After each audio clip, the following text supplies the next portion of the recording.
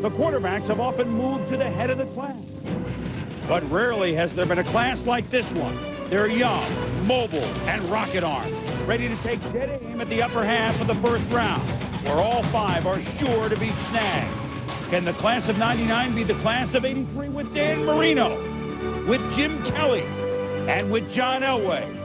Here comes QB 99, the next generation.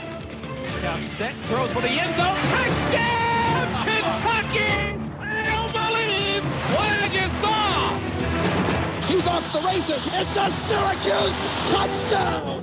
Donovan McNabb. Dante drops, looks, now rolls out. He's free to the 10, to the 5. Touchdown, Culpepper. McNabb is going to run it at the 5. Dives into the end zone. Absolutely unbelievable.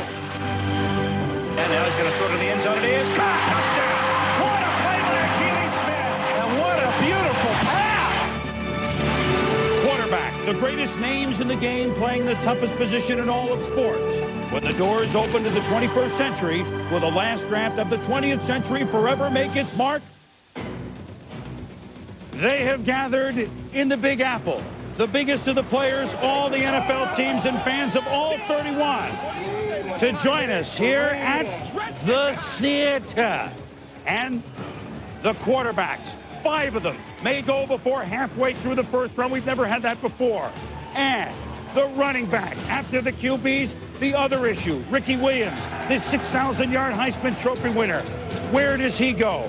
We'll find that out here today and tomorrow as ESPN begins our coverage of the 64th annual selection meeting, which in English is known as the NFL Draft. Hi, I'm Chris Berman. We are here in New York, we are in Bristol, and we are everywhere. We will be able to go to 8 different NFL cities during the course of the draft. It sounds like a Chuck Berry song. They're really rocking in Cleveland and Miami FLA, in New England, and Indianapolis, a hot spot. New England wants to trade, and Seattle for the beginning of the Mike Holmgren era. Minnesota, New Orleans. Will Mike Ditka pull the biggest of all draft day deals, and the Super Bowl champion Denver Broncos? We will video conference with just about everywhere else in the NFL. Basically, if you have a Rand McNally Atlas of the United States, we have got you covered for this draft. And not only do we have you covered on our coverage today and tomorrow, 17 hours worth, you can keep up on ESPN News, ESPN.com if you have the skills, and ESPN Radio. Welcome here to New York, where the Cleveland Browns are on the clock. We had some drama last night, and that their man, Tim Couch, quarterback Kentucky, could they get a deal done? In the wee hours of the morning, there was a breakthrough, and in a few moments, we expect to hear Tim Couch, #1 pick. But it wasn't that simple. Let's go out to an excited Cleveland Browns headquarters and join our Sal Palantonio. Not a lot of sleep there last night, Sal. Well, Chris, what happened was that Tom Condon, the chief negotiator for IMG, who represents Tim Couch, got wind that the chief negotiator for the Browns, Lal Hennigan, was talking to Achilles Smith's agent, Lee Steinberg. This was about 9 o'clock or 10 o'clock last night when Condon was out having dinner with Tim Couch. So he rushed over to Hennigan's room in the same hotel, the Millennium downtown there, and he got there at about 11:30. I actually called up Hennigan's room to find out what was going on with the negotiations, and Tom Condon answered the telephone. And so it was pretty heavy negotiation until about 4 hours, until about 3 in the morning, but they finally reached an agreement in principle on a 7-year deal worth $48 million. There's a $12.25 million signing bonus up front. It's the highest to any rookie in NFL history. With incentives, the deal could reach $59.4 million. It's a big deal for Tim Couch. It's a big deal for the city of Cleveland. The #1 pick of the new Cleveland Browns will be Kentucky quarterback Tim Couch, Chris. Well, Sal, out of deference to the owner, Al Lerner, who is here in New York for this historic day, this historic pick, they may have got the deal done at 3, but they didn't want to wake him up till about 7 or 7:30 to get the okay. So, you know, when you own the team, you get to sleep through the night a little bit. But it is done, and Tim Couch is here in New York. So is Ricky Williams, and we expect quarterbacks to go 1, Donovan McNabb, 2 to Philadelphia, probably Achilles Smith 3 to Cincinnati. Then the fun may begin at the 4 spot, Indianapolis. Traded Marshall Faulk a couple of days ago to the St. Louis Rams, who will run the ball. Is it Ricky Williams? Is it someone else? Do they do something else with their number 4 pick? Very interesting indeed. Sean Salisbury is at Colts headquarters in Indianapolis. What's the latest there, Sean? Chris, there's a lot going on. First and foremost, with the trade of Marshall Faulk to the St. Louis Rams, everybody assumed that paved the way to get the obvious pick would be Ricky Williams, running back from Texas. But don't be so sure about that. This football team, when you talk about Marshall Faulk, said it would have been a distraction in training camp because he was going to hold out guaranteed because all the money he wanted. So they had to look elsewhere. When you talk about the players that are out there for them, you go into a meeting room, and it's all about emotion in this draft. You talk to Polian, you talk to Jim Mora, you mention the players, and they kind of go through the pluses and minuses. You talk about Georgia cornerback Champ Bailey, and they go crazy. They are in love with this kid. You'd think that it was their child. And remember, Bill Polian and Jim Mora both have built defenses wherever they've been. Don't be surprised if that Georgia corner is right here in Indianapolis today. Let's go out to Ed Werder in New Orleans. Well, Sean, as you know, the Saints have no real reason to trust that the Colts are going to pass on Ricky Williams at 4 to take Champ Bailey. Now, Mike Ditka tells me that he's got a tentative agreement in place, if that does happen, to go ahead and make a trade with Washington for the 12th pick for the 5th spot, move up, get Ricky Williams there. But they're not content with that. They're still exploring possibilities of moving in front of the Colts. They've talked to Cincinnati this morning. Cincinnati's, as Mike Ditka put it, their request was outrageous. They want all of the Saints' top picks this year, plus their first rounder through the year 2002. Chris, Mike Ditka says he's not willing to pay that. Well, Mike is ready still, Ed, to make a deal that we have never really had on draft day. But it will all unravel here in the next 17 hours, 10 hours today, 7 hours tomorrow. Mel, your top 5 picks, if everything was equal, you would go running back, wouldn't you? I would. Ricky Williams, I think, is going to be a franchise back. Chris Edgerrin James on his heels. Chris Claiborne can play middle linebacker or on the outside. And Champ Bailey, we know about that tremendous versatility he'll provide an offense and a defense. You know, I didn't give you the proper drum roll. Mel Kiper, Joe Theismann working with me, as always, in a cast of thousands. The commissioner will open it. Good morning. Good morning. Welcome to the National Football League's 64th annual college player draft. We want to thank all of you fans here for being with us in New York, and we also want to thank the millions of fans around the country who are watching ESPN's 20th telecast of the NFL Draft. Today, the first selection choice belongs to the Cleveland Browns, who are now on the clock. Well, the crowd is certainly revved up here now. Joe Theismann, you've scouted all these quarterbacks. Tim Couch, Achilles Smith, even the other ones, McNown, Culpepper, and Donovan McNabb. You making the pick, where do you go? Well, first of all, Chris, let me just say this. Every one of the quarterbacks has something that they're going to need to work on as they get ready to play in the National Football League. Tim Couch, as you look at his statistics, has an advantage because he's played a lot more football than Achilles Smith. Achilles Smith, probably a lot more natural athlete. And the quarterback position now has become one where they're looking for a lot more athletes. But I got to be honest with you, if I was going to take one, I would probably have taken Cade McNown from UCLA, only because I think his technical skills are the best of any quarterback in this particular draft.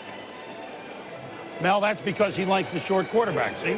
Well, I'll tell you what, I don't buy that. I think you would trade down if you were interested in Cade. No, I wouldn't. Not taking him at the We're top going to start spot. this Come on, already. Joe. Yes, we will. We just started this thing here. Well, it's early, but we'll start. Tim Couch, I think an outstanding quarterback prospect. You talk about the run and shoot. He adjusted to Hal Mumme when he got there. He had been throwing the football tremendously well in high school, whipping it around the field. Then he went to a run and shoot type attack, two-step drop, get the ball off quickly. You see the ball placement up around the ear. He's already dropped that during that second workout with Chris Palmer. So he's already made the necessary adjustments. Talked to Tim yesterday. He is putting the ball accurately with more velocity than he had since his high school days. 36 points per game on the hardwood in high school. He really utilizes that ability in terms of accuracy on the football field. And I look at Tim Couch, 6'4", 225, tremendous escape ability. Watch him escape here, vision down the field, accurately deliver the football. I think that's what's underrated about Couch is this athleticism that he brings to the quarterback position, as well as the enthusiasm. He's kind of mild-mannered off the field, low-key. When he puts the pads on, he turns up the intensity dial. Watch him here throw across his body to Craig Yeast in the end zone. Here, whip a strike in the end zone for a touchdown to Yeast again. Watch him throw across his body here against Penn State for the touchdown. Questionable arm strength, think again. Tim Couch now feels like he is throwing the ball and is more comfortable than he's ever been. Look at that completion percentage. That's where the accuracy comes in. And he did this, Chris, against SEC competition, against some of the best athletes in the country. Tim Couch, to me, has a chance to be a superlative NFL quarterback. Well, 36 touchdowns, 15 interceptions last year, 72%. You mentioned almost 4,300 yards.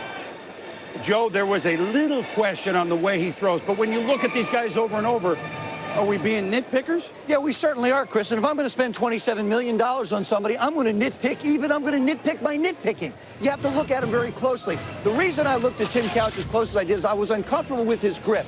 He has his index finger up real high on the ball. That causes him to palm the ball a little bit more and not really get the pop on it. When you look at the release, you look at the revolutions, the ball just looks like it just hangs in the air with a little bit of a wobble. And then here, you can count the revolutions when he releases the ball into the flat. This is a total of 5 revolutions, and the ball travels some 20 yards. That is not efficient nor sufficient enough to be able to go out and throw the ball well. Had a chance to sit with him last night. He's changed his grip. The picture on your right screen shows what he used to do where he didn't use the laces. And now you see him move his fingers back a little bit so that his pinky is on the laces. He's able to get more revolutions on the ball, therefore making it a tighter spiral and a harder throw. You talk about 5 revolutions. I got American, French, and Russian. What are the other 2 revolutions? The other 2, Mexican? I'm going to come up with the other 2. All right. Well, when we delve through the history books, there are some hot spots certainly below where the quarterbacks are being selected, maybe as early as the 3rd pick, Cincinnati. Hot spots, hot buttons. Who better to discuss it? Mike Tirico, Chris Mortensen. Fellas? All right, Chris, thank you. If more decisions are made at 1 and 2, is Cincinnati fielding offers, and what are they thinking about trading the number 3 pick? We heard Ed talk about. Well, as Ed Werder mentioned, yes, Cincinnati is talked with the New Orleans Saints, but they have also made an outrageous demand of the Saints. And here's what's going to happen. Right now, they are pretty much sold on their #1 quarterback, Akili Smith. They will listen to New Orleans one last time if the Saints want to call. When they're on the clock, I think they're taking Akili Smith. If that's a tepid spot, then we've got the really hot spots where people are talking deal. Sean alluded to it at number 4. Well, Ricky Williams right now holds the key, at least to the drama, I think, in this draft, and that is whether the Colts take him or not, and whether the Saints deal with Washington Redskins. Then it becomes really fluid at 6 with St. Louis and Chicago, and a couple other trades to talk about here. Quarterback deals. The Ravens have got a deal in the works for Tony Banks from St. Louis. Then the Ravens will deal Eric Zaire to Tampa Bay. This concerns Dante Culpepper. Sure. And all those things. Oakland tried to trade up to get Dante Culpepper. The headline story, though, from 4 to 11 could be deals done. That's right. We got some fun then. Hot spots to watch for sure. Boom. All right, guys. Well, we could have the 5 quarterbacks as early as the 10 spot, 11, or certainly by 15. That has never happened before in the history of the NFL draft. History-making day. We'll be back.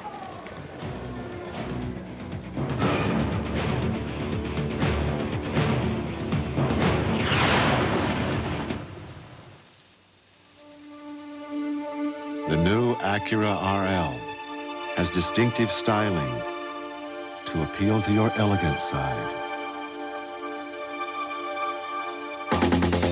A performance-tuned suspension to satisfy your assertive side. And a sophisticated front and side airbag system to protect both sides. The new RL from Acura. This is great.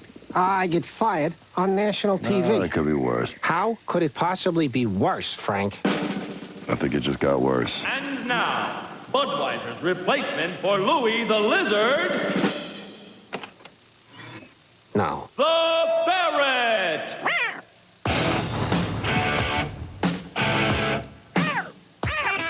This is not going to be good for my blood pressure. He's good. Don't encourage him, Frank. Hi, I'm Troy Aikman of the Dallas Cowboys. The NFL and the United Way this season are celebrating 25 years of working together to help our neighbors in need. Over the years, hundreds of NFL owners, coaches, and players have volunteered their time to work with United Way agencies and programs that show our caring for people in need. By working together, the NFL and the United Way are making a difference. The NFL, the United Way and you, the power of teamwork. The Cleveland Browns, great history, And history resumed here in 1999. The Browns are on the clock, and there is the look inside the war room. Carmen Policy, the dapperly dressed Carmen Policy, would expect nothing less. The vice president, GM, and former hero in San Francisco, now hopefully hero in Cleveland, Dwight Clark, is in there in the Browns. Of course, not a lot of suspense, but they have 13 picks throughout the day. We will go there early and often. Will this class of 99 be similar to the class of 1983, in which John Elway was drafted, you forget, by Baltimore, but of course, by the end of the day, he was traded, and the rest was history. Todd Blackledge by the Chiefs was the next pick that year. Look at the youngster, Jim Kelly by the Bills, but he was playing the USFL. Tony Eason led the Patriots to a Super Bowl. Ken O'Brien had a good career with the Jets, and some guy named Marino, the sixth quarterback taken in 1983. He's had a decent career with the Miami Dolphins. Elway, Marino, and maybe Jimbo, Hall of Famers from that draft. So the question, does this draft in 1999 compare to that draft in 1983? You can only grade on the way they came out. How does it shape up at this time, though? Numbers-wise, it compares. I think mobility-wise, this group in 1999 has the edge. I think pure passing ability coming from pro-style attacks, the 83 class had the edge. And how much that will translate into these quarterbacks needing some time to develop, we'll have to find out. And, Joe, I think that's the big question. Will this group be able to come in? They're force-fed now in the NFL. How quickly will these quarterbacks have an impact in the NFL? I don't care about the 83 class. What about the 71 class? When you had Plunkett, you had Manning, you had Pastorini. Oh, by the way, they went 1, 2, 3 in the draft. There also happened to be a fourth-round pick by the name of Theismann that played in that particular class. Not that I'm prejudiced about it one bit, but I do think that, as Mel alluded to it, that the biggest difference in this group of young men coming out is the thing that you have to stress and look at is their athletic ability. Every one of them has exceptional athletic ability, and they have to play against the defenses today in the National Football League. Everybody wants the quarterback to be able to move around, slide in a pocket, make plays. Every one of these quarterbacks has that ability, but every one of them has a lot of things that they have to work on before they can get to the level where you can call them bona fide stars in the National Football League. The guy that was drafted in 71 was Theismann, wasn't it? That's right. It was Theismann, actually. Yeah, but it was still a debate. I think it was Theismann. Boy, Mike, Jim Kelly was a young pup once upon a time. That was an interesting picture, wasn't it? It certainly was. He has 101 wins in the class of 83's total. Class of 83, by the way, 160 games over 500 as NFL starters. Is this class better? What's the biggest difference? I think the biggest difference is the athletic ability of these quarterbacks. I mean, you look at all the Dante Culpepper, runs a 4.6, 4.5, I mean, 250 pounds. They have the mobility to make the play on the run. The class of 83, more of a pocket-style passers. Dan Marino, John Elway, yes, he could get around. Myself, pretty much like to stay in the pocket, but that's the biggest difference, probably the athletic ability and them being able to make things happen on the run. Project for me as we look at the production of this class. Will they be better than you guys when it all said and done? They put up great numbers in their college days, just like you guys did, but look at these pro numbers you guys put up. You can't compare that. 484 wins amongst us. Maybe 6, 7 years from now, maybe you'll be able to say something about that. But 11 Super Bowls, 484 wins. Only Kenny with 50 and 59 record was the only one of that group under 500 for his career. More from Jim and Boomer Esiason later on. Now back to Boomer Berman. That's quite a class that's made its mark on the NFL for 2 decades. And now let's go up to the commissioner for the first pick of the new Cleveland in the 1999 draft. The Cleveland Browns selection is from the University of Kentucky, quarterback Tim Couch. This is a young man from a town of 350, Cited, Kentucky, coal mining town in southeastern Kentucky. The nearest movie theater is 25 miles away. The nearby towns, his dad, Albert, is from Thousand Sticks, Kentucky. Hell for Certain, Kentucky is right down the road. Hazard, Kentucky is right down the road. And from that small town, Tim Couch has proven himself at the University of Kentucky.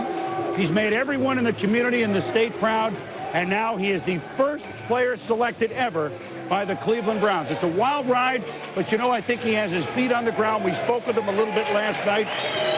And by the way, welcome back to the NFL, Cleveland Browns. We did miss you very much so. It'd be good to see the new dog pound again. Tim Couch in Cleveland. And they have Ty Detmer there, so the pressure is not for him to play right away, guys. No, it's not. And I think, and Joe, we can get to how quickly he'll be ready. But I look at Tim Couch, and it gets back to Achilles Smith just about 2-3 weeks ago, moving ahead of Tim Couch after that first workout. Chris Palmer challenging Tim Couch. During that second workout last Sunday, Tim Couch responded, showed Chris Palmer exactly what he wanted to see. They altered the delivery, they altered the grip, and Tim Couch went out, Joe, and had an outstanding workout. And that showed Chris Palmer that he had the kind of quarterback he wants to go to war with, not for just next year or the year after, but for about 10 years. Keep in mind, he is a junior coming out, so that means he's going to grow, he's going to mature. I think probably one of the things that impressed Chris Palmer as much as anything, when he did change his grip, it made a difference in the way he threw the football. It made a difference for Tim Couch on how he felt like he could throw the football. Just making minor adjustments to a quarterback and getting results is something very positive for a coach to look at. The young man from Hyden, Kentucky, selected by the Cleveland Browns. We have a series of pieces throughout the draft that we know as In the Crosshairs. Let's get to know Tim Couch. I'm Tim Couch, University of Kentucky. You know, it was kind of like Mayberry on the Andy Griffith Show. You know, everybody knew everybody. We got, you know, one cop, one stoplight, a couple restaurants, and, you know, it's just your typical small town. The big advantage for me was I didn't have anything to do all day long but throw a football. I just wanted to go somewhere that, you know, kind of a road less traveled that a lot of people didn't take, and, you know, all the top recruits were going to these big name schools and stuff, and I just said, you know, hey, I'm going to do something different for a change. Fortunate for me, they brought in Coach Mummy. He brings in this system that, you know, is perfect for me. I got receivers around me. I got a big offensive line protecting me, and things just fell into place for me. I don't believe what I just saw! Having dinner with Joe Montana was, you know, really unbelievable. That was, you know, my childhood hero. You know, the guy, you know, you sit there and eat dinner with him, and all these plays he made are, you know, flashing through my mind. You know, the catch, the slant he threw against the Bengals to win the Super Bowl. All those plays are going through your mind when you first meet him. I watched the guys like Montana and Marino and Elway and those guys growing up. It, you know, really just made you dream a lot as a little kid and something to work for. I just got to go learn a new offense. You know, once I get that offense in, you know, in my mind where it comes second nature like the offense at Kentucky was, where I'm not out there thinking through things. I'm just, you know, bam, bam, bam, making my reads, progressions. I think, you know, I'm going to adjust fine, and I think I got the, you know, the talent's just going to naturally come through. Well, Tim Couch stays in the Midwest. You have to drive through Daniel Boone National Forest to get to Hyden, Kentucky, which also, this is interesting, was the site of the first post-resignation speech by Richard Nixon. I'm not sure why it was there, but for Tim Couch today, to borrow from Nixon, he is the president, at least in Cleveland. The Philadelphia Eagles with their fans, who are many here. Is it Donovan McNabb? We sure think so. We'll talk about who's coming up in New York in a moment.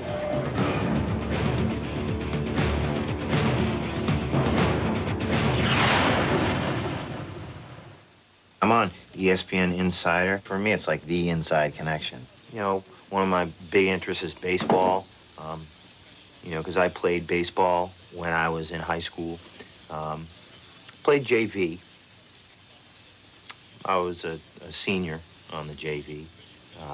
But, you know, my coach said that for the program, that's where I was going to be best used, and I'm a team player. And, you know, at the end of the year, I had a cup of coffee with the varsity. I've won my share of races, but I didn't do it alone. It takes a great team. And Slick 50 is a part of my team. I'm one of the millions of people who rely on it. Now there's Slick 50 Synchron synthetic engine treatment with a 100,000-mile limited warranty and pour-and-drive convenience. It's hard to beat Slick 50. I count on that. Slick 50 Synchron synthetic, the next generation of engine treatments. And for peak performance, use Slick 50 Synchron synthetic fuel system treatment. Getting the opportunity to be in Jerry Maguire, that was a real thrill. Quite a few of us auditioned for parts. Show me the money! Show me the money. Show me the money! You complete me. You complete me. Help me help you. Who's coming with me? Who's coming with me? Let's go. Who's coming with me? There were a couple of performances that really surprised them. You had me at hello. You had me at hello. We are back in New York. Now, the Jets don't draft till late in the second round, but there's a team of green here in full force. Those are the Eagles fans who are making their last pitch for the Eagles to draft Ricky Williams and not quarterback Donovan McNabb. More on that in a moment, but Cleveland has made their pick. Let's go out now to Sal Palantonio with the president, Carmen Policy. Sal? Well, that's right. I'm with one of your good friends, Carmen Policy. And Carmen, it was a long, arduous process to pick the right guy. Why did you go with Tim Couch? Well, we loved everything we learned about him. And when you talk about what he can do on the field, I think all of your listeners and viewers have been exposed through ESPN coverage as to how qualified and how talented he is. But off the field, he displayed so much character and poise, and he's such a solid human being.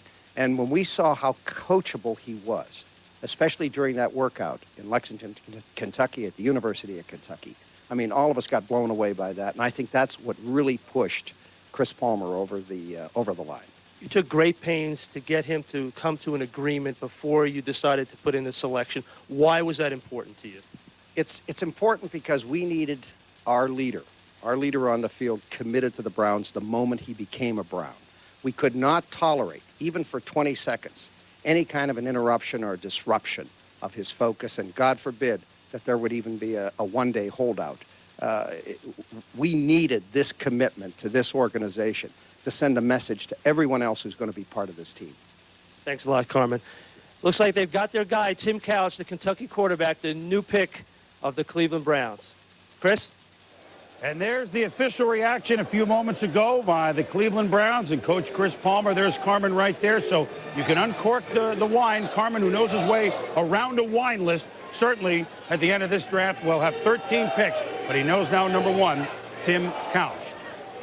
So, now on the clock, the Philadelphia Eagles and their new regime, quarterback guru, late of the staff of Mike Holmgren, Andy Reid. Eagles in the 90s started out fine.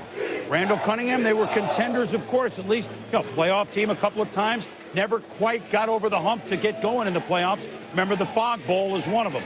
Then Rodney Peete and Ty Detmer, who is now at Cleveland. Last year, Bobby Hoying, and they tried Jim McMahon. Basically, they're a team in search of an offense, because their offense last year for a 3-13 team was anemic. However, Andy Reid and Tom Modrak, it was reported that maybe they were differing on who they liked. Not the case. They agree it's Donovan McNabb. And one of the things they like is that he's started for 4 years at Syracuse. The pick is coming in. Let's go up to the commissioner, make it official. And you know the Eagles fans are hoping running back. We'll see.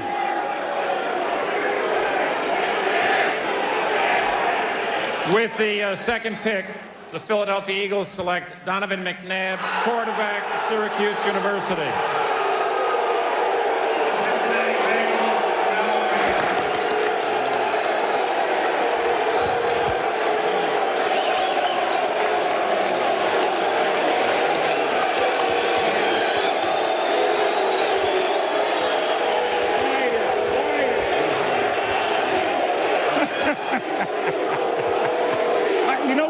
This is the biggest non-New York contingent we have ever had. And now the Giants and Eagles fans are going, you know what? The season is underway here in late April. It kicked off awfully early. I mean, the Eagles were genuinely, the fans are irate over the fact that they didn't take Ricky Williams.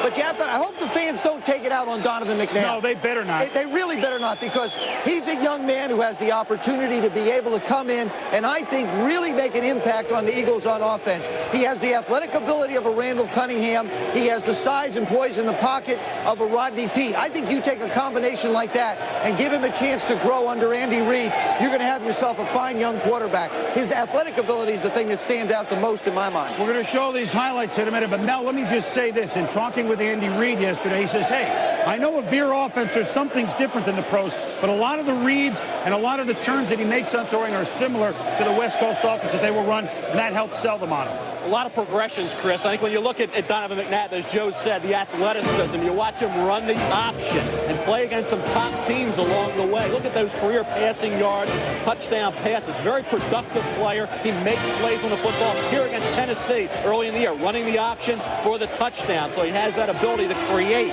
You look at his escape skills when he has to drop back. Not only escape, but look at the vision. Look at the eyes.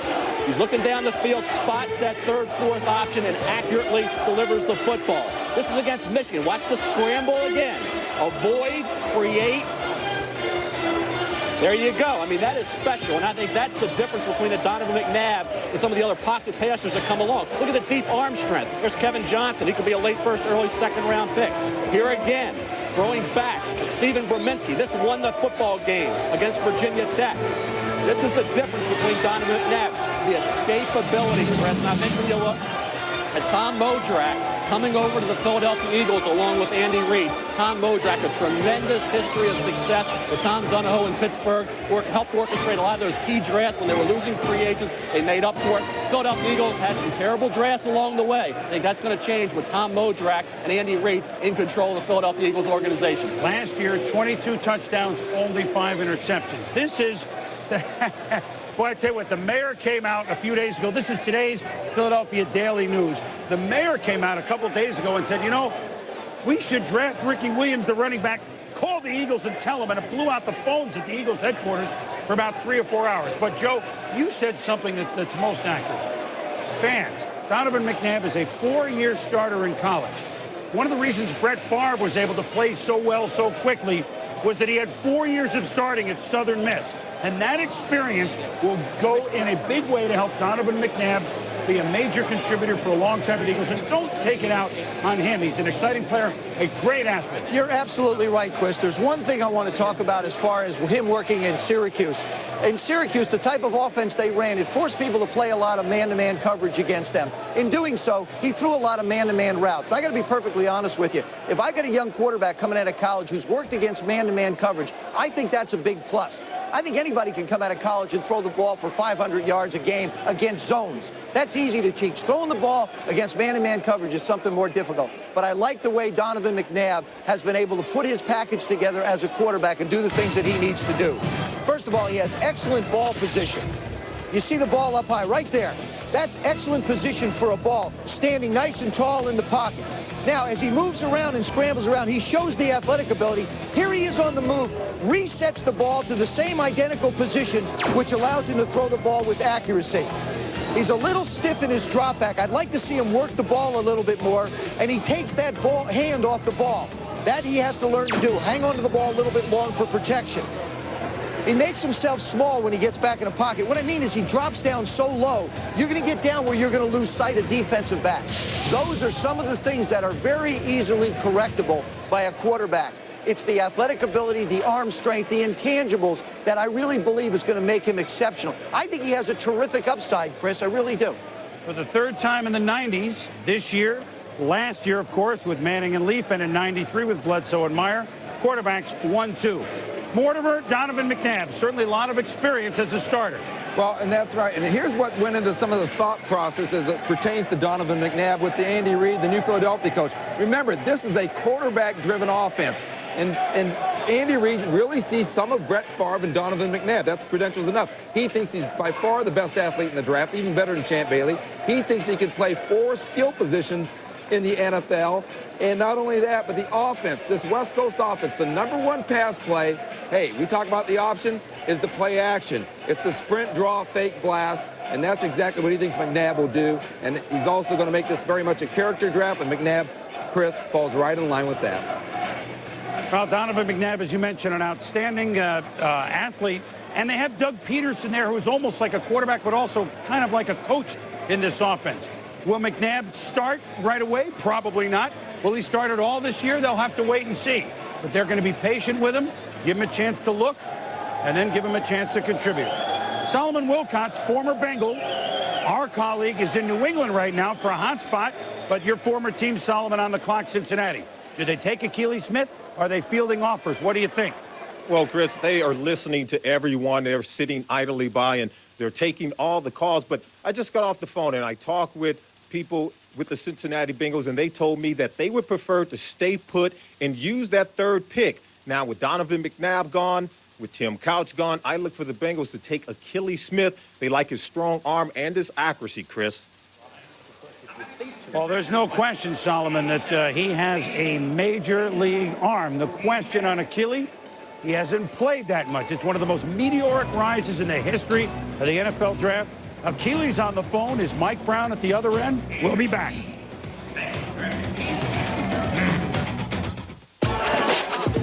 what I call this? Dancing.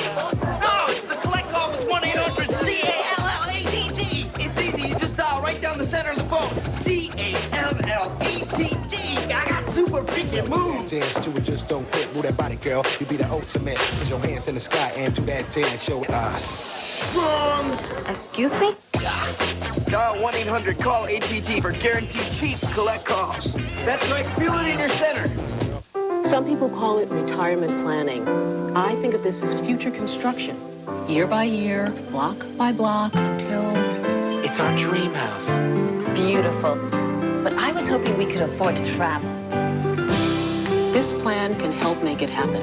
We can even make sure you've got worry-free income for life. AXA, dynamic vision, equitable, a trusted resource. Call us. Equitable is a member of the global AXA Group.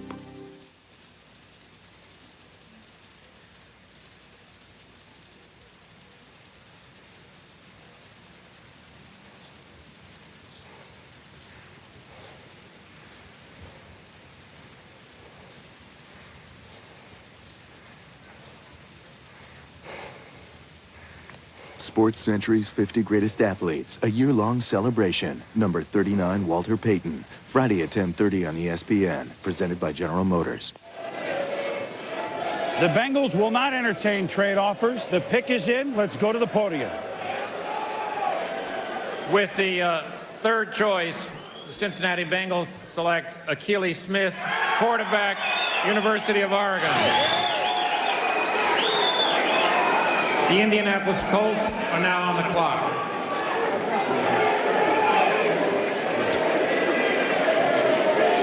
Akili Smith, a duck, trying to follow in the footsteps of Oregon quarterbacks like Hall of Famer Dan Fouts.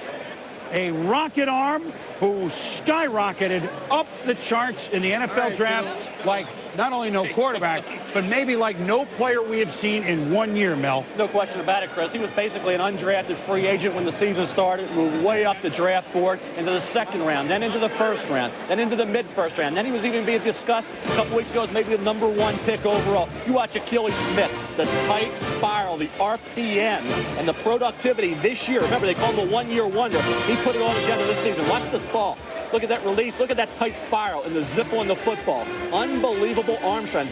John Elway, Burt Jones type arm strength. That's what Akili Smith possesses. And I think that's the difference with Akili Smith. The arm strength there, the mobility as well. Watch him here against Michigan State. Not only avoid, but then have the sense to spot that receiver open in the end zone. Here again, the mobility and the speed. He's out racing defensive backs to the end zone here. So you're talking about a special athlete who this year, watch the touch coming up on this pass, Joe. This is something he could not do as a junior. He did as a senior, especially late in the year. Over the last 4 games, and watch the accuracy here.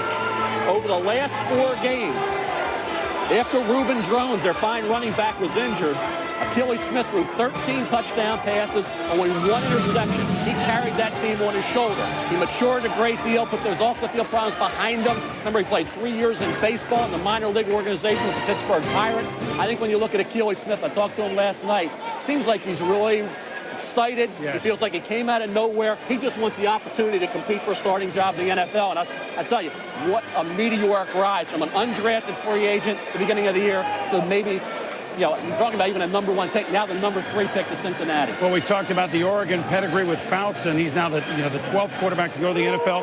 High school in San Diego that produced Terrell Davis and Marcus Allen. So there's pretty good, at least pedigree there, at least if you're looking at it from horse lines. More on Akili in a moment. So quarterbacks have gone 1, 2, 3. The second pick, Donovan McNabb, is the first choice in the new regime of the Philadelphia Eagles.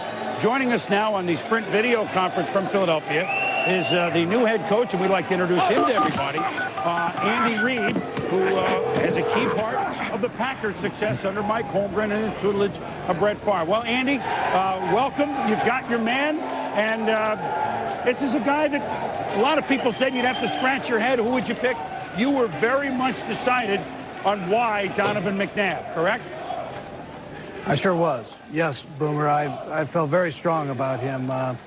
What a fine person we're getting, and likewise a fine football player. Andy, we discussed on the phone, you and I, that the type of offense that he had at Syracuse is in some ways similar to the West Coast offense that you will run. Will you elaborate on that a little bit? Well, Chris, I'll tell you what, it really is. I had an opportunity to break down the film on Donovan and pull out plays, number one, that I felt were timing routes that might fit into the West Coast offense. One where he came back, he had to anticipate what the defense was going to do and then make the play. I thought he did that with tremendous accuracy. He was able to keep his eyes down the field, do some of the things that we want him to do in this West Coast system. Andy, is there pressure to play? I mean, not quite yet, but what is a timetable? I know we're sitting in April. The timetable for him to play and for him to start. Do you see it late this year? Do you see it this year at all? Do you see it right away? What are you thinking right now? I know it's April. Well, Chris, that's a little bit of the crystal ball theory. I brought Doug Peterson in here to play football for me, and I did that with a plan in mind. Not only does Doug come in and give me a security blanket from the quarterback position, but he also is a person that can help teach Donovan the ins and outs of this offense. And Doug will come in and be the #1 quarterback and give Donovan an opportunity to learn. Good luck in Philadelphia. We know we'll be hearing from you later again today. You've got your guy, and hey, these fans will turn around here in New York. I'll work on them, all right? No, I understand that. Thanks, Chris. I appreciate it. Take care, fellas. All right, Andy. Andy Reid, who will really, it'll be interesting to see how that Eagles offense develops in that West Coast style. Back to Achilles Smith. Mel, last year at this time, where was he? Was he in this book? The Mel Kiper draft report? I mean, was he in here? He was barely. He was a co-starter, of course, as a junior with Jason Moss, who will probably be a late-rounder undrafted free agent. Look at the quarterbacks. Dante Culpepper, a huge grade going into the year. Ted White at Howard could be a 3rd or 4th round pick. Nice grade. Cade McNown, Joe's favorite, a 54. That's a nice grade for him. Michael Bishop, who may change positions. See Chad Salisbury from the University of Buffalo. Mike Cook, William and Mary. Jason Vandermaat, Alma, all on the same level of Achilles Smith. So you can see where he came from to get to this point where he's the #3 pick overall. And Joe, I tell you what, you talk about a meteoric rise up the charts.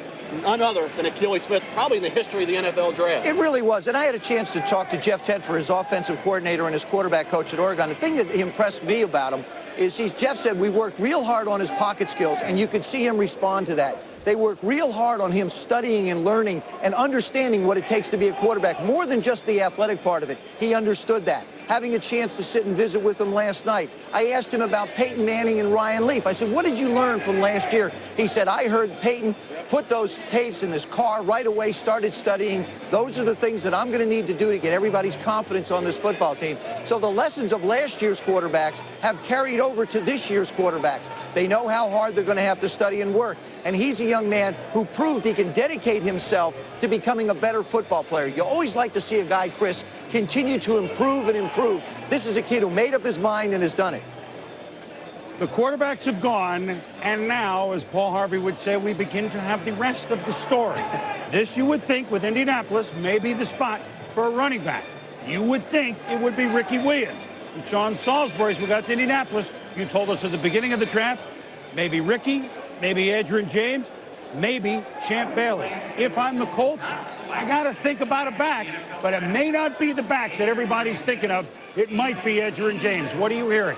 I'll tell you, Boomer, they like both of those backs. One they like better outside James, Ricky Williams inside. But let's not just focus on offense. Yeah, Marshall Faulk gone. You think, got to have a running back. They think there might be a quality one in the second round also. And Bill Polian told me that if 3 quarterbacks went 1, 2, 3, it'll be a 75% chance or better. They went defense first, and you think Georgia cornerback Champ Bailey, who they love, and a running back in the second round. Should be interesting. On the clock. We're going to find out soon enough. Let's get out to New Orleans and Ed Werder. Well, Sean, the Saints here have been desperately trying to trade up with the Colts for this pick, but the Colts have refused all trade offers, including a deal that would feature all of this year's draft, plus 1s and 3s next year and a 1 the following year. They have not been able to move into that position. The Colts telling them they're taking a player that they want that's on the board. Now, the question is it Champ Bailey or is it Ricky Williams? If they pass on Ricky Williams, the Saints have a deal in place with the Redskins to take Ricky Williams with the 5 pick. Chris, back to you. All right, Ed, we will see what happens. Mel, well, let's look at of course, anybody will pale in comparison to the running statistics of the Heisman Trophy winner, Ricky Williams. I mean, these are career numbers of Ricky with over 6,200 rushing for Texas. Edgerrin James, really 2-year starter at Miami, although, 3,000 yards in 2 years is not too bad.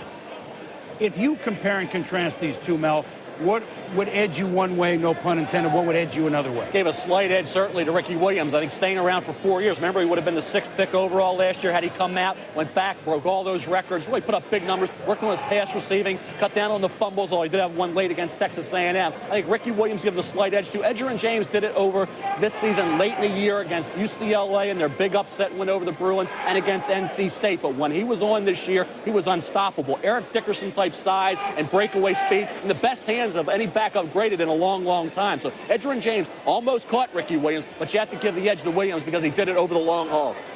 Joe, you compare and contrast. I mean, Ricky, for productivity, is unheralded. Well, I like to look at it a little bit bigger picture. You certainly take a look at the numbers of these two men. They both put up big numbers. The thing is last year, the 7 picks the Colts had, 4 of them were on offense. You go and draft a Peyton Manning. Now you've got your quarterback. What's the next element that you need to get on your football team? You took a wide receiver last year. You've got that. Where do you want to go? You got rid of Marshall Faulk. I think you have to go the running back. Now you're going to complete that side of the ball. Then you can build through free agency in the draft the defensive side. But offensively, you're going to be set, not just for now, but for quite a period of time. Well, I think this might be your first real curveball in the draft. I just do. I know Ricky Williams, I mean, we've been talking about him almost for 2 years, if not for 1 year. But if the Colts go running back, which I think they're going to do, don't be surprised if it's the other one, Edgerrin James. His signability may be a little bit different. That will raise a lot of eyebrows. A lot of people didn't think that a 2 and a 5 for Marshall Faulk was enough, but yet Marshall will be a free agent at the end of the year, will be very tough to sign. Bill Polian and the Colts were very happy with what they got in that trade for St. Louis. And now, one tee shot, here comes the shot into the green. Both shots, Mort, that we didn't expect him to take. I think he's going with the other back, Edgerrin James. Mortimer? Chris, I think signability is always an issue with Bill Polian. Just look at his experience with Bianca Batuka in Carolina, holdout, injury, and a somewhat busted career so far. And no question signability was an issue with Marshall Faulk. And by the way, there are other teams with a higher grade on Edgerrin James than Ricky Williams, surprising as that is, Chris. Mortimer, the Colts, I'm sure they took a last-ditch phone call from a team or two, but they've got the quarterback. Remember, they drafted Payton, wide receiver next. They can move the ball, and now they need a running back to take a little pressure off Peyton Manning, who set all sorts of passing records last year. They don't want him to set those same sort of records this year. They'd rather lug it. Is there activity up at the podium? Let's go up to the podium and get the pick from the Indianapolis Colts. With the 4th choice in this draft, the Indianapolis Colts select Edgerrin James, running back, University of Miami. The Washington Redskins are now on the clock. See, Washington... Well, Ricky is obviously disappointed, and he's wondering what's happening. That was just a Swami crystal ball that I just thought up, but they're both special backs. And now, what do you think, Mel, that Ricky Williams is 5 or lower? I think it might have had something to do, certainly, with signability. I had Ricky Williams 1 on the draft board, Edgerrin James 2, and I don't know if a lot of people out there had Edgerrin James rated that high. I didn't put him over Williams because Williams did it over a longer period of time. But as I said earlier, when James was on, he was unstoppable. You watch a kid here, athletic and great tackles, and then turn on the jets. And I think that's the difference here with Edgerrin James.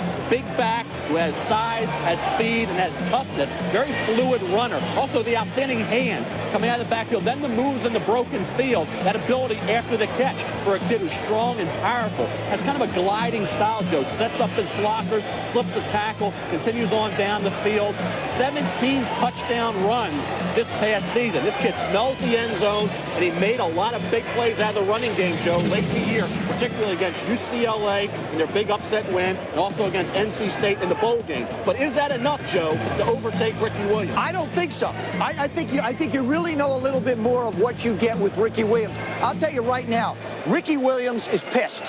Flat out upset. And if you get an athlete upset, he's got a chip on his shoulder. He's going to have something to prove. Whoever gets Ricky Williams is going to have an athlete that's really going to want to prove a point. But it also creates a major problem for the Washington Redskins. They want Champ Bailey, okay?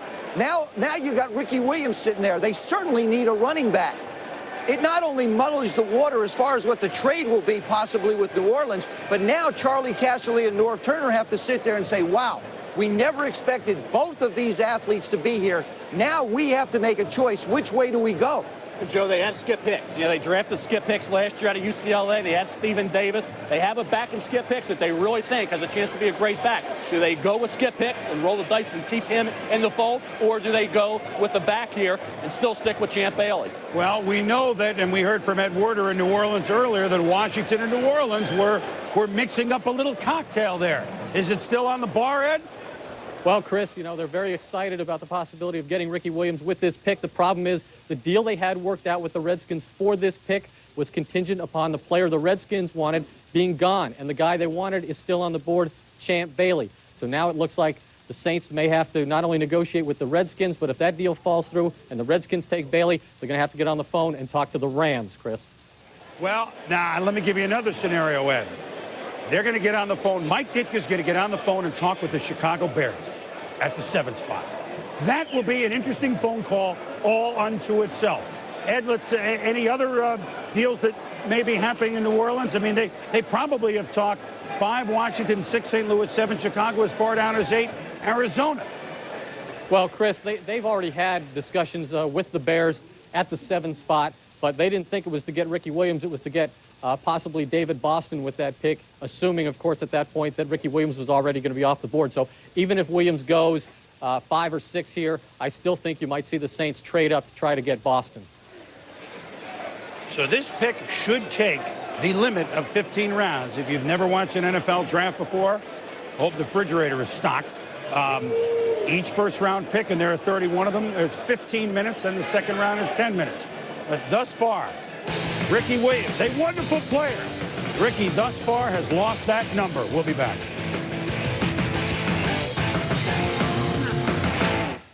For centuries, our kings were cursed. The sedans had narrow handrails, making them hard to control in the corners.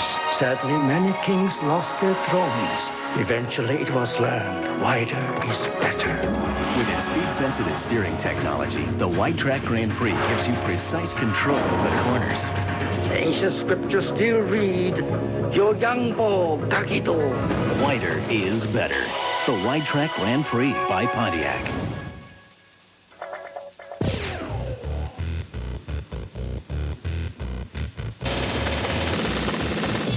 Before you can throw like an MVP, catch like an all-star, or hit like a Hall of Famer, you'll have to work like a Gabe Kapler.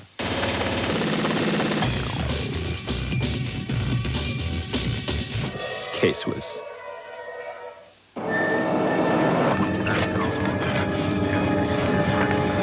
Pull over. Finally, after all these years, proof says we get this film developed, we're gonna be rich. In 1 hour, we're gonna be celebrities. We're gonna be... One more, Grandpa? Okay, sugar. Smile. Hon, the Weekly World News is going to be here in 10 minutes. Polaroid. See what develops. Excuse me, we got him holding a giant yam. Y'all mind? This ESPN News presentation of the 1999 NFL Draft is brought to you by Southwest Airlines. With fares so low, you have the freedom to fly. By 1-800-CALL-ATT for collect calls. And by AXA and the Equitable. Start building your financial future today. Back in New York at the 64th NFL Draft began back in 1936, and this one may be one of the more historic by the time it is over. Let's go back down to New Orleans and see if the trade did indeed go down. Ed? Well, Chris, the Ricky Williams wait is just about over. The Saints have just completed a trade with the Redskins for this pick, and they will take Ricky Williams. Terms of that not known at this time. When I was on the phone with the War Room, the celebration was so loud at that point I was unable to get the details right now. But I'll pursue those and get back to you.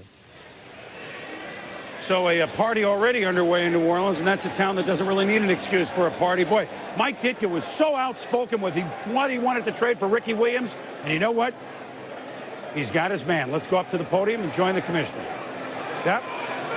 you know, when it's a trade card, it takes a little longer to fill out. And we thought this was ready to go, but first they read the trade, Joe. Especially when you talk about this kind of a trade. With There's a whole bunch of numbers. Yeah, it's not like here's a 1, here's a 2. It's a 1, it's a 2. It's everything in 99. It's part of 2000. And Ricky can't be disappointed because he's going someplace where somebody really expects him to contribute, wants him to contribute, and he will be embraced and needed to play there in New Orleans to give them some semblance of a running game. Well, let's see if this is indeed the moment for the most prolific back in terms of yards in Division 1A history. I think he's going to be sensational. I really do. I do too. I think he's going to be a terrific football player. And the only reason he's fallen is simply because of needs of other football teams, not because it's a reflection on his ability. Mike Ditka loves him. There has been a trade involving this 5th pick in the draft. The New Orleans Saints are now on the clock.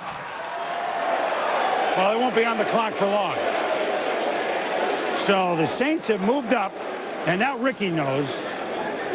And you know what? He's going to a place where he is going to be embraced, and he is going to get the ball immediately because there's an offense that, well, Mike Ditka knows a little bit about some decent backs. Sweden is the all-time leader in the pros. Now he gets the all-time leader in college football, Ricky Williams. Well, he does, and I think Ricky Williams is a phenomenal back, but they still have a quarterback problem in New Orleans. Billy Joe Hobart off an Achilles tendon injury. You get the great back, Ricky's going to have to carry that offense because I think the triggerman still to be determined. I'm not a Billy Joe Hobart supporter as a starting quarterback in this league. Billy Joe, everybody named Billy Joe and Bobby Joe is on the New Orleans depth chart at quarterback. You got to be a Joe if you're there. But they know how to hand off, and they'll learn awfully quickly. Ed Werder back to New Orleans. What's the latest? Has the reveling died down? Probably not, but enough so that I was able to get the terms of the deal. The Saints are going to get him cheaper than they expected. They're giving up all of their draft this year and next year's number 1 and number 3 picks. So they get Ricky Williams for less than some people might have imagined. Chris, they couldn't be more excited. Mike Ditka came in with a big cigar here today. I think he just lit it up. That's okay. Well, that was his original offer that was out there for about a week or so. All my draft and a 1 and a 3 next year. So, I mean, he's paying dearly. Is this too much to pay for a player of this sort? I don't think so. You know, we talked about him, and Mel had him rated as the #1 player in the draft. When you're talking about the #1 rated player in the draft, I don't think any price is too high to pay, especially if you're in a situation where Mike Ditka is, and you say to yourself, I can't run the football. I've not been able to run the football, and I am the man that likes to run the football. Everything I do is based off that. I don't think it's too much. Let me ask you this, Joe. Billy Joe Hobart, the starting quarterback, off an Achilles tendon injury. Is this a package with Williams and Hobart they can win with? I think it's a package that it's a foundation to start with. I think they're going to have to go find a quarterback at some point in time, and I think they'll be able to. Let me just tell you what the picks are. A 12th round overall pick in this year. They have no second to the Saints, so the Skins now get a 1, a 3, a 4, a 5, a 6, and a 7, and a 1 and a 3 next year. Meanwhile, Indianapolis turned some heads. Edgerrin James, not Ricky Williams. Sean Salisbury, you're with the coach of the Colts, Jim Mora. Sean? Thanks, Boomer. Coach Mora. You talk about Ricky Williams. You surprised the world with Edgerrin James. Well, we like both backs. We think they're both outstanding backs and are going to be very good backs in the National Football League. But basically, we feel that Edgerrin gives us a little bit more what we want to do with our offense, and that's why we picked him. Now, I know that the Saints came at you with a big offer also, plus a couple extra veteran players. Why not take that? Is Edgerrin James that good? Well, we like him in a lot, and we just felt like to get a back of that caliber at this point from a standpoint of our offense and how he fits in with the rest of our young guys on offense, that we just felt like we needed to have him. Boomer, they got their running back and quarterback. Let's go back to you. All right, John and Coach Mora, thank you very much. And now music to the ears of Mike Ditka in New Orleans as it is about to be made official.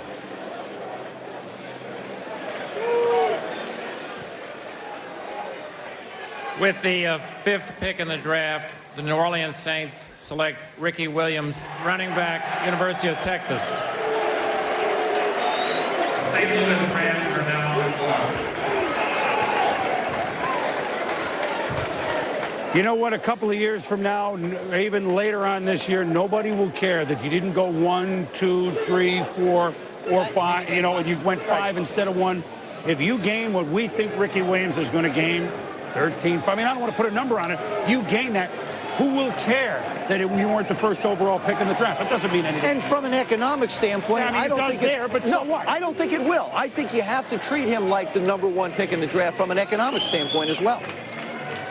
I mean, right, Mel? I mean, yes, economically is the difference, but so what? If he's going to play 10 years, plenty of chance to make it up, and he's not going to suffer at #5 anyway. And if you think he was motivated last year when he won a Heisman Trophy, wait till this coming season and the seasons to come when he goes into the NFL with something to prove. You see Earl Campbell here. You're going to see that same style. There's Isaiah Robertson. You see the same style. That's why they call him Little Earl, the way he just stampedes defenders. There's Dave Elmendorf. Former Ram. Good job, Mel. I mean, you're looking at a back who can break tackles, has incredible quickness, and has that ability that I think when you're talking about a 234-pounder, he can run away from people in the secondary. And that's the difference. I think when you look at Ricky Williams, you're looking at a complete football player. You see the speed here with the pads on. I don't care how much Wilson's 40 time is. With the pads on, and there he is wearing number 11. What's number 34, then the number 37, memory of Doak Walker. And here he is catching the football out of the backfield, then making people miss in the open field. Combination of speed and power. Here against A&M, Joe, he breaks the record. Another tremendous run. Tackle break, speed, turns it on. Defensive back had the angle. He still gets it in the end zone. This is a tremendous football player. And as I said, Chris, now you get him, you're the Saints. You get Ricky Williams with an attitude to say, hey, take another running back ahead of me. Let me drop down to 5. I'm going to prove everybody wrong. First thing about attitude, if you're wondering if the Saints play the Colts this year, they do not, so they'll have to wait till at least another season. Number 2 about attitude, the relationship between now the late Doak Walker and Ricky Williams was legitimate and heartfelt, and I think that speaks volumes about the young man. I mean, he really developed a kinship with Doak Walker the last couple of years. I think that tells you more about the guy. But Mike Ditka already summed that up himself. Let's go down to New Orleans and join Ed Werder with the coach. I'm here with Coach Mike Ditka, who just lit up his celebratory cigar, and it looks like you may be smoking that for some time. This could last 3 or 4 weeks. What was it like going through that draft, wondering if the Colts were, when they wouldn't make the trade with you, whether they were going to take the player you wanted? Well, we really thought they were, and we tried with everybody. Bill has been on the phone for a week, and actually very, very much this morning, and we thought maybe we could get something done. I mean, I thought that the offer we made was beyond reason, but I guess other people have their own feelings about that. I believe things are supposed to happen for reasons, and I think he's supposed to come here. I mean, I really believe that. I love the kid. I love everything about him. I watched every player, and there's a lot of great football players in this draft, and we would have been happy with some other ones, but I tell you what, he's what we need. We really need this kid, and I think he's going to show everybody, too, that he is the best college football player coming out. I don't care about the other guys. Think he might come in a little bit angry given that Edgerrin James went ahead of him? No, I don't think Ricky's that kind of kid. I really don't. I don't think he worries about that. I think he just knows he's got a job to do. He's going to come in and do it to the best of his ability, and we're going to become a much better football team because of him. Beyond what he does on the football field for you, does he give you an identity that you sorely lack? Well, he gives us what Walter Payton gave us in Chicago. He gave us what Walter Payton did, in Chicago. I mean, you got a great running back. You give him the ball. It makes your offense better. It makes your passing game better, hopefully.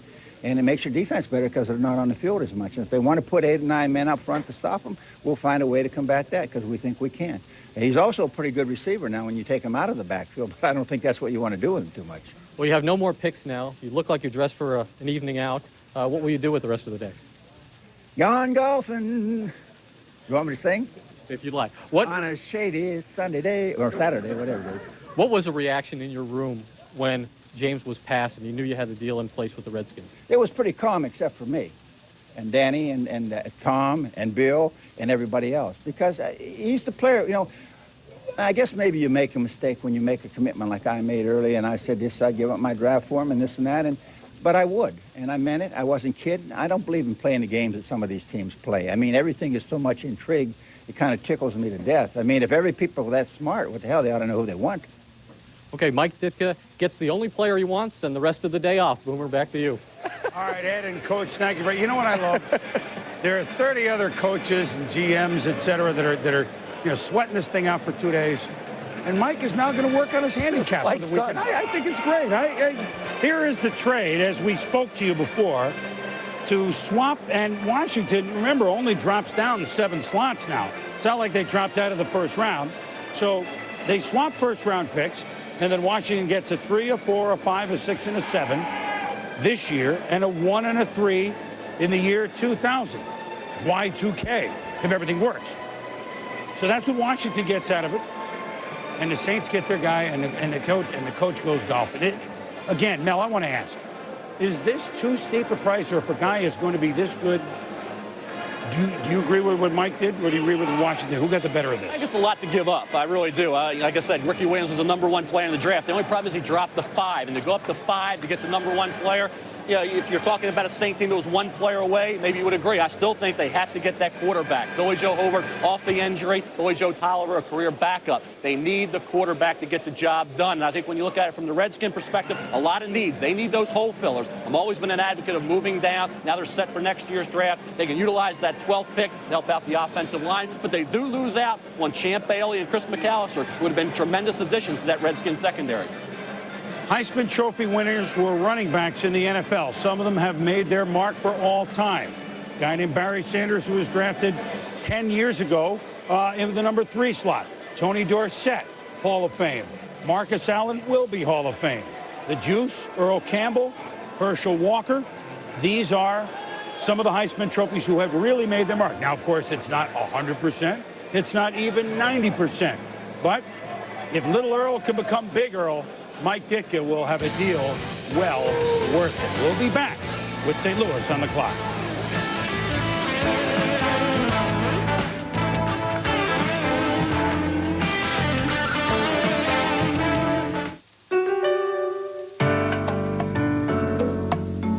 We had our first client before we had our first office. Back then, we thought my green thumb and my brother's vivid imagination were all we needed. We didn't count on nights and weekends trying to be bookkeeper and general manager. Before long, I could see we needed help. Financial help. Someone suggested American Express Small Business Services, so I called. We knew about the corporate card. But we had no idea it could help us grow. Right away, we got a handle on expenses. And when larger projects came along, they gave us the financing we needed. We got more powerful equipment, brand new computers. We even get discounts on the gas we buy and the packages we send. 1-800-SUCCESS was the best call we ever made. You know, with the corporate card, we've learned what it's like to have a partner you can count on. And a brother. To apply for the corporate card and help your business do more, call 1-800-SUCCESS. Tonight on ESPN, National Hockey Night, Baseball Tonight, and Sports Center. On ESPN2, the 99 NFL Draft, followed by X in Concert and NHL Tonight. And on ESPN Classic, Behind the Fights and College Basketball Classics. Do you have all the ESPN networks?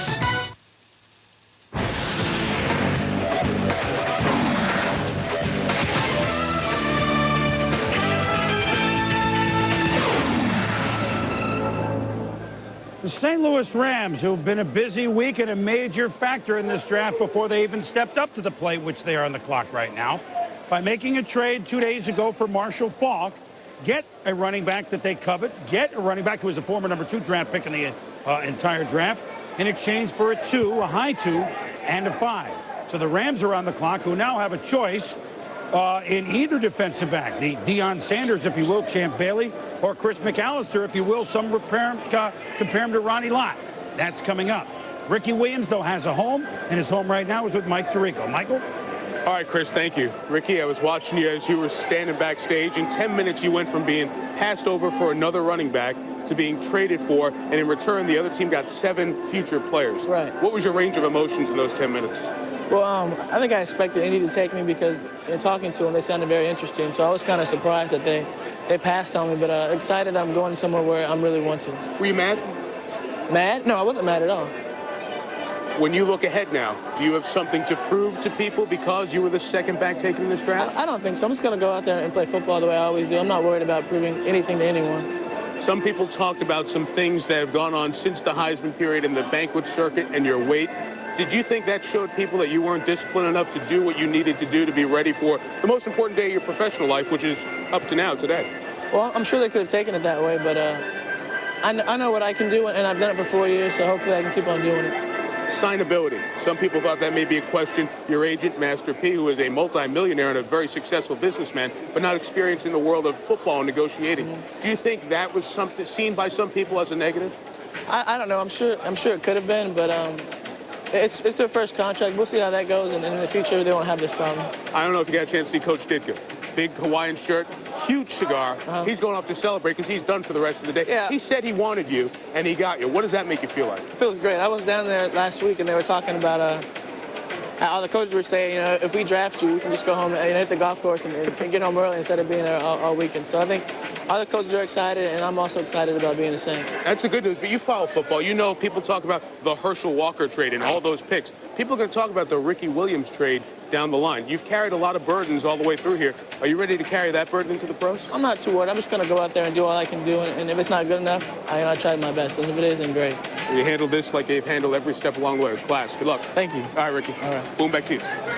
All right, Michael. All right, Ricky, congratulations going to the Saints. And just look at these numbers. Hard to get more gaudy than this. NCAA record. He passed Tony Dorsett for career yards of 6,200 plus. Yards a carry, breaking the record of the two-time Heisman Trophy winner Archie Griffin. Anthony Thompson had the rushing touchdown record, broken. Touchdowns in 2 seasons, broke Barry's. Broke Marcus Allen's record of 200-yard games. I mean, not only are they records, he's breaking records of guys that went down to be pretty darn good, Mel. Oh, he did it all. I think when you look at what he did at the college level, phenomenal productivity. I think when you look at the best available player, Ricky Williams. Let's look at some of the other top players in the draft. Edgerrin James, Tim Couch already off the board. Champ Bailey dropping down a little bit further than some clubs may have anticipated. It's going to be interesting to see. You look at the Torrey Holt, outstanding wide receiver from NC State. You have some cornerbacks still there. Will the Redskins still be able to get a corner down the line? Will St. Louis go for offense? They got Marshall Faulk. Now they can get Holt. Or will they go for the defensive back? So look for more options for teams than they may have expected going in. What a great, interesting pick for St. Louis, and they've made it. Let's go up to the podium.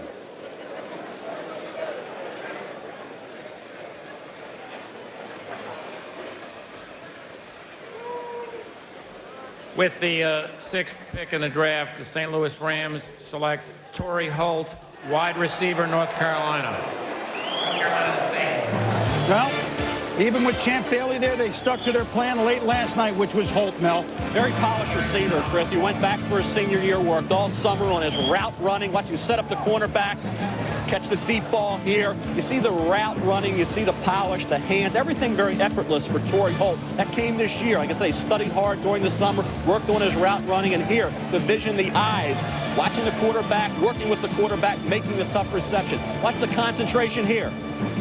That's as a senior. As a junior, he made a lot of improvement during the course of this past season. Touchdown reception with his hands. Here's a punt return against Florida State. And get wide and then turn on the speed, break a tackle. So you're looking at a kid who has a great deal of athletic ability. Not sprinter speed, Chris, but a guy who certainly can burst out of his break and make plays. Again, on the deep ball against Florida State.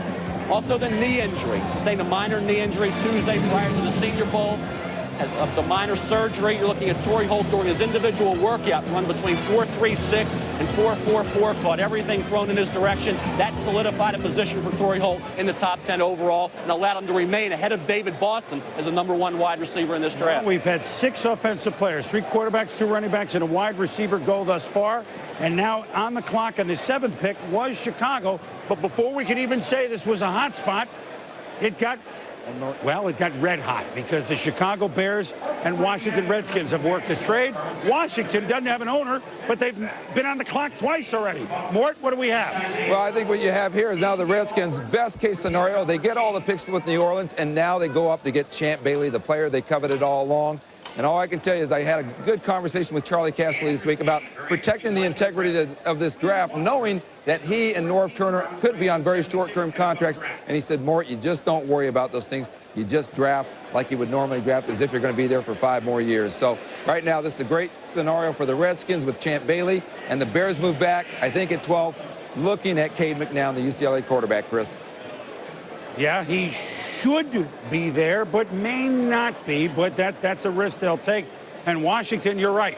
No, they get the people's champ, it looks like. We'll see if that's what they do. But let's go up to our Bristol locale and join Mark Malone and Ron Jaworski. And, guys, your thoughts on offense, offense, offense. I know you can respect that. Well, we certainly can, Boomer, no doubt about it. Dick Vermeil and the St. Louis Rams had a lot of needs, and some of those needs on the defensive side of the football. They needed a cover corner, and they needed some linebackers, but they chose Torrey Holt. Why is that, Ron? Mark, just before the draft started, I talked to Coach Vermeil, and it was clear to him that he wanted to build an explosive offense. When you look at the new quarterback in Trent Green, you look at Isaac Bruce, you look at Marshall Faulk, now you throw in a Torrey Holt, you have playmakers. This is an offense that was really sputtering last year. It may be the best turnaround of any team right now through the draft, through free agency, and through trades. They have really upgraded their team. No doubt about it. They're explosive, got some problems on the defensive side of the ball that they still have to address. Meanwhile, the Washington Redskins are still on the clock. We'll be back with more coverage of ESPN's 1999 NFL Draft right after this.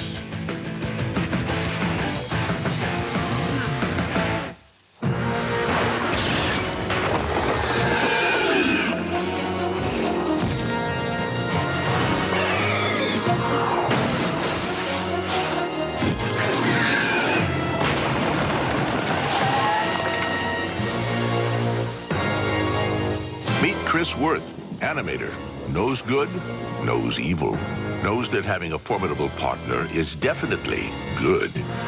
Chevy S10, like a rock. Get your hands up! Get your hands up! Go, go, go! Thank you, Detroit! We love you! Detroit was last night. Want to get away? Now you can. Fly Southwest Airlines coast to coast for $99 or less when you purchase tickets by April 27th. You are now free to move about the country. Robin and I are going to Cooperstown together, and nobody's going to care that I got 98% of the vote and you only got 77. Yeah, just like nobody's going to care I won more MVP awards, George. We'll be too busy celebrating with Miller Lite, which tastes great because it's so smooth. Well, I think it tastes great because of the choice hot. Are you sure about that, Robin? Yeah, I'm sure. 98% sure or just 77% sure? Miller Lite, the great taste of a true Pilsner beer. That MVP thing's killing you, isn't it? Yeah. Wow, they scarfed down enough to choke a moose. Yeah, and tip me a lousy $1. Thanks for nothing. Keep your hairnet on. You can get a 20-minute phone call for under $1. You gotta stop drinking at breakfast. He's talking about 10-10-220. Dial it, you can yak up to 20 minutes for only 99 cents. All day, every day. You are a flapjack flipping genius, Slappy. Say I talk over 20 minutes, big shot, huh? It's only 10 cents each extra minute. I guess the $1 does go a long way. It's not a bad tip. Is it gyro or gyro? Back in New York, and the trade and the pick by the Redskins are ready to rumble. Let me give you the specifics on the Chicago trade with Washington. To obtain this pick from Chicago, the 7th pick in the first round, the Redskins traded to the Bears the New Orleans Saints first-round pick in this year's draft, New Orleans Saints third-round pick in this year's draft, Washington's 4th and 5th round picks in this year's draft, as well as a third-round pick in the next year's draft. And with the 7th pick, the Washington Redskins select Champ Bailey, defensive back, University of Georgia. Well, if you get The Arizona Cardinals is now on the clock. 8 draft picks, you might as well deal some of them away, I guess. So they got 8, although they really swept, but they got 7 additional picks to the Redskins. So as we read it, they've given away 4 picks. So they're up 3, still get the player they want. They don't have an owner, but they get a coach, they get a GM, and they got one hell of a player. And many GMs, Mel told me, by far and away, Champ Bailey was their favorite player in the entire draft. Well, I think when you look at the trade, Chris, they would have had to be very fortunate to see a Champ Bailey or a Chris McAllister drop down. Joe, we were trying to look at it and see if they would be fortunate enough to see that happen. They weren't going to gamble that would happen. Move back up to get the Champ Bailey, who was the guy that they had keyed on all along. Darrell Green getting up there in age, can't go on forever. Dishman off and down here. They needed a big corner in Washington. 5'11 and a half, 184 pounds. Champ Bailey, outstanding in coverage here against Tennessee. Peerless Price comes away with the interception. Talk about his great hands, the ball skills that he provides. Wide receiver, he's outstanding. Applies that ability in coverage. There again, the pass deflection, and he's tough. Watch this, Joe. This is a kid who's a hard-nosed, good run support, tough football player. Here again, solid tackle after the catch. Now you'll see him coming on the corner blitz. moving in for the sack against Auburn. Now on the other side of the ball, we saw the hands in terms of the interceptions, now at wide receiver. A double threat, also a return man. Another touchdown reception against Virginia in their bowl game. The kid is a remarkable athlete. I think the question you have to look at if you're the Washington Redskins, how much do you work him on wide receiver? I think if you look at the Redskins' perspective, they need him so desperately at corner to be the next Darrell Green. They don't want to really have him worrying about so much. He played 95% of the plays in Georgia. That was too much. Now he'll be just a corner early on. Maybe down the road, Joe, if they need a big play, maybe a little wide receiver. Let me answer your question first. I don't think he works at all on offense. I think he exclusively works on defense because we don't really know how good Champ Bailey can be because he never really had a chance to focus totally on defense when he was at Georgia. Kudos to Charlie Casserly, Norv Turner, and everybody there. You made the trade. You made a move up. You protected yourself, got one of the players you coveted and won in the first round. I think that's just an excellent move. You take a look at the secondary. They've acquired Sam Shade this year. You got Lamont Evans at free safety. Chris Dishman.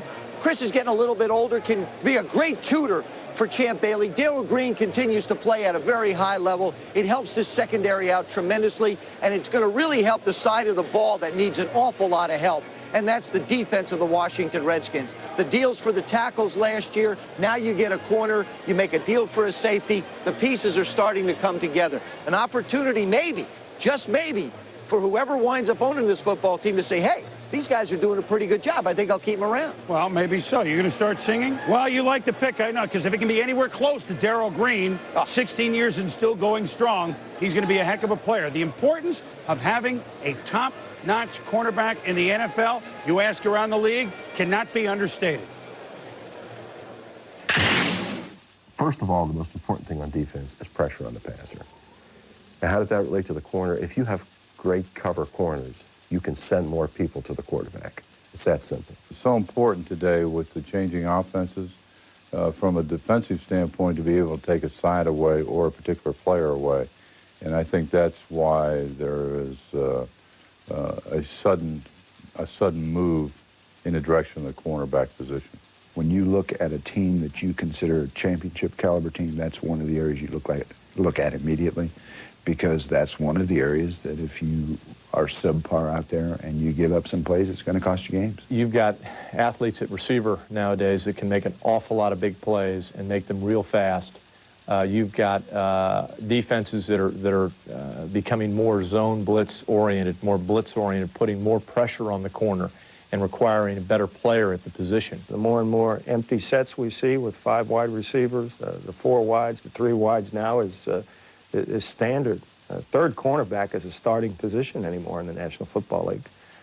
It's just a reaction to what the offense does. The defense has to counter, and so those quality corners, and especially the so-called shutdown corners who can lock out a receiver, are as valuable as any defensive player you have. Well, Washington certainly knows all about it, having had Darrell Green and for a couple of years while he was still great Chris Dishman, and now they hope that Champ Bailey can fit that mold. Well, Champ Bailey is one of the most exciting college players we've seen in quite a long time. Why don't we go up to the guys who watched him week in and week out, and that's our fellows in Bristol, Coach Gottfried, Kirk Herbstreit, with our man Chris Fowler. Chris? All right, Boomer, anybody who watched Georgia play saw a lot of Champ Bailey guys. He played more than 90 plays per game his senior year. That's more plays than anybody really in the modern era of college football. When you look at his 1998 season, played so many plays, Mike, that at times it was kind of unfair to judge him as a defensive back because he played so much receiver, also played on special teams. He got tired a lot, but when he was not tired, he was truly great. He's an impact player. You talk about a great player. 4'3", 40, 42-inch vertical jump, plays on offense, defense, special teams, does it all. But very long arms, which allows him to jam the receiver. Here he's against Peerless Price of Tennessee, doesn't let him off the football. Excellent ball skills with the interception. He can blitz off the corner. You talked about Chris. He averages over 100 snaps per game. Good hands. He practices 20 minutes with the offensive football team and then goes in and makes big plays on offense. His speed is excellent. I've talked to a lot of pro people, and they talked about if he was a wide receiver only, he'd be a top 3 pick. And when you look at Champ Bailey, you're maybe looking at the next Deion Sanders, Kirk. Well, I don't know if he's the next Deion Sanders because I question his ability to play wide receiver. People are comparing him and looking at a Deion Sanders. Think of the offensive skills. Chris and I saw him play against Tennessee. He got winded. He got tired early in that game, had to step out, and they tried to play him just primarily at the corner position. He is legitimate, one of the best cornerbacks in the draft. I like Chris McAllister, the long arms. He can play man-to-man as well as anybody. He fits in well with this system. That's why I think it's tough to judge him as a defensive back. He did get very tired in that Tennessee game, ended up giving up a touchdown pass, but that's because he was on the field constantly. Obviously won't ask to do that in the NFL. Now, the comparisons with Charles Woodson, last year's Heisman Trophy winner, are obvious. You can see that Bailey had a much bigger impact on offense. Georgia, frankly, needed a big impact on him on offense. They were lacking in big plays, and Bailey wasn't in there as a receiver. Defensively, some would say perhaps a different kind, less physical defensive back than Charles Woodson, but Champ Bailey headed to Washington with the number 7 pick. We'll continue our NFL draft coverage from New York and Bristol with the Cardinals on the clock.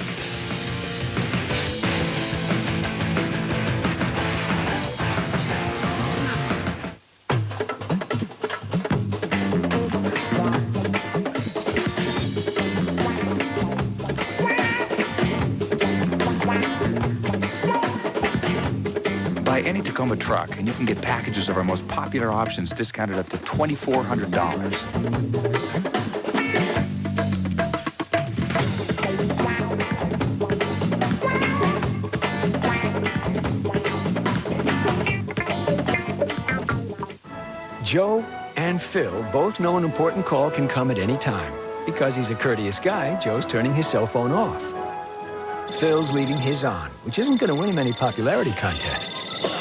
But Joe has SkyTel, so even when he turns his cell phone off, a SkyTel operator converts the caller's message to text and sends it right to his pager. So while Joe is looking at the movie, Phil is looking for the exit. SkyTel puts you in control. Can your pager do that? Ken Griffey Jr., 9 straight gold gloves, 1 dazzling bat. Watch one of the best swings in the game spark a long ball battle in Anaheim. Mariners, Angels, the Sunday night game of the week. Tomorrow at 8 on ESPN. On our team, we have Russians, Germans, Swedes, you name it, we got it. And we're all one big happy family. Привет, Shane. Иди покатайся в облаках. That means Shanahan is a good and great man. I love you too, my brother.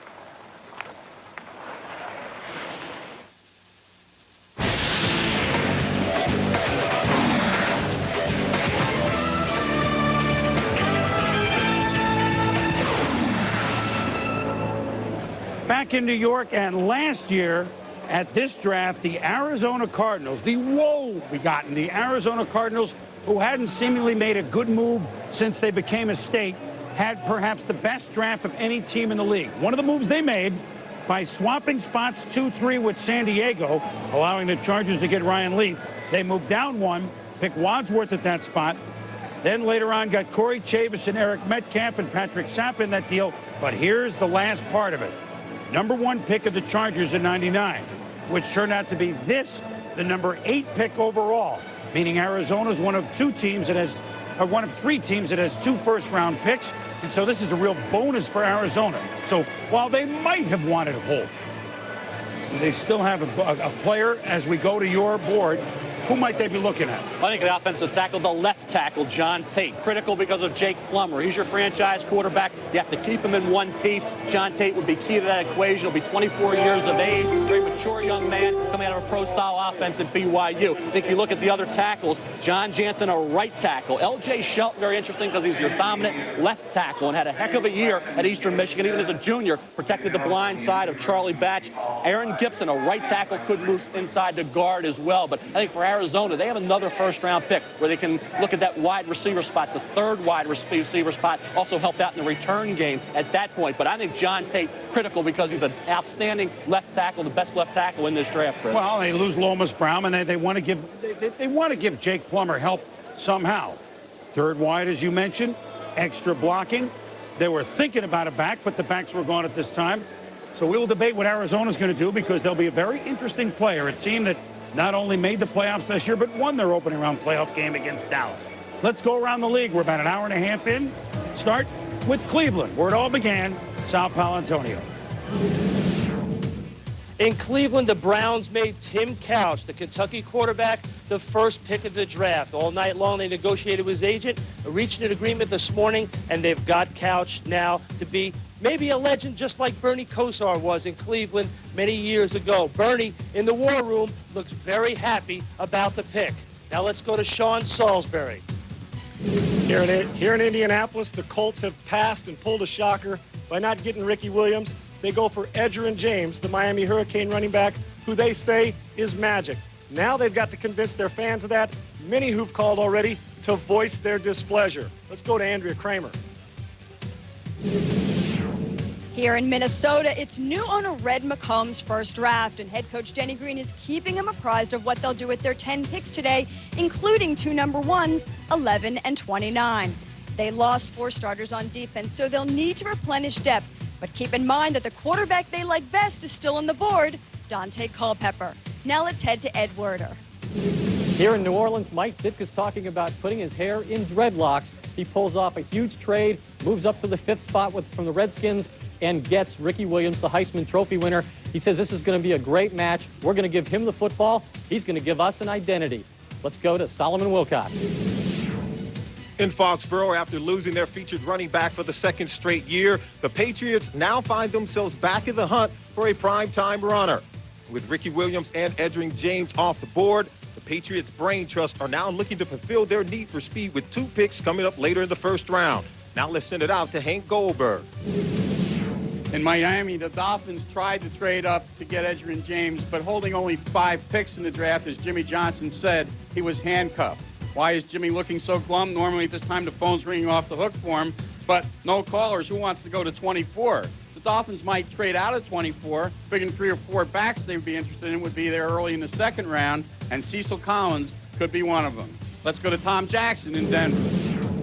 Hank, here in Denver, the Broncos have 11 choices in the draft this year, which will allow them to move in any way Mike Shanahan wants. Certainly, if you look at the volume of picks, the Cleveland Browns have 4 of the first 62 picks in the draft. The Denver Broncos have 4 of the first 67. So whatever Mike Shanahan decides to do, the Denver Broncos will be a better, deeper football team. That's good news for the rest of the league. Let's go back to New York.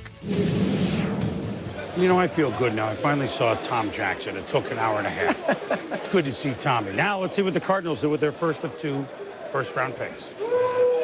With the 8th pick in this draft, the Arizona Cardinals select David Boston, wide receiver, Ohio State. I had a feeling it was either John Tate, the local product from Mesa, you know, a suburb of Phoenix, or they can go later on in the first round where there's going to be more value at tackle, Mel, whereas Boston, if you want to look for one of the premier wide receivers, they would not get him later in the first round. Very physical player, Chris. You're right. Here against Charles Woodson. This was back in 1997. Here again against Charles Woodson.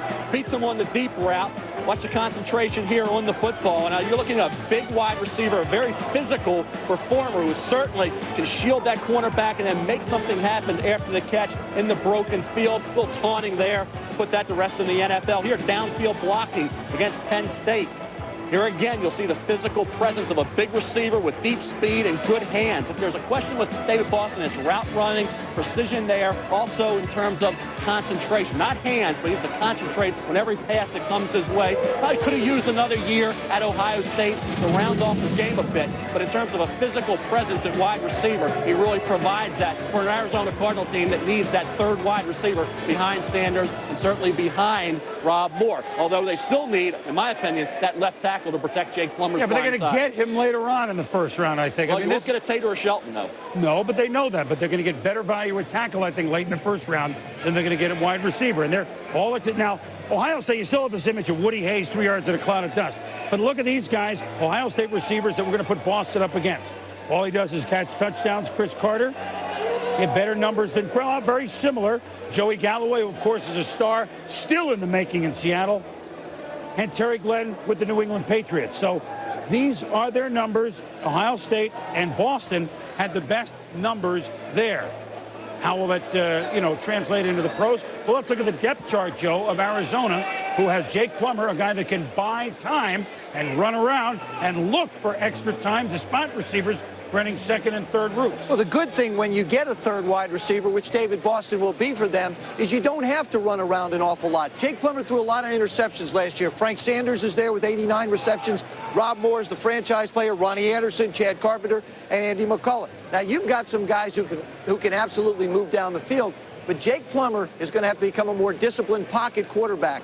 Mark Trestman, when he was in San Francisco, was forced into a three-wide set, their offensive coordinator. That's when San Francisco really started to develop and open up the offense. Under Mark Trestman's guidance, Steve Young had his best career year in his entire National Football League career. Jake Plummer now is going to have an opportunity with three wide receivers to be able to move the ball down the field and exploit it. I would look for Arizona to be a much more productive, much more wide-open offense with the addition of David Boston. Well, with Boston gone, teams like Baltimore at 10 and Pittsburgh at 13, they were hoping that he would fall that far. But to reprise the old David Loggins tune, please come to Boston in the springtime. Stay in here with some friends, and we got lots of room.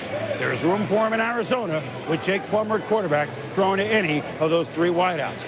Seems like 2 days ago this draft began with the Cleveland Browns drafting Tim Couch.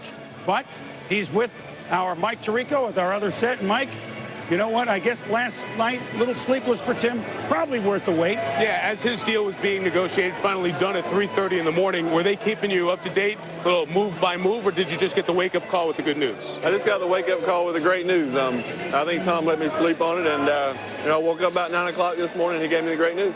Well, now that this is a reality, it's something you dream about, being the #1 pick. Right. Is the reality as good as the dream? Oh, it's every bit as good. Being up there, hearing your name called, holding up the #1 jersey, shaking the commissioner's hand is truly a great honor, and just hope I can represent the class of '99 well. A week ago, that second workout when Chris Palmer and the Browns wanted to see a little bit more. Right. Compare the pressure of going into that to the pressure of the games that you played during the year in the big SEC games. I was really, I was confident about the second workout. I put in a lot of hard work. I was prepared for it, and so I was pretty relaxed during the whole workout. I took it like a game, and I'm always relaxed for a game. So I went out and had a strong workout. There'll be a lot of pressure.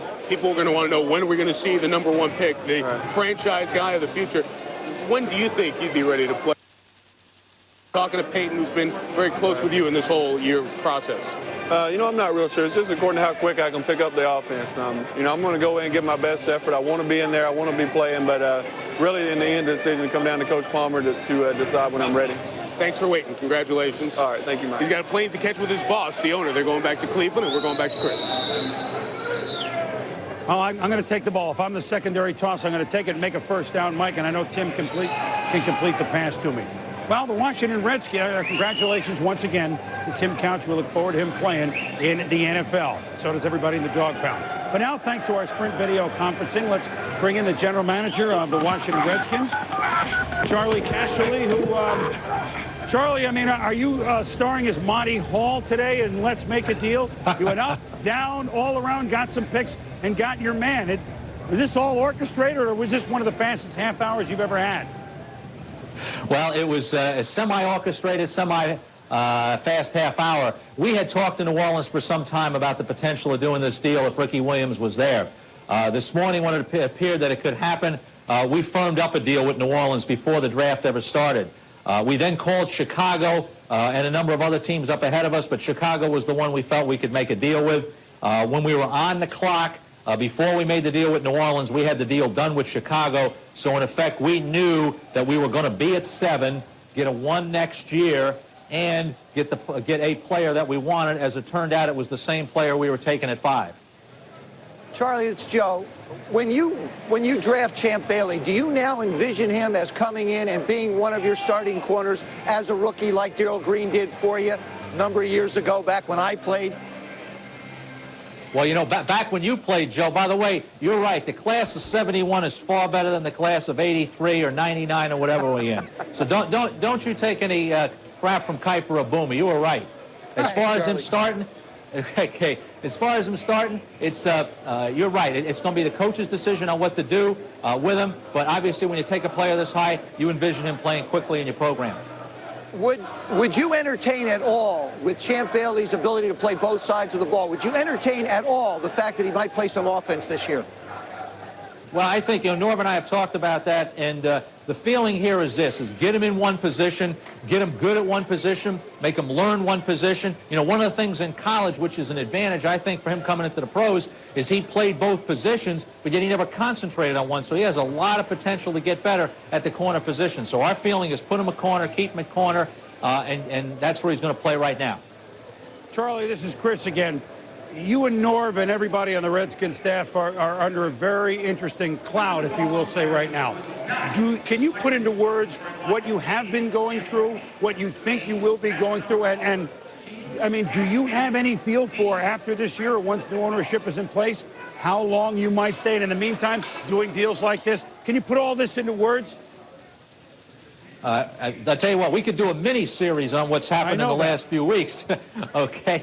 But it's hard, Chris. I think when you look at what we did today, I think what it does, it says a lot for everybody involved. It says John Cook, Norv Turner, all of us. We made a deal where we added a #1 pick to this franchise, and we did what was best for the franchise, and none of us might be here next year.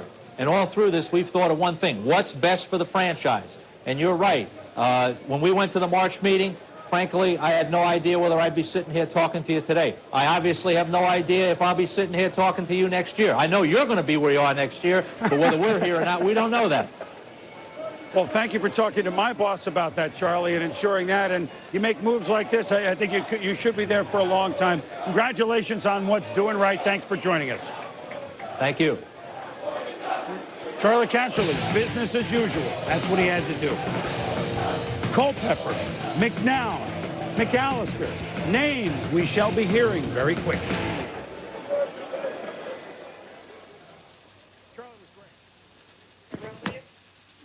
You know how to put money into your IRA, but do you know how to take it out? When you're 45, 60, even when you're 80?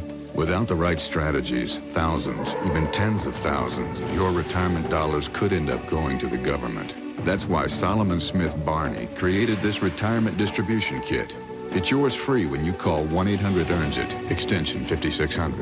In it, you'll find the best ways to take money out of your IRA at any age, with a minimum of taxes and penalties. You'll learn the differences between Roth and traditional IRAs, and find ways to keep more of your other retirement dollars too, like special tax treatments for some of the investments in your 401k. Whether you're 2 years or 2 decades from retirement, you need strategies for keeping more of your money, and you need them today. Protect your retirement starting now. Call 1-800-EARNS-IT, extension 5600. Let's get to work. Solomon Smith Barney. Would you like to win a trip to the Brickyard 400 and drive the race parade car home? Here's how. Just follow Steve Park and enter the ESPN Drive at Home sweepstakes, presented by Pennzoil. Watch the Goodies Body Paint 500 on ESPN. Note the Pennzoil car's starting and finishing position. Then, call 1-800-581-3600 or stop by a participating Pennzoil Lube Center and fill out an entry form. You could win a trip to the Brickyard 400 and take home the race parade car or other great prizes. Well, a lot of fans in Detroit have been cursing the fate of the Detroit Lions, but this may be a different sort of curse. Let's go up to the commissioner and see if that is indeed their pick. With the 9th pick in this draft, the Detroit Lions select Chris Claiborne, linebacker, USC. Well, that makes sense, too. That makes sense, too, Mel. Well, I'll tell you what, Chris. I look at Chris Claiborne. Talking about value at this point. Yep. I mean, he's the best linebacker on the board. Yep. I think when you look at, say, middle linebacker at USC, the last 3 years, that's true. But he has the athleticism and the overall physical ability for playing outside linebacker spot as well. Here, the pursuit ability, hits hard, delivers quite a jolt on impact when he arrives on the scene. You watch him here. Take on that guard in the hole, stuff that inside running game lane, and here again, delivers quite a shot. You watch him here, get through traffic, stay on his feet, and take down Travis Minor. Watch him here coming up against Arizona State. Ryan Keeley delivers the blow, sends Keeley to the sidelines. You're talking about a multi-dimensional linebacker in the lane again, inside running lane ability. Here, the INT all the way for the touchdown. Again, in pass coverage against Oregon State. The INT all the way for a touchdown once again. You're looking at a kid who intercepted 6 passes this past year, will be able to move outside fairly easily. And I think at this point in the draft, the Detroit Lions have to be fairly surprised that an athlete that was rated so high all year, like a Chris Claiborne, is still on the board. Yeah, I mean, when you say 6 interceptions as an inside linebacker, Right. not an outside linebacker normally in coverage. And, you know, you look at USC linebackers that wore number 55. Junior Seau was great. Willie McGinnis had a great college career. Well, certainly, Chris Claiborne did nothing to disgrace that number. In fact, by pure numbers, he added to it, except in the sack total. But 8 INTs total as a 3-year player at USC. And, Joe, you know, we said Curse. I was trying to be cute with Javon Curse, but this is a guy that probably grades out a little higher than Curse because Curse is a tweener guy. Well, we talked about Ricky Williams being the best player in the draft, probably, as we felt, the best running back. Claiborne certainly is up there as the best linebacker. You have to remember, Detroit ran short on the field with defensive people last year. They needed that side of the ball. They just signed Stephen Boyd to a new contract to play the middle. I would see Claiborne probably playing outside. He will be able to give you some pass rushing ability. Larry Peccatello likes to bring people. He likes to put pressure on the quarterback, their defensive coordinator. I think this gives Larry a little bit more flexibility in what he wants to do on the defensive side of the ball. They probably will be able to pick up a defensive end or defensive tackle down the road a little bit, so they'll be able to get what they want as the draft moves on. But this is a good pick for them now. Well, let's go quickly to Cleveland because now Baltimore, Minnesota, Chicago are on the clock. And let us just say that all 3 of those spots are potential homes for the 2 next quarterbacks, Culpepper and McNown. But, Sal, let's go to you at Cleveland. What's brewing? Well, what's brewing in Baltimore with the Baltimore Ravens, I talked to the Director of Football Operations, Ozzie Newsome, a few minutes ago, and he said his phone has been ringing off the hook. He went down the list: Denver, Miami, Tennessee, Dallas, all trying to jump up to number 10. Apparently, Anthony McFarland is in the sights of Mike Shanahan in Denver, so we'll keep an eye. He said he'd like to stay at number 10, and, you know, Javon Curse is still there, the Florida linebacker, but they are really strong at linebacker. Chris McAllister is one that's very intriguing, the cornerback out of Arizona. Ozzie Newsome likes him very much. Now let's go to Chris Mortensen in New York. Yeah, so I think that the Ravens and Ozzie Newsome and Brian Billick even are doing cartwheels that Chris McAllister is here. I know that they had some discussions with Detroit even about swapping, but the drama there was Minnesota calling Detroit and Lions refusing the trade with inside their division. That would have been for McAllister, so Baltimore really happy that he's here there. And then, of course, now McAllister goes, and we are looking at this Dante Culpepper scenario and Cade McNown, Chris Berman, as you mentioned a little bit earlier. But I know this much, Baltimore very happy McAllister is there. Yeah, there's no question about that, Mort. And Mel, I mean, for pure value, McAllister, we said Champ Bailey was kind of like a Deion Sanders. Some say Chris McAllister is like a Ronnie Lott in the way he's going to play. But, you know, you also have the quarterback question. Baltimore has Scott Mitchell and maybe soon to be signed Tony Banks, the quarterback. Should they look at a young quarterback with an offensive coach like Billick, or should they go best available? Let's see what the value is in terms of the draft board, Chris. I think when you look at that, you will see Chris McAllister highly rated on the draft board. The number 1 player right now available on the draft board, according to my ratings, John Tate. You see the other players available. Anthony McFarland, the teams are looking to move up for, but the quarterbacks are down the line a bit. I know they're thinking, hey, quarterback of the future, Dante Culpepper, but they did not feel that McAllister would still be there at that point. So he would become a nice pick at that point. You see the offensive tackles, center guard Damian Woody, and, of course, Andy Katzenmoyer, the big cat. But in Baltimore, you have Dwayne Starks. They drafted him 10th overall last year, a smallish corner. Rod Woodson on the other side, a veteran. They want to move him inside the safety, so they will have a hole at corner. McAllister, 6'1", 206, opposite Starks. Now you have your bookend corners. Woodson moves inside. They hope Ken Herring can stay healthy. All of a sudden, that secondary is 100% improved. Baltimore, Minnesota, Chicago are the next 3 teams on the clock. And the Ravens, is the card in? Is that what we understand? Well, the quarterback situation, Joe, is something. I mean, Brian Billick, offensive guru, new head coach.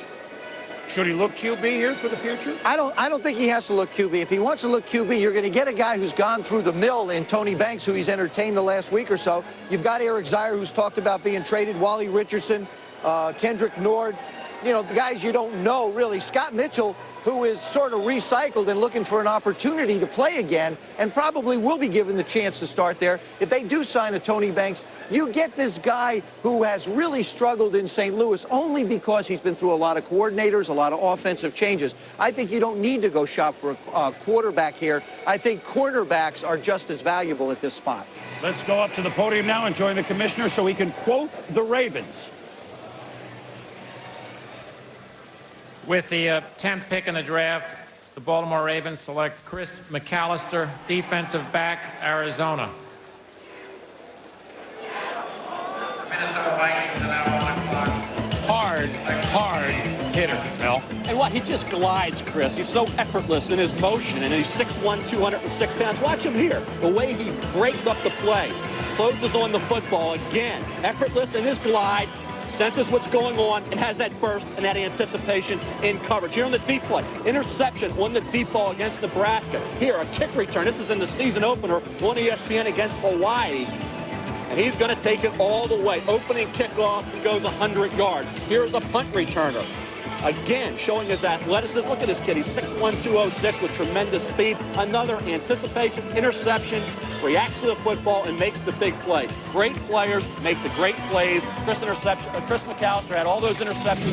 6 as a junior, 5 as a senior, 2 more in the Holiday Bowl against Nebraska. And I think that's the difference in McAllister. 2 years at Arizona, but he made the most of every opportunity, Joe. Yeah, you brought up the depth chart. When you take a look at where they are in the secondary, when I talked to Brian Billick, he said, you know, if we can get a marquee corner, our linebackers are a good, quick bunch, probably one of the best in football. Now, all of a sudden, you stabilize that backfield. The key here is Rod Woodson. You get a guy like McAllister who's big like Woodson. Woodson can teach him like a big corner how to play out there. Starks on the other side, Stephon Moore, Kim Herring. You've got yourself a really solid secondary. Sure, Brian Billick is an offensive coach and would like to have gotten probably a wide receiver. But what's the next best thing? Stopping people from being able to move the football is a great way to beat people in the National Football League. The addition here, I think, is a big plus for the Ravens. Ravens are an interesting team in that they were 6-10. They had 5 Pro Bowlers last year. So is this a team that now is ready to make a little bit of leap in a division where, frankly, you can move around a little bit with an expansion team in the division? We shall see if this draft pick of McAllister helps them along the way. Mike Tirico, your observations. Chris, there's some off-the-field issues with McAllister, one that was resolved in some ways on Friday. The background in August of '98, about 9 months ago, he was charged with petty theft, fined $405, and given 3 years probation and 10 hours community service. What happened was the payment of the fine did not come forth. So at that point, a bench warrant was issued. But on this past Friday, in an L.A. court, his attorney paid the outstanding fine. McAllister was sentenced to serve 10 days in the city jail, appear before the court on June 15th to show proof of the time served, and the probation was reinstated. So essentially, once the fine was paid, they have him back to the initial situation where there is some probation that he has to deal with. In seeing him play personally and talking with his coach, Dick Tomey, who relates him to Darrell Lewis, a former Thorpe Award winner, best defensive back in the country, McAllister is a guy who Dick Tomey had a lot of positive things to say about, admitted a mistake, as many people do in these situations. And as far as the Arizona folks were concerned, Chris McAllister's balance of the '98 season was very positive, very forward, and they see this as a blip and not a significant trend of something that's wrong with Chris McAllister, as you mentioned, a very talented player who played against good passing offenses in the Pac-10 booth. All right, Michael, thank you very much. By the way, first time since 1983 that we have not had any defensive lineman go in the top 10. Now, Minnesota, who had the most interesting draft on 1 pick last year with Randy Moss. Now, could they be talking to Dante Culpepper right now as the heir apparent to Randall Cunningham, even though Jeff George is there? You know Denny Green covets his athletic ability. Let's go to Minnesota and join Andrea Kramer. Good afternoon, Andrea. Good afternoon, Chris. Yes, I think it's a pretty safe bet to say they are talking to Dante Culpepper, the quarterback from Central Florida. They also were very happy to see Javon Kirsch there, but Denny Green made it very clear that with a 15-1 team, you don't have to have someone to come in and start, but also the Vikings draft philosophy is you don't go for need with the first pick. The Vikings had Culpepper rated as the best quarterback in the league. They were not the only team to do so. The Bucs, for example, also had Culpepper rated very highly. Remember, the Vikings have a 36-year-old Randall Cunningham, a recently signed Jeff George, but it's just to a 1-year contract. When I asked Denny Green what he liked about Dante Culpepper, he pointed to his size, but he said this is one of the all-time nice, focused athletes. He's been through the fire. He's gone through a lot, having been raised in a foster home. He's a great athlete, the best athlete out there. He's got vision. I think that Dante Culpepper would be the perfect fit to sit and learn in the Minnesota Vikings' tremendous offensive system. Chris, let's head back to you in New York.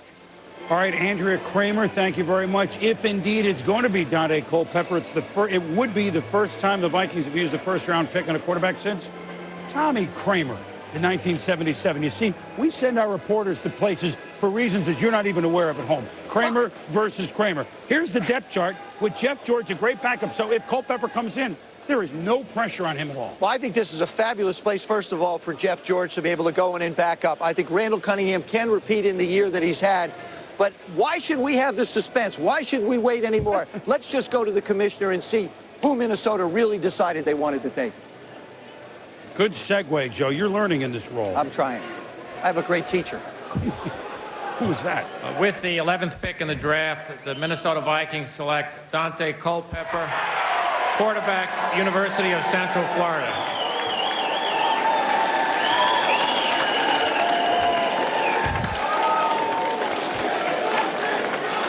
You know who's as excited as Dante is right now? Mike Krusek, who played in the National Football League, was with the Pittsburgh Steelers, played with them in Washington, D.C. He was his head coach at Central Florida for the last couple of years and has really worked hard on giving this man an opportunity to be able to hone his skills to be able to play. And you know what, Mel, as we look at highlights, loyalty. By the time he was ready to come out, he had committed to Central Florida. Bigger schools were looking at him. He was loyal and stayed in a program that theoretically could have hurt him in the pros. It obviously didn't. And we talked about Donovan McNabb, how important to go back for a senior year. Very important that Dante Culpepper went back to Central Florida. Strong arm, touch on the deep ball as well. So not just a thrower, he's also a pitcher. And I think when you look at the accuracy, completed a high percentage of his passes, didn't have tremendous wideouts to throw to, certainly played against some top teams. Sees the field fairly well, but his vision on the move is something he needs to work on in the National Football League. Here, though, 6'4", 255, easily shrugs off Jesse Tarplin and makes the play. That's something most quarterbacks are not able to do. Here, the scramble for the touchdown against Nebraska. Fullback-type speed, but halfback-type quickness when he starts to move around. I think the difference between Culpepper and McNabb, where McNabb had that great vision to pick out those third and fourth receivers on the move, that's something Dante Culpepper needs to work on. But in Minnesota, Joe, they'll have an opportunity to do so behind Cunningham and behind George. But the one thing that impressed me, and these are things that people don't necessarily know about this young man, he came out of high school at 242 pounds. He played at 255 in college. That means over the 4-year period, he was disciplined enough to keep his weight down and understand what his responsibility and job would be if he had a chance to play at the next level. I think that's an indication of the type of man that Minnesota's getting. And you know what was in place? I mean, when they took Randy Moss last year, there was Chris Carter to be a mentor, and he certainly was. Well, here's Randall Cunningham to be a mentor, if you will, for Dante Culpepper when he goes up and plays under Denny Green. An intriguing choice. We've had 4 quarterbacks go in 11. Cade McNown is soon to follow on a historic day here at the 64th NFL Draft. Now, for more on our... Well, no, we're going to stay right here. Culpepper's career numbers, 4-year starter, over 11,000 yards passing, 84 touchdown passes. But you know what's impressive? 402 passes last year, and here they are, 402 passes last year. Only 7 intercepted. I mean, that, Joe, is pretty impressive. I don't care what level you're playing at. 7 picks and over 400 attempts. And you look at the numbers of Nussmeier and McNair and the different people. I mean, the rushing yards, I don't think they're as high, which is good. To be honest with you, you're not going to win a lot of football games as a quarterback in the National Football League having to run for as many yards as, say, Steve McNair did. You can't run for 560 yards and take your team to the next level. Steve McNair will use his arm more and have to if Tennessee's going to want to advance. Now, we're moving right along so quickly. Everybody's making deals. Let's go to the commissioner one more time, and let's see who the next pick is going to be. You are getting good. And you also, we got a rare view of Doug Nussmeier from Idaho. It's good to get his picture up. Quickly. Is this going to be your number one? Well, here, hey, this could be the end of the quarterbacks. I mean, look at this. Here could be the next one. This is the guy that I thought, everything considered, is technically the most sound of all the quarterbacks coming out of this draft. This could and well be Cade McNown. With the 12th pick in the draft, the Chicago Bears select Cade McNown, quarterback, UCLA. See, now the Bears gambled. He wasn't necessarily going to be there at 12 if Baltimore had made a move. But they gambled a little bit in their trade with Washington, and they won as well. The Skins gambled and ended up with Champ Bailey.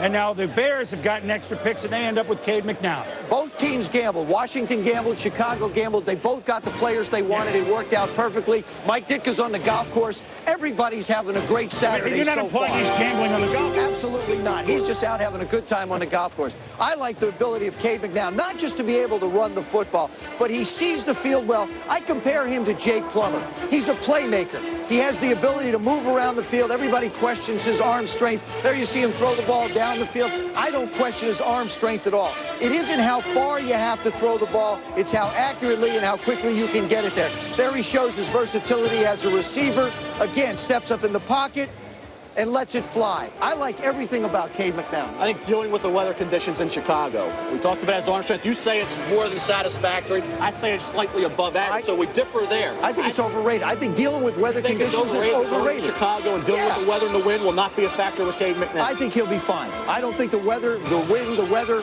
in Soldiers Field or wherever they're going to play, whatever they want to call it, is not going to be a factor. Well, I'm not surprised, Joe, since you said you would have taken him #1. That's right.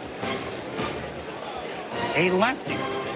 That's okay, too. A port sider in the Windy City. And because they don't know if Eric Kramer, how long he's going to be healthy. Bobby Douglas. Well, one of the great lefties in Chicago. He throws a little more touch than Bobby Douglas. I don't know if he's going to run. If he runs close to Bobby, he'd be great. But if he can throw it a little more touch than Bobby Douglas. Let's go up with guys who always had touch when they threw. Mark Malone and Ron Jaworski. Fellas? Well, Boomer, thank you very much. This is a very interesting choice. Everybody talked about Cade McNown's size, certainly. Another 2 inches taller. He might have been the first pick overall. The thing that you like a lot about him, Ron, is the fact that this guy is not only a good reader, but he's smart, can change the play. Might be the most polished quarterback out there with the exception of Tim Couch. Yeah, I agree, Mark. He is the best prepared to step in and play in the National Football League. He can read coverage. He can read the defense. He knows what he's doing. What he lacks in arm strength, he makes up for in accuracy. As we take a look at him here under center, you'll see him read the man-to-man coverage, which means, hey, he's got an opportunity for a big play. He looks and sees the linebacker and the safety cheating up. That's an indicator of blitz. He has a play called where the wide receiver will come in motion. But he's very astute in reading the coverage. Now the receiver comes in motion. Right here, he stops. Oh, we got an opportunity for 6. Well, he sends him back out because he knows he has the man coverage. You don't see many quarterbacks in the NFL doing this. Now the receiver resets himself. Now he's got the opportunity for the big play. He validates his read on the drop. He reads that safety, keying on the tight end. He now knows the tight end is doubled. He has his wide receivers man-to-man. Nice balance, nice poise in the pocket, and the delivery to the exact right spot. You'll see right here in the box, inside the receiver going to the sideline. That's where the ball has to be thrown. Outstanding touch. As we look at it here, down the chimney, that ball drops right to him, right where it should be, right at the sideline. He runs out of bounds. This is a quarterback that has all the tools. I've seen him read the corner cat. I've seen him read the blitz. He can make an immediate impact in the National Football League, Mark. No less productive, but certainly a different kind of quarterback. Dante Culpepper, who goes to Minnesota. This guy's big and strong. We know about his size and his arm strength, but he's got touch as well. Well, Mike Kruzak, who Joe mentioned a little bit earlier, is his coach, and he came out of the pro system in Pittsburgh, and he trained Dante very well. And he fits into the right system in Minnesota with the big arm, the deep ball. But you'll see him here reading the defense. The area Central Florida wants to attack here is the middle of the field against the double zone coverage. Dante gets the snap from center. He reads the coverage. And once he sees that middle of the field open by those two safeties dividing, he knows he has an area of the field to attack. The design of the play is set up to be successful. Here he makes the play fake, and actually the play fake is made to hold the linebacker, but it draws a safety, and it sucks him right up to even widen the hole in the middle of the field. Now you see the division of the two safeties highlighted here. You see the green grass in the middle of the field. That's where he wants to go, to the wide receiver. You'll see great balance in the pocket, great focus downfield. Excellent vision of reading where he wants to throw the football. And this is what I think is key. In the pro game, you're going to have to make these firm throws. Not the big arm zip throws, but the firm throw over the linebacker between the safeties. Dante Culpepper has all the tools to be an outstanding quarterback in the NFL. And the nice thing is, he's not going to be rushed in and have to play immediately. Of course, probably the two biggest things that are different about these two quarterbacks is Cade might have to play very quickly in Chicago. Of course, Dante Culpepper is going to get a chance to sit behind a Randall Cunningham and a Jeff George. And for more on that, let's go out to Minnesota, where Andy Kramer is standing by with the head coach, Dennis Green. Thank you very much, Mark. Well, Denny Green didn't need a wide receiver last year, took Randy Moss, didn't need a quarterback this year. but he was the best guy out there. What did you like about Dante Culpepper? We really liked everything about him. We clearly had him rated as the #1 quarterback of the top 5 guys, and all of them are really talented quarterbacks. But he brings, I think, the most upside. I think he'll also have the most patience to understand exactly what it's going to take to develop into a player. Too often, I think quarterbacks think they're ready now. None of them are ready now. They really aren't. What sort of timetable might you have for him? Well, I think, first off, he just wants to develop into a pro player. I think he brings that whole intensity that you really want. But we have Randall Cunningham coming off a great year. And I think the thing we have to understand is that Super Bowl championship teams rarely have that need pick in the first round, and we didn't either. You have a lot of mentoring that goes on with this team. I mentioned Chris Carter and Randy Moss. Who can mentor Dante Culpepper? Will it be Randall Cunningham? Oh, absolutely. I think they have a lot of the same qualities. The biggest thing, though, I think this is the 1999 version of Randall Cunningham in that he's much more physical. He's actually maybe a little bit faster, but we think he's got a huge upside. I think he brings a lot to our team. The thing we know this, you don't go out and play in the National Football League with just one quarterback. That's why we got Jeff George. We got into a really good one-year contract, and we think Jeff can really help us to try to win the championship. But it also, you don't pass a great player on the board just because of need. And I think we felt that way. Frank Gilliam, the rest of our coaching staff and scouts felt that way right from the start. Thank you very much, Jenny. Certainly no concern, the lack of small school competition for Dante Culpepper. Mark Malone, let's head back to you. Andrea, thank you very much. They finally might have that quarterback that can outthrow Randy Moss. The Steelers are on the clock. We'll be back in a moment with our NFL draft update as ESPN's coverage of the 1999 NFL draft continues after this.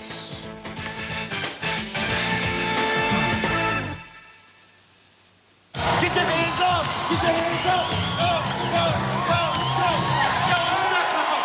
Thank you, Detroit! We love you! Detroit was last night. Want to get away?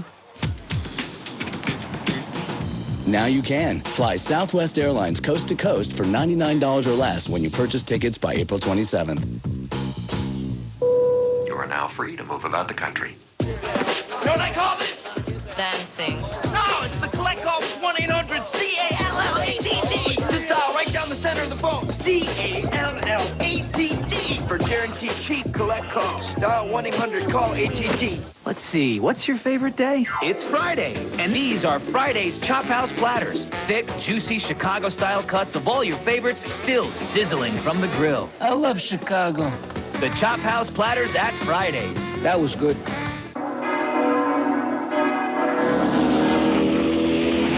you know how to drive? How to say, hey, that's a foul in Japanese? Do you know where in the heavens to find a human voice? Where in your soul to find character? Do you know the shortest distance to a college degree is a straight line called discipline? Do you know how to walk it? Be all you can be. The Acura Integra, equipped with a race-proven 16-valve twin-cam engine. So it can take you just about anywhere.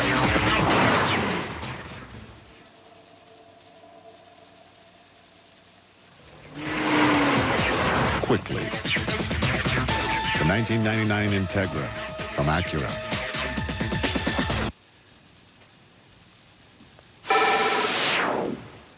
About 2 hours into day one of the NFL draft, quarterbacks have been the story as expected. They go 1, 2, 3 for the first time since Plunkett, Manning, and Pastorini were taken in 71, with Culpepper and McNown going 11 and 12, 5 quarterbacks taken in the top dozen picks. The surprise so far, the Saints trade with the Redskins, a total of 7 picks to Washington, which the Redskins then dealt back part of them to the Bears to get Champ Bailey. So the Saints could take Ricky Williams, giving Mike Ditka some free time today, but also having a monster impact on his football team. You got a great running back. You give him the ball. It makes your offense better. It makes your passing game better, hopefully. And it makes your defense better because they're not on the field as much. And if they want to put 8 or 9 men up front to stop them, we'll find a way to combat that because we think we can. And he's also a pretty good receiver now when you take him out of the backfield, but I don't think that's what you want to do with him too much. Well, you have no more picks now. You look like you're dressed for an evening out. What will you do with the rest of the day? Gone golfing. You know, he can golf on day one of the draft next year because he doesn't have that first or third round pick. Kirk Herbstreit and Mike Gottfried join me. The running back question, I think the most controversial of round one so far. We've both seen Edgerrin James and also Ricky Williams plenty of times. Surprising, they take a guy in Edgerrin James who really made himself a monstrous pile of money the last couple of games of this football season against UCLA, a very bad defense, and against NC State in Miami's bowl game. They take him over the most productive running back in college football history. Chris, Edgerrin James is a young back. The more he carries, the better he gets. But he's a great blocker. He'll be able to protect Peyton Manning. On the other side, Ricky Williams, I think he's the best player in this draft. He carried a football team, an average football team, to the Cotton Bowl on his shoulders. You know, the knock on him, he's got small hands, 7 3/4 hands. But he only fumbled one time in the final 10 minutes of the fourth quarter in any football game. Mack Brown had him carry 37 times against Nebraska. He's a great back. I think if you look at, everybody's talked about Ricky Williams and the fact he has the rare combination of the power and speed. I think the thing that separates him is his stamina. He's just as strong in the fourth quarter as he is at the beginning of the game. And a lot of talk about his weight. He wasn't prepared when he showed up at the combine. Put that to rest. His competitive spirit, by the time he shows up to play football for the Saints, will have him ready. Edgerrin James, very emotional player. If he plays with emotion, he's a great player. Can he do it over a 16-game season in the NFL? That's going to be the challenge for Edgerrin James. Let's go back to New York now and Chris Berman. Boom. All right, guys, thank you. Pittsburgh is up, and if I'm them, and I'll explain why, and I don't know that it's the fact, I'm going to try the Troy Edwards receiver, even though he's not Pittsburgh-type size. I think they should go receiver to help Cordell. Let's go to the commissioner. With the 13th pick in this draft, the Pittsburgh Steelers select Troy Edwards, wide receiver from Louisiana Tech. Now, Mel, let me, well, go ahead. Talk about him, even though he's short but not small. Elaborate on that. Is that 5'9½", 191, but strong. Compact, I guess would be the word, Chris. Here against Nebraska early in the year, 21 receptions. You're going to watch the ability after the catch. On all the receptions you see, you will see Troy Edwards making damage, doing a lot of damage in the open field, making people miss. He was a former prep running back and cornerback. Here, basically a run-and-shoot type attack, takes the reception. You see the open field running ability here.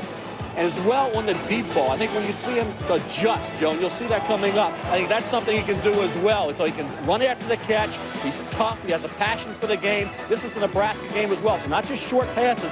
Beat the cornerback on the deep route.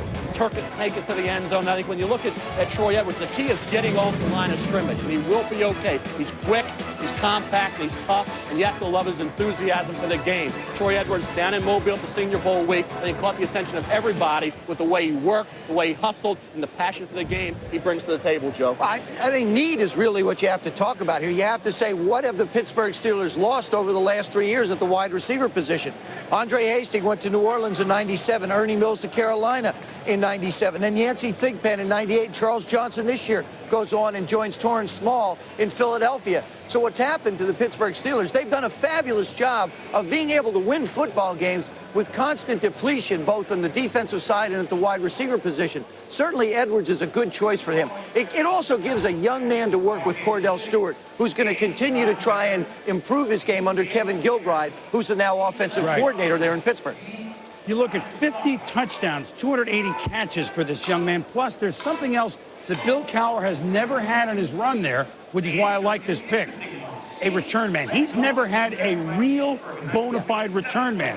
And in Troy Edwards, you get a guy that averages 20 yards a kickoff return, 16 yards a punt return, has touchdowns in both regards. That's a big addition to a Steeler team that is used to, as you pointed out, Joe, losing wide receivers to free agents. Plus, confidence of Cordell Stewart. Build it up again. We'll be back.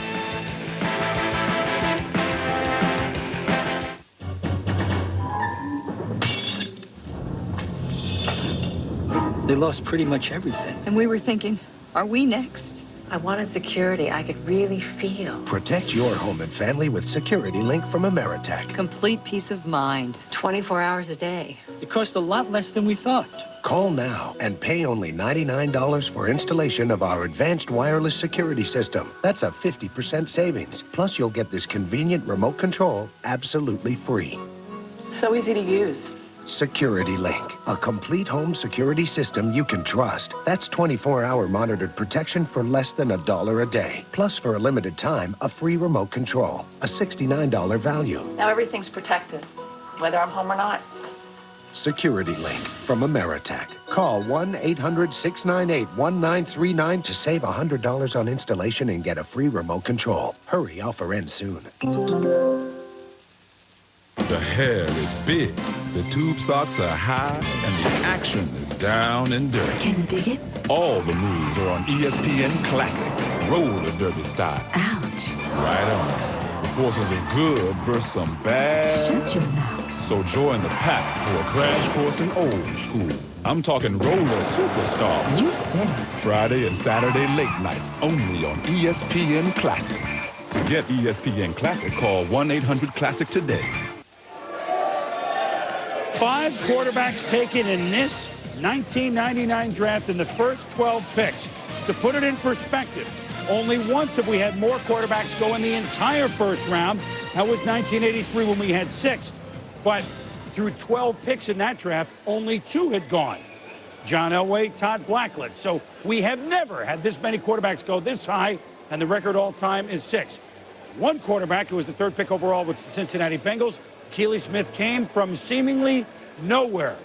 Who is this young man who wears the green for the Ducks? He's in the crosshairs. My name is Keely Smith from the University of Oregon. Well, my full name, I'll say my full name is Kabisa Akili Mardufu Smith. My dad got my name out of a Swahili dictionary, and that means power, intelligence, and creativity. And I'm definitely glad he named me that. My dad had went through a lot of turmoil in his life, his early stages of his life, and he always vowed that I wouldn't go through anything that he went through. He did a terrific job of raising me, keeping me out of trouble. Actually, my first year in Pop Warner, I played defensive line, but I got cut because I was too young. And that following year, my dad put me at quarterback, and I've been playing quarterback since Mighty Mice, since the age of 7. Well, playing minor league baseball at the age of 17 through the age of 19 helped me mature a lot. And baseball was tough because it was day in and day out, and I wasn't able to stay focused day in and day out. But in football, you have a week to prepare. You know, the one-year wonder thing is still kind of big right now. But, you know, I got a lot of things that I still can work on, but I've done it throughout the course of the year. And we had a terrific year at the University of Oregon. Hopefully the scouts can look at that and give me an opportunity to play. I kind of joke with him a lot about who's the best quarterback ever to come out of Oregon. And all I say is point to the stats. My numbers are better than yours. And he kind of laughs it off a little bit. I was a free agent at the beginning of the year, you know, hoping for a shot to play in the NFL team, possibility of making a practice squad or something like that. And, you know, we just continue to work hard day in and day out. And, you know, now I'm at the top of the draft, and I'm just thankful. And we're joined here in New York by Keely Smith. Well, Dan Fouts has a good head start on you on the NFL numbers. Yeah. And some work to do to get to his. A-ball, playing in the major league system, junior college days. When you put all that together, what is the biggest reason that you've gotten to this point, number 3 overall pick in the draft? It just came down to hard work, and the hard work that I did with my teammates at the University of Oregon throughout the summer, getting with Coach Jeff Tedford throughout the whole year, getting the mental part down pat, getting with my strength coach, Jimmy Radcliffe, and it comes down to me just making the plays on the field then. Let's get a look at your numbers as you went through that last year, that senior year. Was it someone or something that said to you after your junior year was done, I got a shot, if I bust my butt, I can get to this point? Yeah, it was my coach, Coach Jeff Tedford. First thing that he recognized is that I wasn't mentally focused my junior year, and he helped me out throughout the whole course of the summer, trying to get me as mentally focused as possible, and he did that. I read a quote from you where you said you wish that Cleveland would have given you the second workout like they gave Tim Couch to get the chance to prove that you should have been number 1.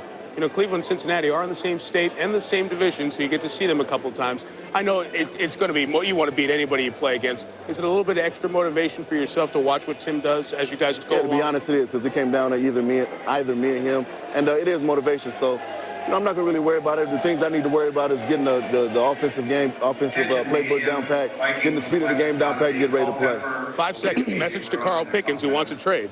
If he's watching, we need you, baby. Congratulations. All right, thanks a lot. Keely Smith from Oregon, now the Cincinnati Bengals. Kansas City, the Chiefs are on the clock. We'll see what they do as our coverage of the 99 draft continues on a day when Keely Smith became a Bengal.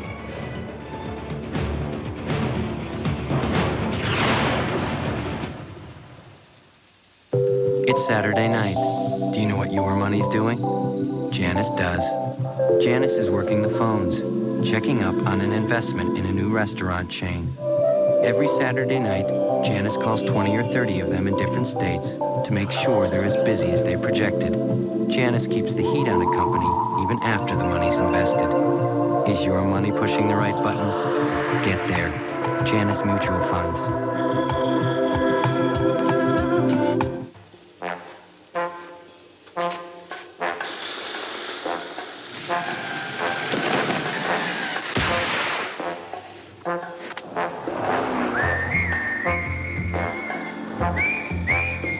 The zero-pressure Michelin. So revolutionary it won't go flat, even with the puncture the size of a golf ball, letting you drive up to 50 miles at 55 miles per hour. Just what you'd expect from Michelin. Michael, I say, Michael, would you like to hear a bird call? Sure, Foghorn. With MCI, a bird can call for just 5 cents a minute every Sunday and 10 cents a minute all week long. Now that, my friend, is a beautiful bird call. The bird thinks he's a comedian. Now stop stealing my material. Call 1-800-Sundays to sign up. Don't get me riled. All my life, I wanted to be the Korean Nolan Ryan. Now, I want to be the Korean Big Mac.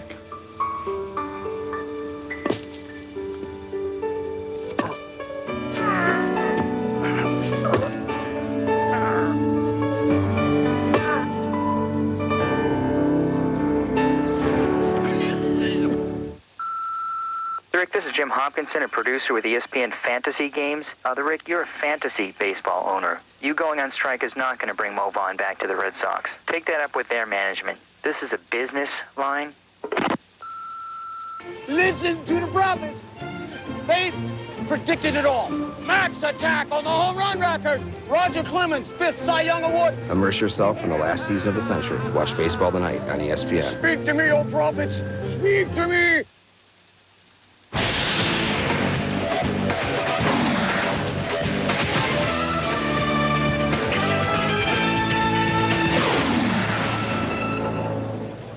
For 10 years, he stalked the sidelines of the Kansas City Chiefs, but in this year, Marty Schottenheimer is the well-dressed member of the ESPN radio crew, I might point out, here in the first day of coverage of the draft. And he'll be with us on our coverage tomorrow on the draft, and he was a great help in the expansion draft with Cleveland. Marty Schottenheimer, a year away from football, but certainly a man that knows quite well about the Kansas City Chiefs, and a team that fell from grace, if you will, last season at 7-9.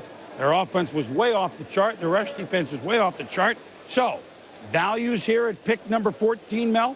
What do you like? You see the offensive tackles, Chris, and right now only 2 defensive players have been selected, so it's been an offensive draft, 11 out of 13. So I think you see some quality players still there. Anthony McFarland, as mentioned earlier, is a player teams may trade up to acquire. He's a #1 defensive tackle in this draft, but you're going to see a run on the offensive tackles forthcoming. And John Tate, Anthony McFarland right now, as well as L.J. Shelton, the quality players on the board. Javon Curse, interesting because you have to find a spot for him as a Peter Boulware type. Ekubon and Patrick Kearney battling it out for the top defensive end spot.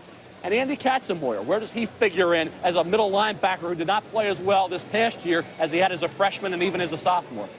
Sure, the Kansas City Chiefs, the pick is coming in. Where should they head? I think they have to go defense, Chris. Dale Carter's gone. Mark McMillan's gone. They're 2 corners. They got Chester McLaughlin, who was injured through most of the year last year. Derek Thomas, this is a watershed year for him. Derek Thomas is either going to step up and really take charge of this football team, or else he's going to be a problem. But why should I try and tell you what I think Kansas City's going to do? Let's go to the commissioner, because he's going to tell us exactly what they're going to do. You're on a roll, Joe. Yeah, you just give me the question at that time.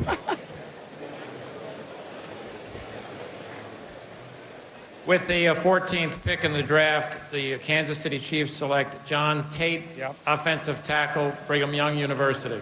Well, Mel, even though they have a defensive coach in Gunther Cunningham, their rushing was 23rd in the league last year. Well, it was, Chris. I think you look at John Tate, everybody says, well, BYU pro style, he's only a pass blocker. Think again. You see him here with the feet and the balance, and he's very athletic. He's very tough. You see him set strong, firm base, and just drives the defender to the ground. Here as well, left tackle as a run blocker. See the explosion, and he finishes the block as well. So he's not a finesse guy. He's a power guy. Here again in pass protection, easily drives the defensive end out of the play. Again here, left tackle against Alabama.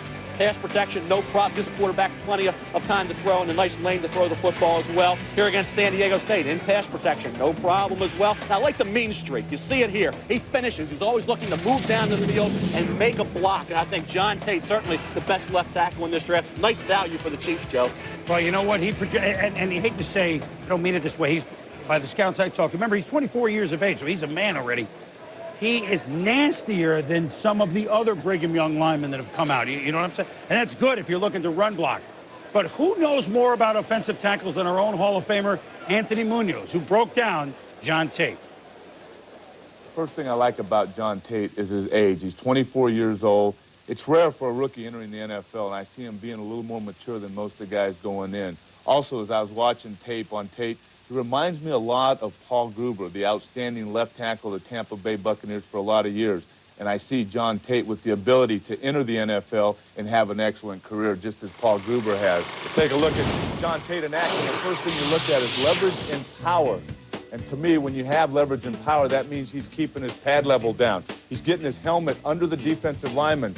Low man wins, and right there, the low man wins. Then bend at the knees. It's something that Tate does well. The power position. He maintains the power position. That gives him good balance.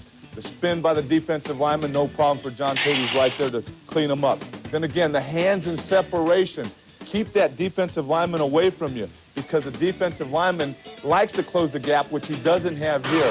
He'll counter with different moves when he feels contact with the offensive lineman. There he didn't have that. Also, the thing I love about John Tate is his ability to stay low and to roll his hips and get that hip snap. You don't see that a whole lot in the NFL nowadays, but John Tate can do that. If we get a stamp of approval from Anthony Munoz, you're okay, Joe. You aren't kidding. I mean, you know, you're taking one of the best and measuring you, and if he says you're okay in everybody's book.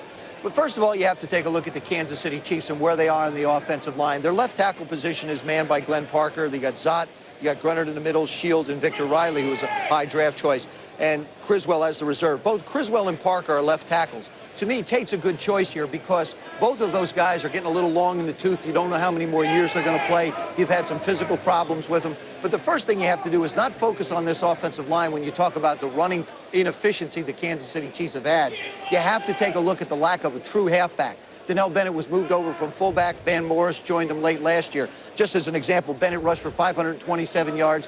Van Morris just for 481. They really need to solve their halfback problems as well as their offensive line problem. But I think starting with a new left tackle, a young left tackle, certainly a good place to begin. First time in 5 years since '94 that we've waited this long, 14 picks for an offensive lineman to go.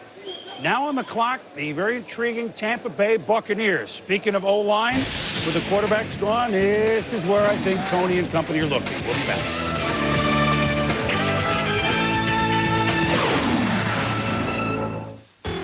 It began as the product of meticulous Japanese design, but it was sent to Europe for finishing school. It was tested on Austria's Alpine roads, refined on Germany's autobahns, and chased on England's racetracks. Now the car that's proven itself in Europe is crossing the pond. Introducing the all-new 99 Infiniti G20. Born in Japan, educated in Europe, now available in America. What could we do with a chip that performs 100 billion operations a second? Why, we could bolster the world's food supply. We could engineer heartier vegetables and tender all-white meat chickens. We could use our technology to feed the world. But then we thought, hey, we could use it for games. 3DFX PC accelerators. So powerful, it's kind of ridiculous.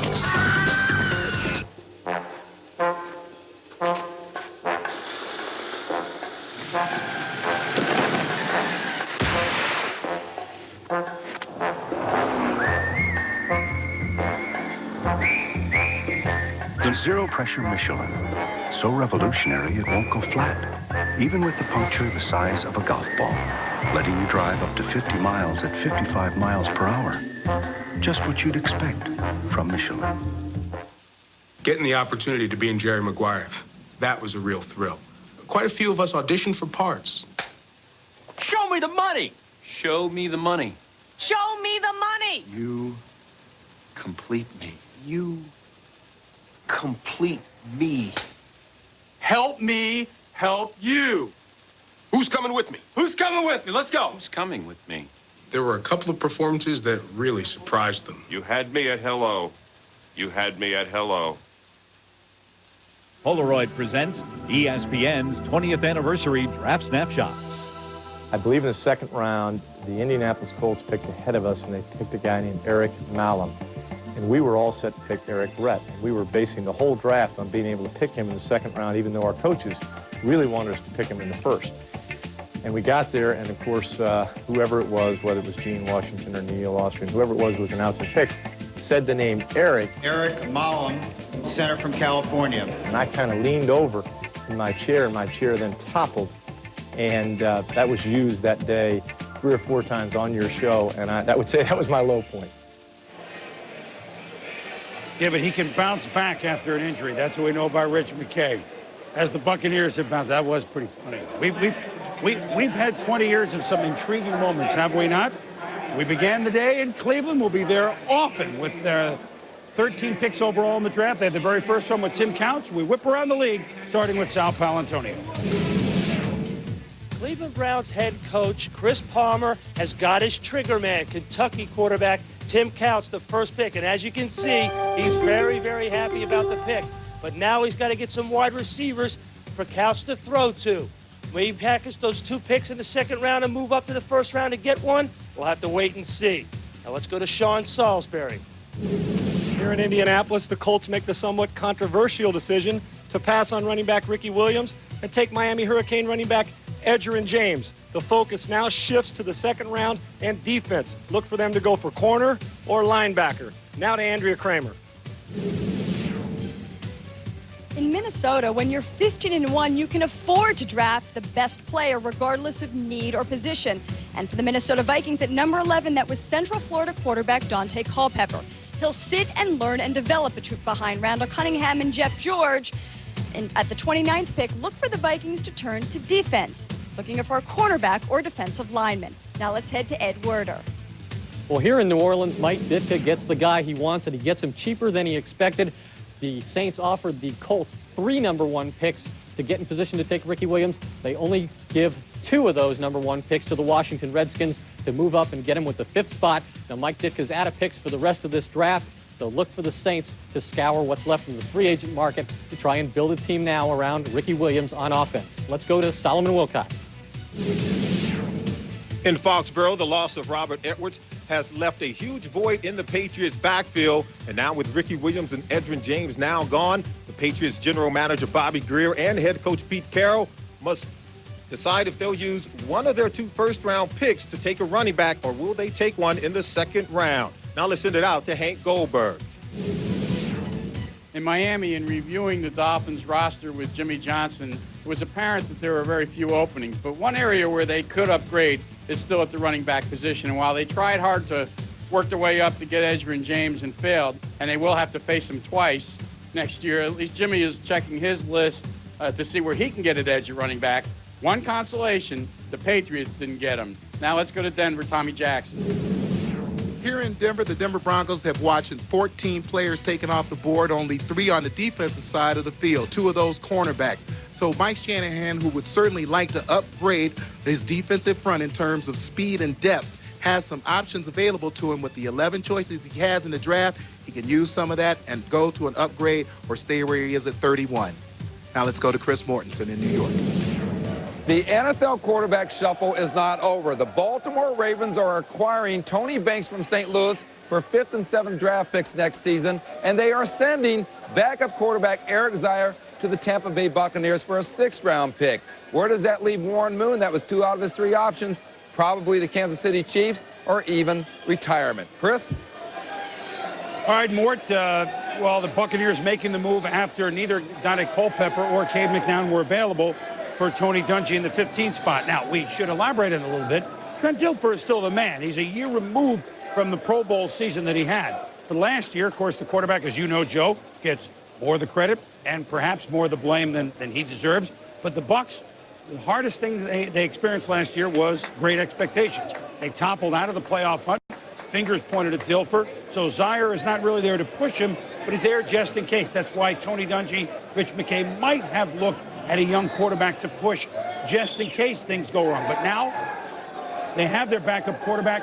I think they got to look offensive line. I agree with you, Chris. I also think with Paul Gruber getting a little bit older, you're certainly going to need something on the offensive line. In all likelihood, that would be the way to go. I wouldn't rule out the Tampa Bay Buccaneers taking one of the other quarterbacks, maybe a Sean King or a Joe Germain, in a second or a third round pick. Not that you want to come in and scare Trent Dilfer, but you still have to say to yourself, okay, if Trent continues to struggle a little bit, where are we going to go? We have to look at this thing as a franchise and figure out what's best for our football team. I personally think that Trent Dilfer can rebound and have an excellent year, a Pro Bowl season like he did a couple of years ago. He's going to need to, because with Jaquez Green and Anthony Riddell on the outside, he's going to have some receivers that are going to be able to get down the field. And you just have to get more production out of this offense that Tampa Bay has throwing the football. Well, the Tampa Bay Buccaneers were a laughingstock for years and years and years. But Rich McKay, then Tony Dungy, the tide has changed, although last year a disappointing season. But first, they have made their pick, and I think it's got to be Gibson, probably, maybe Shelton. With the 15th pick in the draft, the Tampa Bay Buccaneers select Anthony McFarland, defensive tackle, LSU. See, we try to guess. Well, for value, is he the best guy left, Mel? What do you think? He's a good football player, and everybody was trying to go up to get him. And we talked about Denver and some other teams earlier, but you look at Anthony McFarland, a tough kid, 6'1.5", 299. Look at the hustle of number 94, chasing, never quitting on a play, and driving the ball carrier to the ground. I think you look at the quickness, the explosion, that low center of gravity.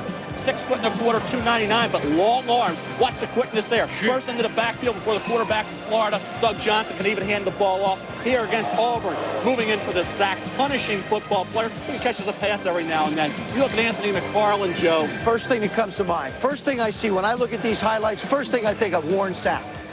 I see a guy with that kind of quickness, that kind of athletic ability, a young football player who can go sideline to sideline with a lot of speed.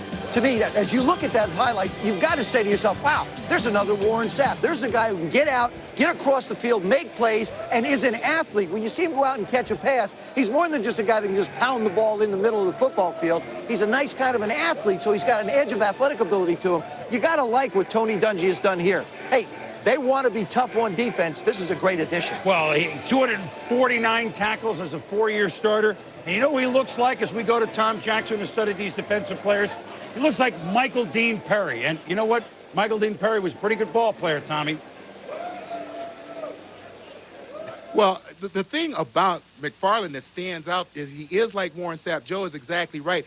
But in terms of pursuit, I think he is faster than Warren Sapp. In his pursuit to the ball, you watch him pursue across the field, a nonstop motor, a guy who was on the field constantly when he played in college. And I think he is a can't-miss guy, an odd body type, but the quickness at the line of scrimmage and his ability to get across and cause some devastation in the opposing backfield, I don't think that we will see a better pair as we anticipate Warren Sapp and Anthony McFarland playing together. Let's go to Chris Fowler. Well, TJ, thank you. My guy for you saw Anthony McFarland, nicknamed Booger, play a lot at LSU, and really teams in the SEC had to gear their blocking schemes around trying to double team him. Even as a nose tackle in a 3-4 defense, 8 sacks. That's impressive. They had to double team Anthony McFarland because one thing that everybody said, he plays hard. He makes everybody on your defense a better player. He redirects, he pursues. He is an outstanding defensive lineman. This is the lowest I've seen a defensive lineman in all the time I've done a draft, Kurt. Well, he's a great run stopper. You've seen him many times. We all had an opportunity to see him. The thing that I love about him is his first step. He gets through the gap, he gets upfield, and he applies a great deal of pressure on opposing quarterbacks. The quickness that he provides, along with Warren Sapp up front, that's pretty scary. Booger headed to Tampa, and you like the pick. I like it. So to speak. Oh. Tennessee Titans are on the clock as NFL draft coverage continues from Bristol. And sorry about that. It's a long day.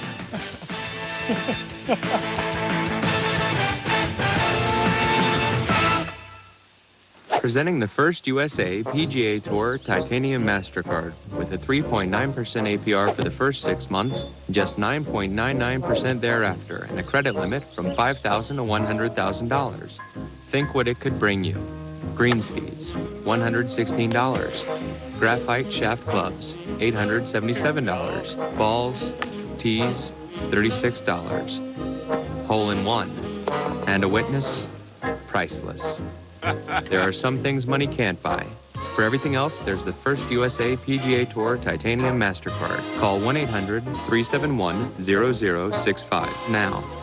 You could save hundreds of dollars by transferring your balances from higher interest rate credit cards. And you'll receive a dozen top-flight golf balls free with your first purchase or balance transfer. Call now and request the First USA PGA Tour or Senior PGA Tour Titanium MasterCard or the First USA Titanium MasterCard. Call now for your free gift.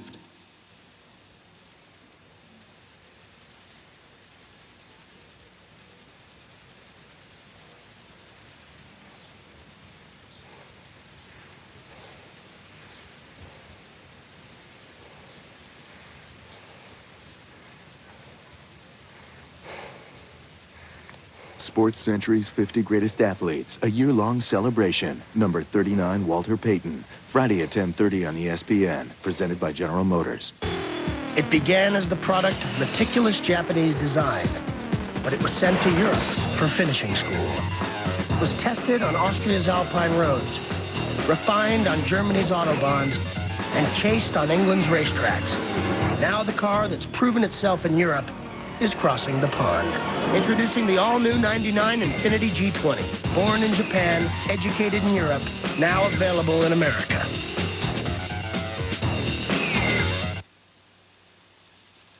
This ESPN News presentation of the 1999 NFL Draft is brought to you by Infiniti. Own one and you'll understand. By 3D FXPC accelerators. So powerful, it's kind of ridiculous. And by Michelin, because so much is riding on your tires. Tennessee. Welcome back to New York. We were at the median of the first round in the NFL Draft. And for the first pick ever in the history of the Tennessee Titans. Now you say, well, wait a minute, they've been around for a while. This is their new helmet with a new name, with a new home. After the Super Bowl was over, after the Pro Bowl was over last year, they became the Tennessee Titans. So for the fourth straight year, this franchise will have a new home stadium. Now, we think defensive line, but you know what? Kearney, Curse. Let's go to Andrea Kramer with a word on the Tennessee Titans. Andrea. Thank you very much, Chris. Let's just say I talked to Floyd Reese just moments ago, and he was laughing and smiling because they will be able to get the man they covet the most, Javon Curse, the defensive end from Florida. Floyd said he was the sixth best player that they have up there. They will play him at right end. He is the best pass rusher. Keep in mind that defensive ends had only 6.5 sacks out of 30 sacks overall for the Titans. They definitely feel they need to polish his skills and put him at one position. He was played all over the place, a jack of all trades, if you will, at Florida, but they'll put him at right end. They'll work him into the rotation there and really hope that they'll boost their pass rush with Javon Curse. Let's head back to you in New York, Chris. All right, Andrea, thank you. And Mel, this is an intriguing type of player. We have a couple of these rated very high every year, a tweener.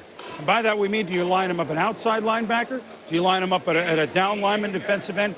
And every year, half the teams think one way, half the teams think the other. Where should Curse play? Well, I thought he would be like a Peter Boulware, up on first and second down, down on third down like a Peter Boulware does in Baltimore. But they're looking at him as a defensive end. Remember, he's 6'4.5". He's 256 pounds, up to 262. Ran a 4.47 on grass. Great closing speed. But he wasn't a sack artist at Florida. Had 7 sacks this past season. Needs some technique work. So whereas a Peter Boulware could get after the quarterback, Curse still needs to learn some technique. Disappeared in certain parts of some key games. So a little more consistency needed out of Javon Curse, but certainly with that physical and athletic ability, at this stage of the first round, he makes some sense, well, Joe. This franchise, Joe, has tried this position before, and in recent years, not been overly successful. No, they haven't. You take a look at this is their last 5-year picks of their status of the guys they've taken.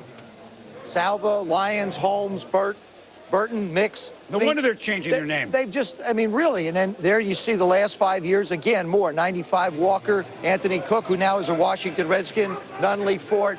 But you have to understand, I think the reason why this will work out very well for him is the philosophy that Jeff Fisher likes to use on defense. It's a pressure style of defense. It brings a lot of safeties. It brings a lot of linebackers. So you really need somebody who can rush the passer from the outside and be quick. They feel like they can disrupt the running game as much with their scheme as they can with just lining up big people. So a good, quick, fast football player added to the front here gives them, I think, an opportunity with, and not only opportunity, but also versatility in what they want to do on defense. You know what, the Titans are a team, the Oilers, for you fans still trying to get adjusted to this, these are not the New York Titans of the early AFL days.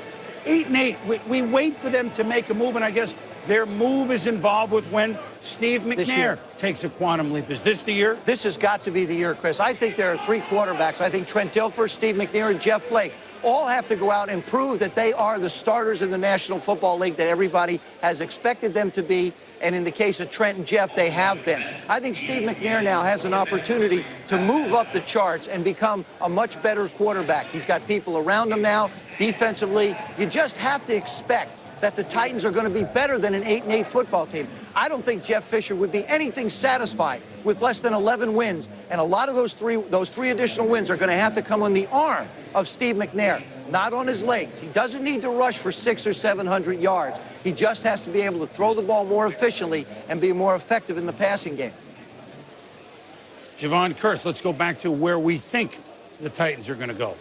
Do you project him to be as good as Bulwer? Because Bulwer is pretty good now. Bulwer's real good. He was a great pass rusher at Florida State. There's no question about that, Chris. But you look at Javon Kearse, I said the consistency is needed down the line. But I thought as a linebacker combination guy, that's where he'd be worked. Obviously in Tennessee, if he goes there, would be a down defensive end. We're going to get 256 pounds, tremendous wingspan. And he did show pass rush potential. He had 7 this past year, got after the quarterback with more effectiveness. Keep in mind, he was a safety in high school, a safety early on in Florida before Steve Spurrier moved him to the defensive side of the ball and left him on at the linebacker defensive end position. So a combination athletic kid who needs to develop the type of consistency and overall skill level that you need at the pro level. He's a player, I think, drafted more on physical and athletic potential than the steady productivity at the college level. Well, we had, just to backtrack a minute, McFarland, when he went to Tampa Bay, it's the latest since 1983 that we've waited for a defensive lineman to go. If and Kearse comes, then here comes the run a little bit. Then we start to, this is the fun part of the draft because these are the teams in specific Tennessee 8-8, Tampa Bay 8-8.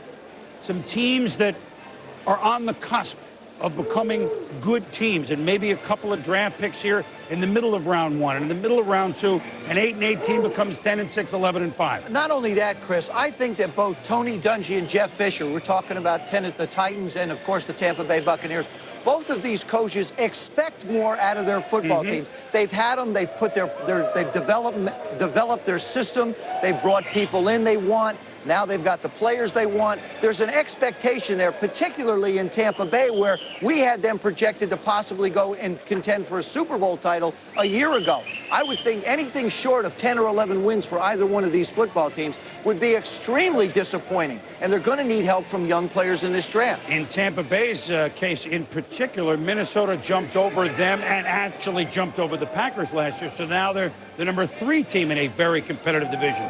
Tennessee got a depleted Pittsburgh team in their division. They're maybe in a better place to make a move. We'll be back.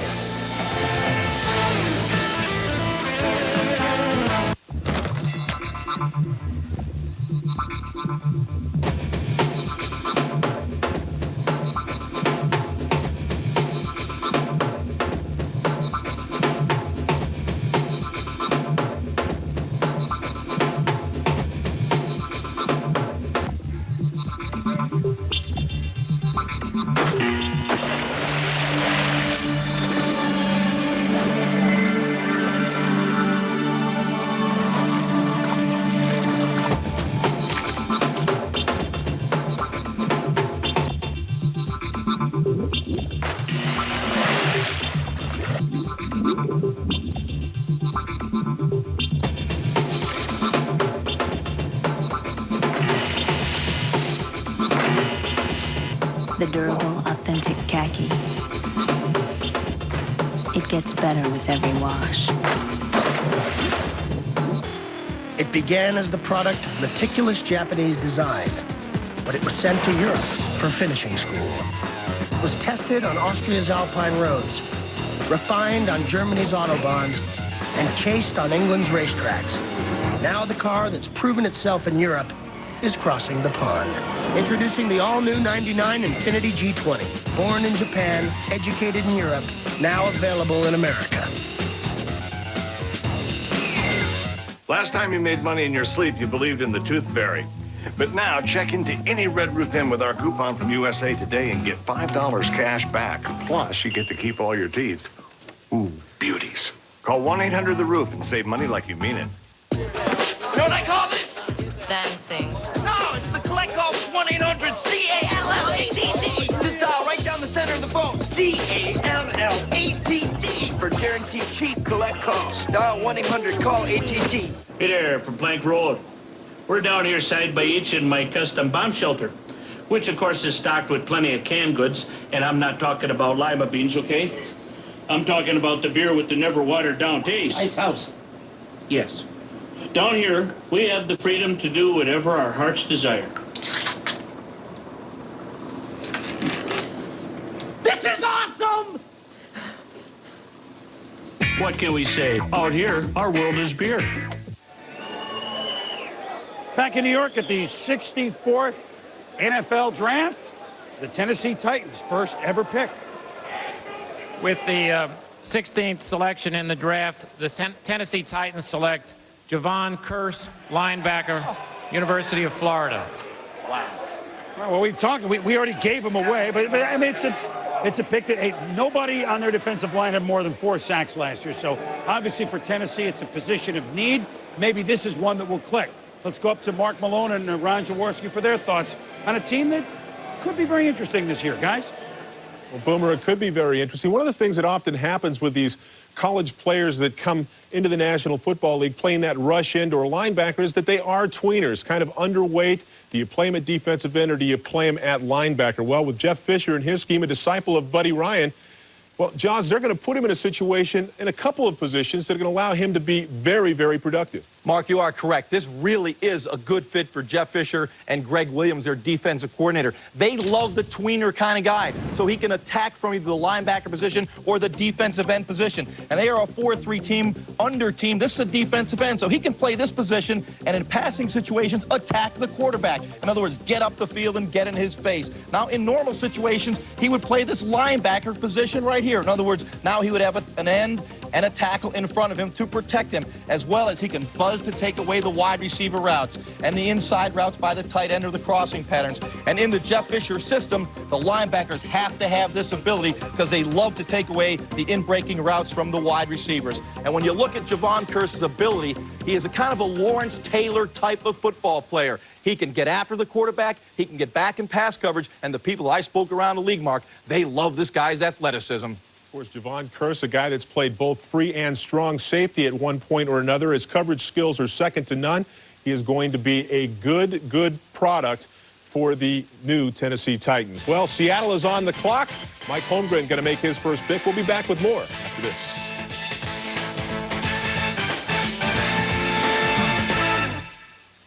Welcome to Taco Night at the Andersons. Hey, it's a steamed-up marshmallow man! Taco Night is also movie night at the Andersons. Get a coupon for a free Blockbuster video when you bring home the new Grande meal from Taco Bell. It's a mountain of food for just $9.99. 1, 2,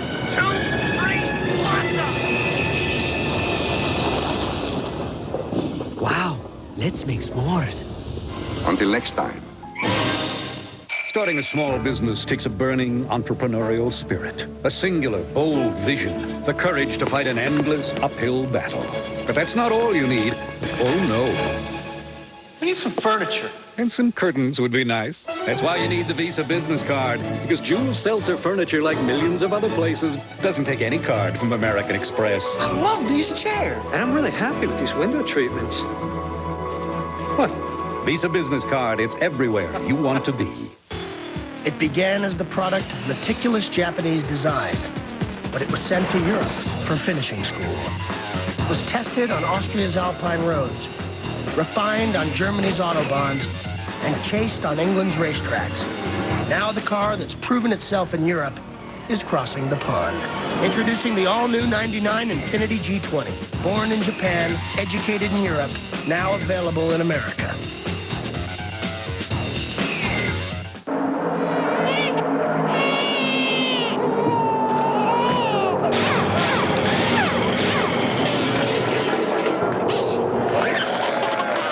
Body Pain 500 tomorrow at 1. NASCAR on ESPN. The 99 NFL Draft live on ESPN and ESPN2. Join the ESPN NFL Draft team for all the picks, plus live reports from inside the war rooms. The 99 NFL Draft, the players, the teams, the future, continues tomorrow at 11 and 1.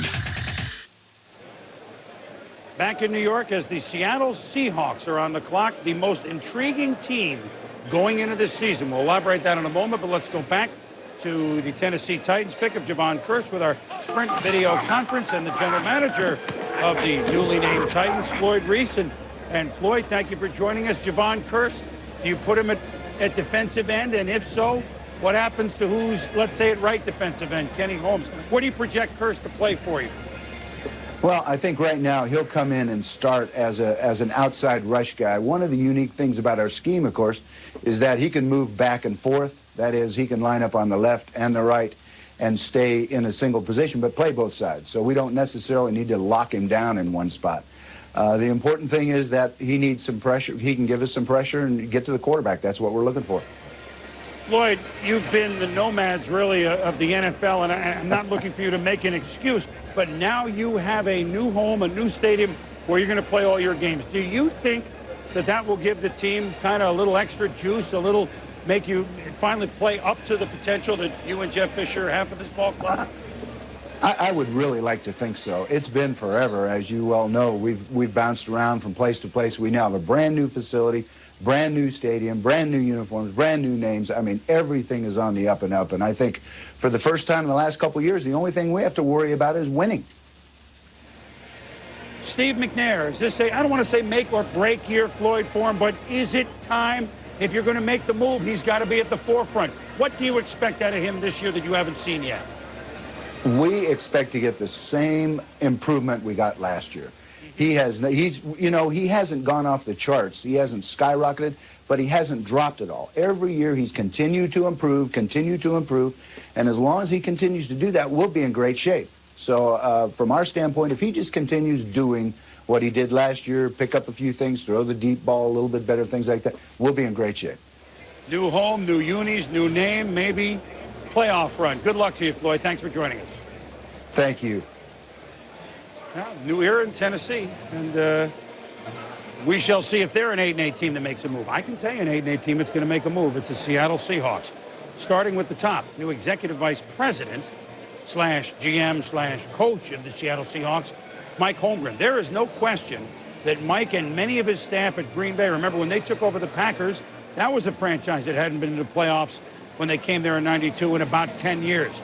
And the Seattle Seahawks, who have not been in the playoffs since 1988, back when Chuck Knox was up there, while you say, well, gee, they must not be a good team, they have, I don't think there's any question, Joe, in my mind, of all the non-playoff teams, the best personnel of anyone. And frankly, they had better personnel than some of the teams that made the playoffs. They really did, Chris. I think the area really where he's got an awful lot of help is on the defensive side of the ball. He just has some great athletes. Cortez Kennedy is over there. They've got Sam Adams, who they expect to play well. You bring in a Chad Brown. You've got Sean Springs. The list goes on and on and on of Pro Bowlers and guys that have been to the Pro Bowl who can help on the defensive side of the ball. I think the big thing here is what can you do to complement Joey Galloway? John Kitna has proven to Mike Holmgren he's good enough to be able to play the quarterback position. Is Mike going to stay right there? That's one of the questions we certainly will have an opportunity to ask him, and he'll answer for us as time goes. I think the pressing need right now is to find a complementary receiver in the offense that Mike Holmgren wants to run. You can't just feature Joey without having somebody on the other side. First thing that comes to mind in my mind is Antonio Freeman and Robert Brooks. You basically got the one guy. Now you need to go find the other one.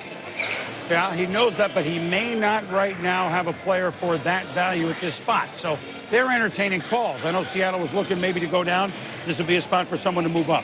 Mike Holmgren in the NFL as a head coach after he was offensive coordinator of the San Francisco 49ers under George Seifert, and before that, offensive assistant under Bill Walsh, 84-42.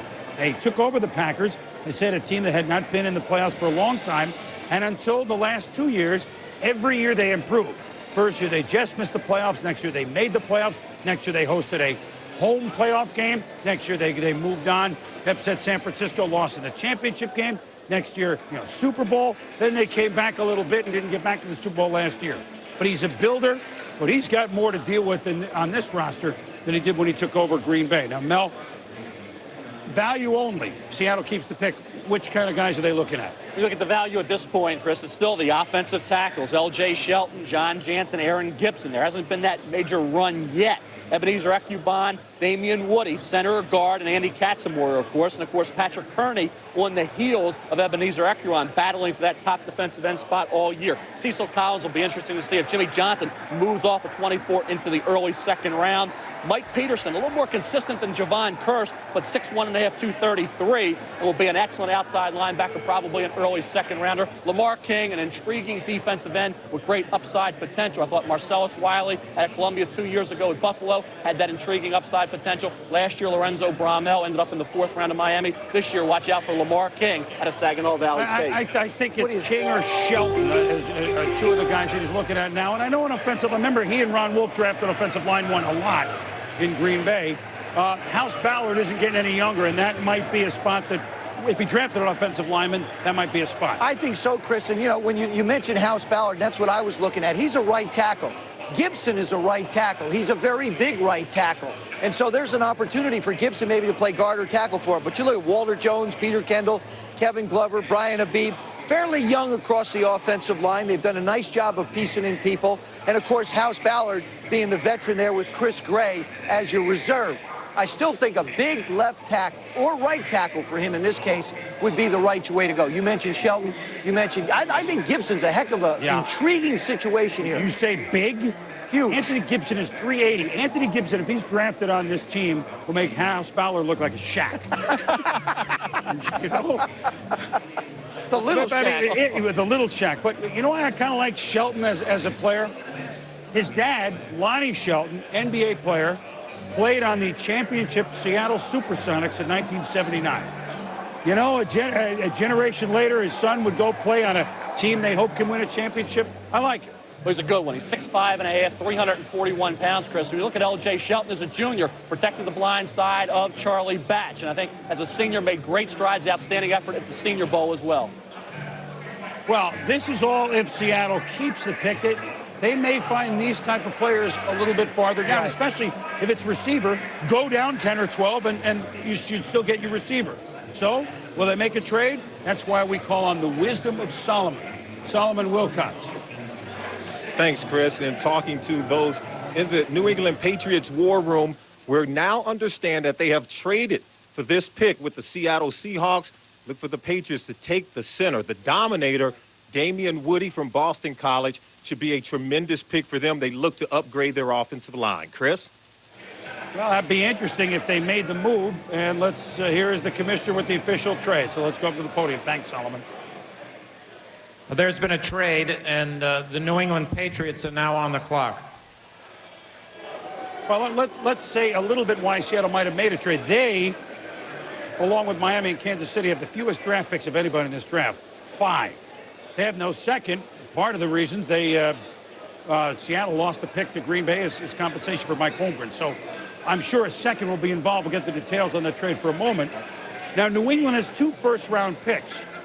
Now, they're not moving up a few spots. Solomon said Woody, the center, who I think still would have been there, and they waited a little longer. But one of these picks with Robert Edwards with the unfortunate serious injury suffered out in Honolulu, one of these picks should be a running back, although I don't think this one, Mel. No, Damian Woody, it would surprise me. I think you have to replace Dave Rollabout. There's no question about that, but I do not think the teams in between would have gone for a center like Damian Woody. I think you have to move up. You have to think about maybe a Conrad, a running back at that point if you're going to go up that far. But I look at New England right now to move up just a couple spots. They have the guy in mind that's going to be a major impact performer on that football team. We'll see, exactly what New England has in mind. So I guess we'll shelve Seattle discussion. They'll be there in 3. Just a little bit with New England. You got Cedric Shaw, who was a 3rd-round pick in '97, who is available, and maybe he can develop for him. I think that's the thing they have to consider. Well, they got 2 picks, this pick and then the 28th pick. Let's see what they've done with the trade.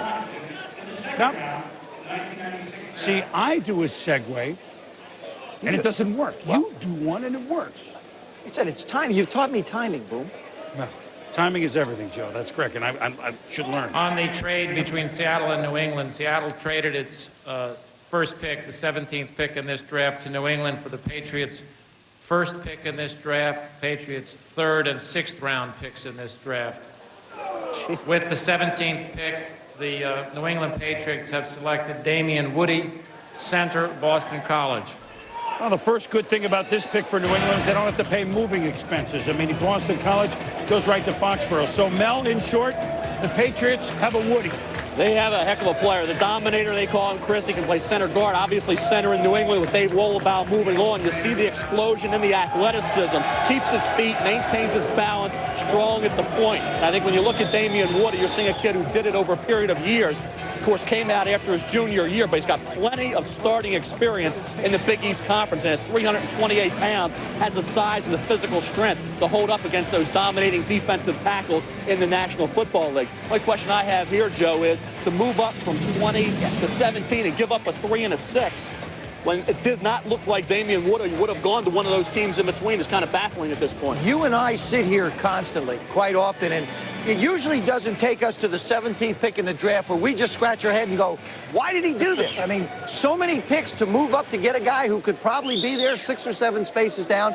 I got to be honest with you, this one baffles me a little bit. I know he's a good center. I know that the offensive line of the New England Patriots needs some help.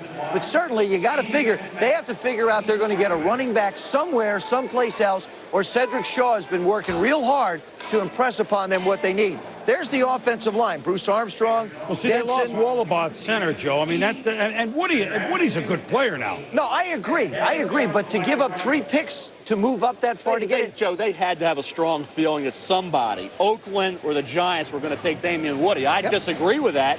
And a 3 and a 6 to me are potential hole fillers for a team. I think they'd still be able to get the same player just a couple spots later. You have to wonder why you would want to part with the 3 and 6. Obviously, they had somebody in mind, either Oakland or the Giants, that were going to be interested in Damian Woody. I think keep in mind also, there's been a lot of talk and a lot of banter about Terry Glenn possibly being on the trading block. They still have some picks. They still have the number 1 left. So, I mean, you don't know. Let me solve that one.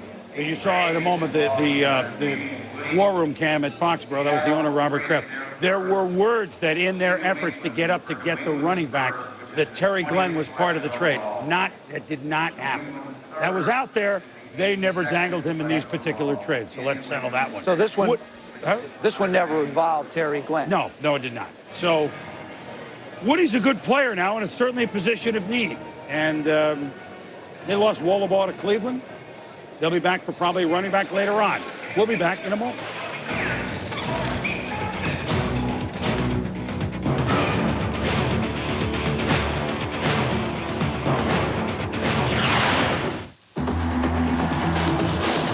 I've won my share of races, but I didn't do it alone. It takes a great team. And Slick 50 is a part of my team. I'm one of the millions of people who rely on it. Now there's Slick 50 Synchron Synthetic Engine Treatment with a 100,000-mile limited warranty and pour-and-drive convenience. It's hard to beat Slick 50. I count on that. Slick 50 Synchron Synthetic, the next generation of engine treatments. And for peak performance, use Slick 50 Synchron Synthetic Fuel System Treatment. This is you. This is the commercial you see. This is the number you call. This is the box that comes. This is the machine you get. This is the number you call. These are the exercises you do.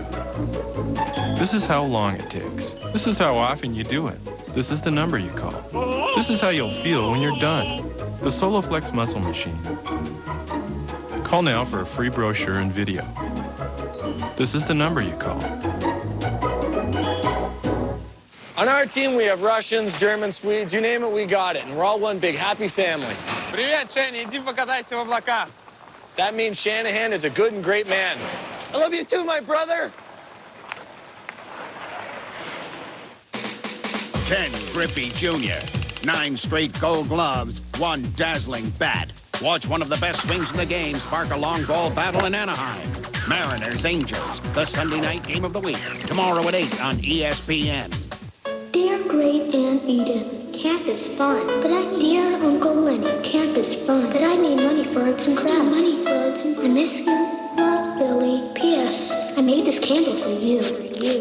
No, more pathetic. Come on, pathetic. Nice. With new Polaroid greeting cards, you can show your relatives how much you really love them. Okay, that's all of Billy's relatives. Who's next? Got a TV here? Yeah, just put over by the hot tub. Polaroid. See what develops. Smells like money.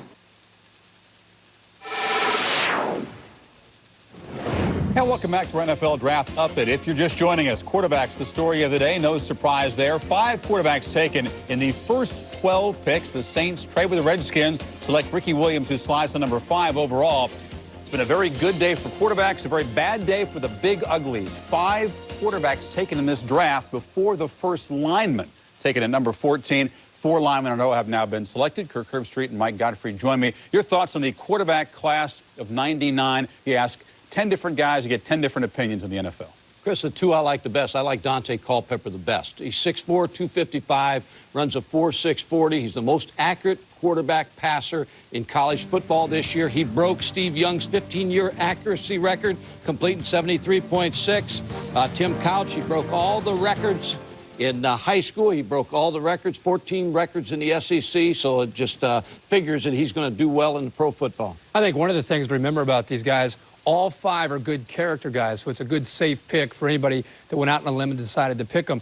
With us all analyzing and overanalyzing these quarterbacks, remember, it's not the measurables that make the quarterback, but the intangibles. Case in point would be Cade McNown out of UCLA. The knock on him, of course, the arm strength, the lack of height to be a prototypical NFL quarterback. They're off balance, demonstrating the arm strength.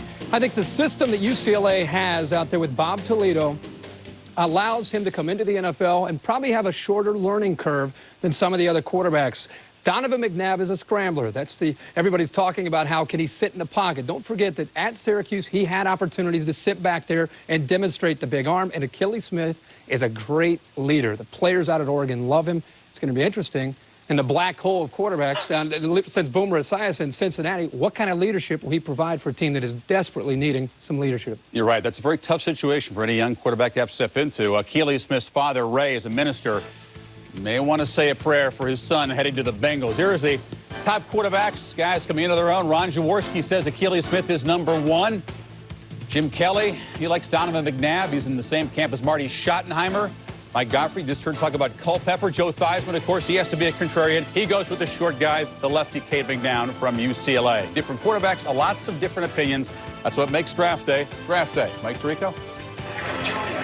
And Chris Fowler. To add to the opinions, we are joined again by Jim Kelly, class of '83, and Boomer Esiason, class of '84. But also had Steve Young and Jeff Hostetler. That was a pretty good group. Well, you heard what the guys were talking about Cincinnati and Minister and Black Hole. And give me your feel for the situation Achilles going to walk into, because it is difficult. It is a very difficult situation, Mike. And one of the reasons I think so is because, you know, he has to step in there now with Jeff Blake, and they're going to be telling Jeff Blake, look, you're our quarterback right now, but in the long term, Achilles Smith is going to be our quarterback. I mean, you know, Achilles, his name in Swahili means courage, power, creativity, and intelligence, or whatever. He's going to need all of those and more. And then I saw him with 32 guys up on the stage today.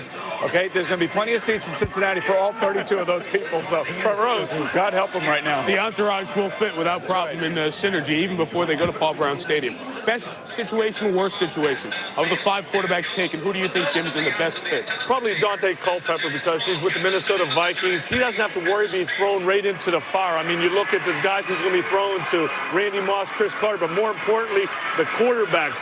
You have Jeff George, you have Randall Cunningham. He doesn't have to get in it right away and try to make an impact. Boomer, best situation? Well, you know what I think? Whatever happened to fiscal responsibility is that I said. Right now, Tim Couch, I think, is worth the money. He's a guy that has shown that he can do it in a big-time college situation. The other guys all have great attributes. I'm not disputing that. The question I have is how much you want to pay these guys for those attributes. I would say Tim Couch, number 1 in the best situation. Dante Culpepper. And then the other 3, you know, I don't know. That's right, exactly. Well, you never know. With Oakland still on the clock and some 6.5 minutes till they pick, the worst situation, would it be new coaching staff? Would it be fans? Would it be the guys around you? What would define a worse situation for one of these 5 guys? I think the people around you. You have to, in order to be a top quarterback in this league, you got to have everything around you. All of a sudden, you get thrown into the fire, injuries, people around your feet. They're going to have a lot to think about. More importantly, if for the head coach to really remember what got him there and what can get him there, that's a top quarterback. So you don't want to take too many chances too early. Boomer, as a guy who played in New York, what advice would you give Donovan McNabb after the greeting he got from the Philly fans, who've been booing their quarterback all along? So they get a new quarterback, and they boo him before he does anything. I don't understand you people, but what would you give him? It's not Donovan McNabb's fault. He is a great athlete. There's no question about that, Mike and Jim. But, you know, the thing is that you know, he's got a quarterbacks coach in Andy Reid, a head coach, I mean, who will actually have some, you know, real, you know, say so in what he does and how long he wants to bring him, how slowly he wants to bring him along, which is good. But I hate to go back to Cincinnati, but, you know, that situation where they can't stop anybody on defense does not bode well for a rookie quarterback, and there's going to be an awful lot of pressure, I believe, in the quarterback meetings. Just think of Kenny Anderson trying to balance the egos of Jeff Blake, Neil O'Donnell if he's there, Achilles Smith, and whoever else. Well, through your experiences, they're going to tell us what these guys face specifically and how they can assimilate their talents into the pros as they'll join us a little bit later on. Now we'll go back to Chris Berman. All right, guys, thank you. And a lot of passes being thrown up there for sure. Let's pass it on up to Solomon Wilcots in New England with the head coach of the Patriots, Pete Carroll, who now has a new center. Solomon.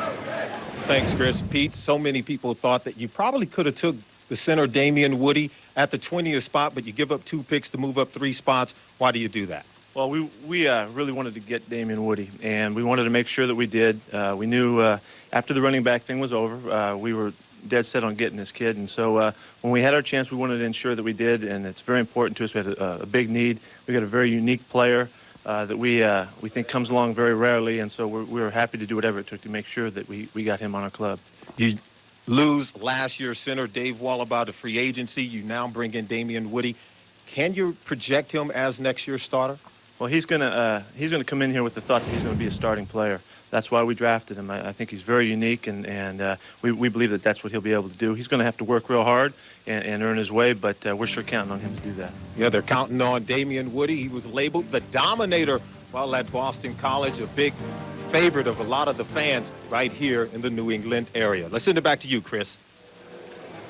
All right, Solomon and Coach Carroll, thank you very much. They'll be back in the war room because they pick 28th a little later on in the first round. The Raiders, 4 minutes left for their first round pick. Will be fun.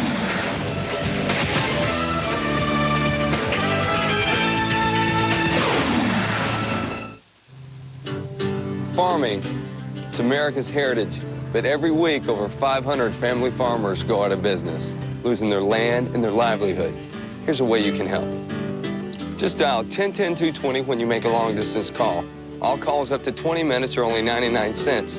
And 1010-220 will make a donation to Farm Aid every time you use it. So dial 1010-220 and you'll get up to 20 minutes for only 99 cents. And you'll lend a helping hand to some hard-working American farmers. Oh, yeah, those first ice boats had a lot of speed, but not a whole lot of control. Yeah, with the blades setting early, couldn't steer around the ice fishing holes. Oh, geez, learn the hard way. Wider is better. With its speed-sensitive steering technology, the White Track Grand Prix gives you precise cornering and control, even at a good clip. You betcha. Better, better. Wider is better. The White Track Grand Prix by Pontiac.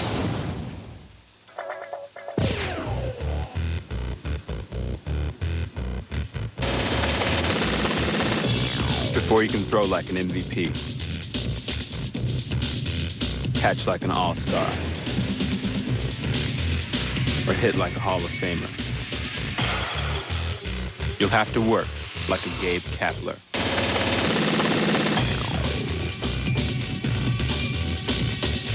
K-Swiss. With Days Inn hotels in over 1,800 cities and towns, finding a place to stay doesn't take a federal investigation. Days Inn, there you go. Now, the Army offers up to $50,000 for college. If you can use that kind of money, raise your hand. Be all you can be. Call 1-800-USA-ARMY. Tonight on ESPN, National Hockey Night, Baseball Tonight, and Sports Center. On ESPN2, the 99 NFL Draft, followed by X in Concert and NHL Tonight. And on ESPN Classic, Behind the Fights and College Basketball Classics. Do you have all the ESPN networks? Well, guess who's on the clock? You know, their fans are unlike any others. They are. Thank goodness they're unlike any others. Look at them. The Raiders have a minute left for their first round pick. You know, the last few years, you can't argue with the thing they've done with their first pick. Charles Woodson is going to be great. Had a wonderful year last year, and even going to be even better as his second and third year coming around. Darrell Russell is one of the best defensive tackles in football. And, you know, Napoleon Kaufman has been a good back, although there's question now as to whether Napoleon Kaufman will continue to be productive for the Raiders. Another discussion another time. Back to Solomon Wilcots in New England. Chris in South Palo Antonio in Cleveland. The Oakland Raiders are on the clock, and offensive line is a major need for them. They gave up 67 sacks last year. That ranked last in the league. I talked to Raiders head coach John Gruden earlier in the week, and he said he'd like to beef up the offensive line. One guy that they do like is L.J. Shelton, the tackle out of Eastern Michigan. They do have Mo Collins and Lincoln Kennedy, but they'd like to see both of them get into competition in training camp, and that offensive line needs to be fixed, and John Gruden would like to beef it up, and L.J. Shelton's one guy that they are looking at. Now let's go to Chris Berman, back to you in New York. All right, Sal, thank you very much. And now the Raiders are running out of clock, and the pick is in. Let's go up to the commissioner. With the 18th pick, the Raiders select Matt Stenchcomb, tackle, University of Georgia. A second Georgia player along with Champ Bailey to go, Mel. Well, he's got a lot of experience, Chris, and he's versatile. He can play right tackle, left tackle, and also play guard. You see a kid here, you can see the polish and an offensive lineman, technically sound, good feet. That guy that was, like I say, a very consistent player and very durable. You know, this is the game here where he played with that harness on his shoulder, had a little trouble with Patrick Kearney. Kearney had 2 sacks in that game, but he's battle-tested in the SEC here against Tennessee, neutralizing the charge of the defensive end, giving the quarterback plenty of time to throw the football. So with Matt Stenchcomb, you know what you're getting. You get with a lot of experience, a lot of versatility that you can plug in at several spots, Chris. Well, so Stenchcomb, Oakland uses almost all 15 minutes on the clock. And the New York Football Giants are on the clock. And the fastest their offense has moved in about 2 years, their pick is already up.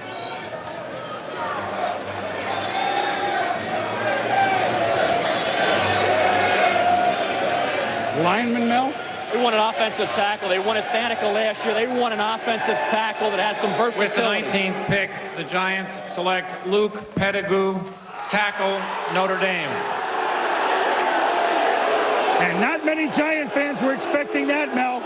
Well, you thought about Aaron Gibson, offensive tackle with Wisconsin, still on the board at this point, right tackle or guard. Luke Pettigrew is a guy who has gradually moved up the draft board. He's versatile as well.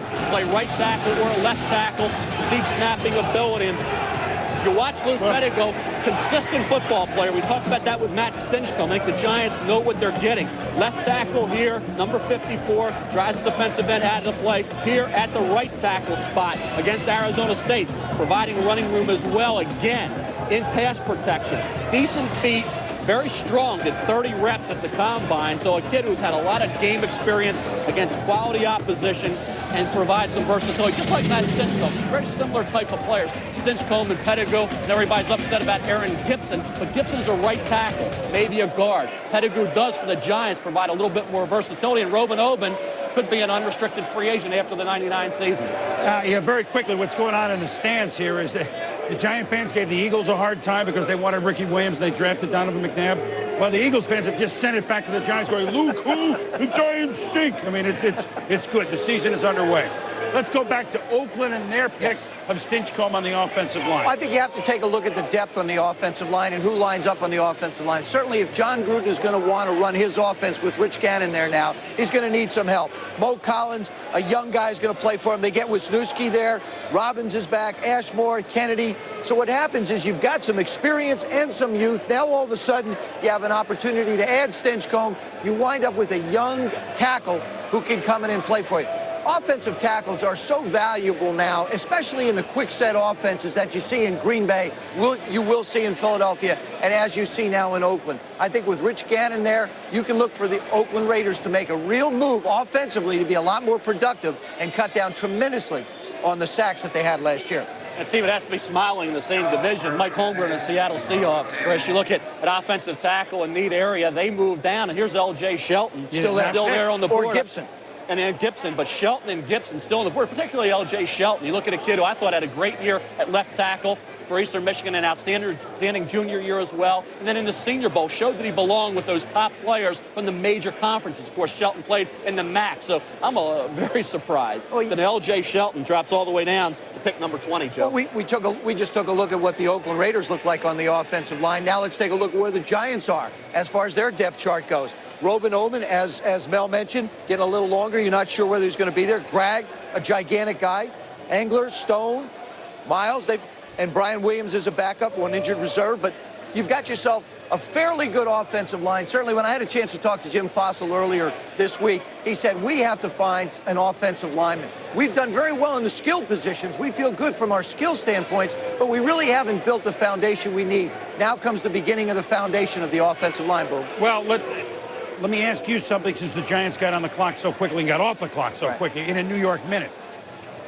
Kerry Collins. Yep. Major gamble for Ernie Accorsi for Jim Fossil at quarterback or not? Not at all. I think Kerry Collins' worst years are far behind him. He's grown up a lot. He's learned a lot. You have to look at the starts he's had, played in an NFC championship game. If the Giants were to take a quarterback at this spot, if they wanted to do that, first of all, it would have cost him a lot more than what Kerry Collins cost him. Secondly, you would have never gotten the experience, nor would you have been able to have him ready to play if needed, if Kent Graham can't get the job done. So to me, the Kerry Collins move is a terrific move by Jim Fossil and Ernie to get somebody in there who can play football, if necessary, right away with a lot of experience. Plus, he wanted to go to New York. And I think it's vitally important that guys want to be in certain places. Here, Joe, here he is, the record of Kerry Collins as a starter. Of course, in '96, as a youngster, he took Carolina to the championship game, a game they lost at the Packers. But the problems in the clubhouse more than anything else, you know, a 2-9, got a lot of work to do. But you know something, so much of what the reflection of that record is that football team fell off the map in a heartbeat. Remember, it was an expansion team. It was put together with veterans. They all got old in about a year, and all of a sudden, bang, they were gone. He really didn't have a lot of support around him either. Some of the biggest names in football. Mike Ditka had Kerry Collins last year. Bill Polian, who drafted him at Carolina. Their thoughts on Kerry Collins and where he might go. I think Kerry's really a good person. I really do. I think that like all of us, sometimes we wander through life and we just don't know where the heck we're going at times. We keep bumping into walls. But I think once he figures out where he's going, he's going to go there. If Kerry's heart is in it, and I can't speak to that, only he can do that, I think it's no risk at all. He'll develop into a fine quarterback. He's done it before. He was 7-6 his first year as a rookie and 12-6 his second year, and then he suffered a tremendously debilitating injury, both physically and mentally, and he hasn't come back from it, but he's done it before. I don't see any reason why he can't do it again. I was just impressed with Kerry in that he understood that he'd made mistakes.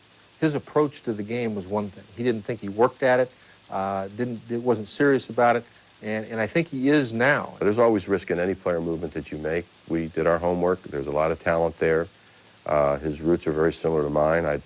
I worked at the same school with the same coach a long time before him. So we felt that the percentages were in our favor. We have a tremendous support system there, and we'll find out.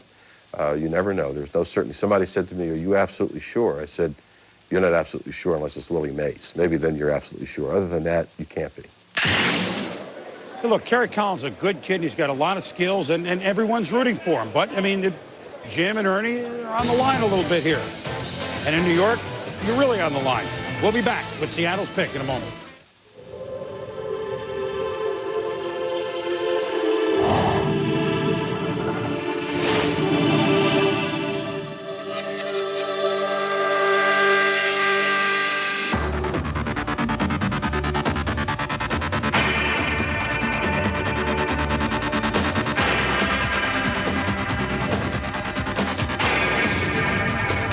BMW 3 Series sedan from $26,970.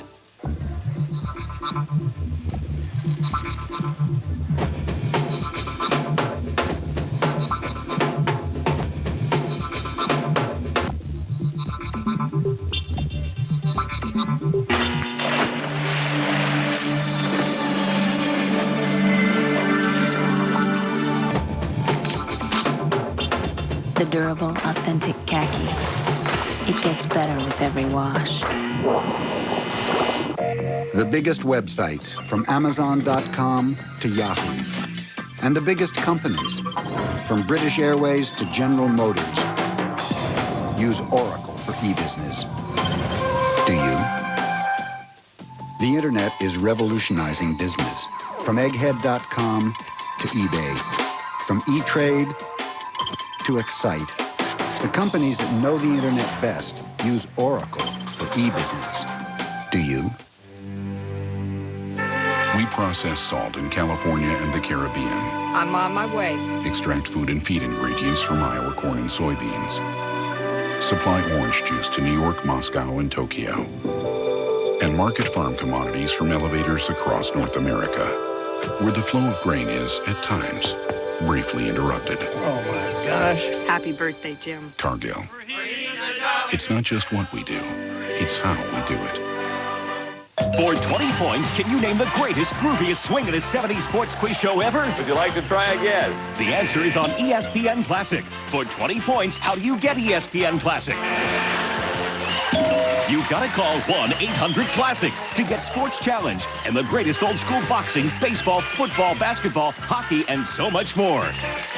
If you've got a need for knowledge, check the facts on Sports Challenge by calling 1-800-CLASSIC to get ESPN Classic today. Are you old school? We welcome you back to the theater at Madison Square Garden in New York. 3.5 hours through and much more to go. We're with you till 10 Eastern tonight or until round 3 ends. If you're just hopping on, what has happened in the 99 draft? Take you around the league, starting with Sal Paolantonio in Cleveland.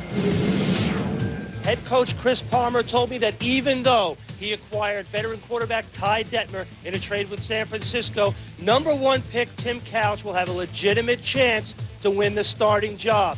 Palmer said it's open competition on the entire roster. In the second round, they have 2 picks. Look for them to go skill position on offense or perhaps defensive line. Now let's go to Sean Salisbury.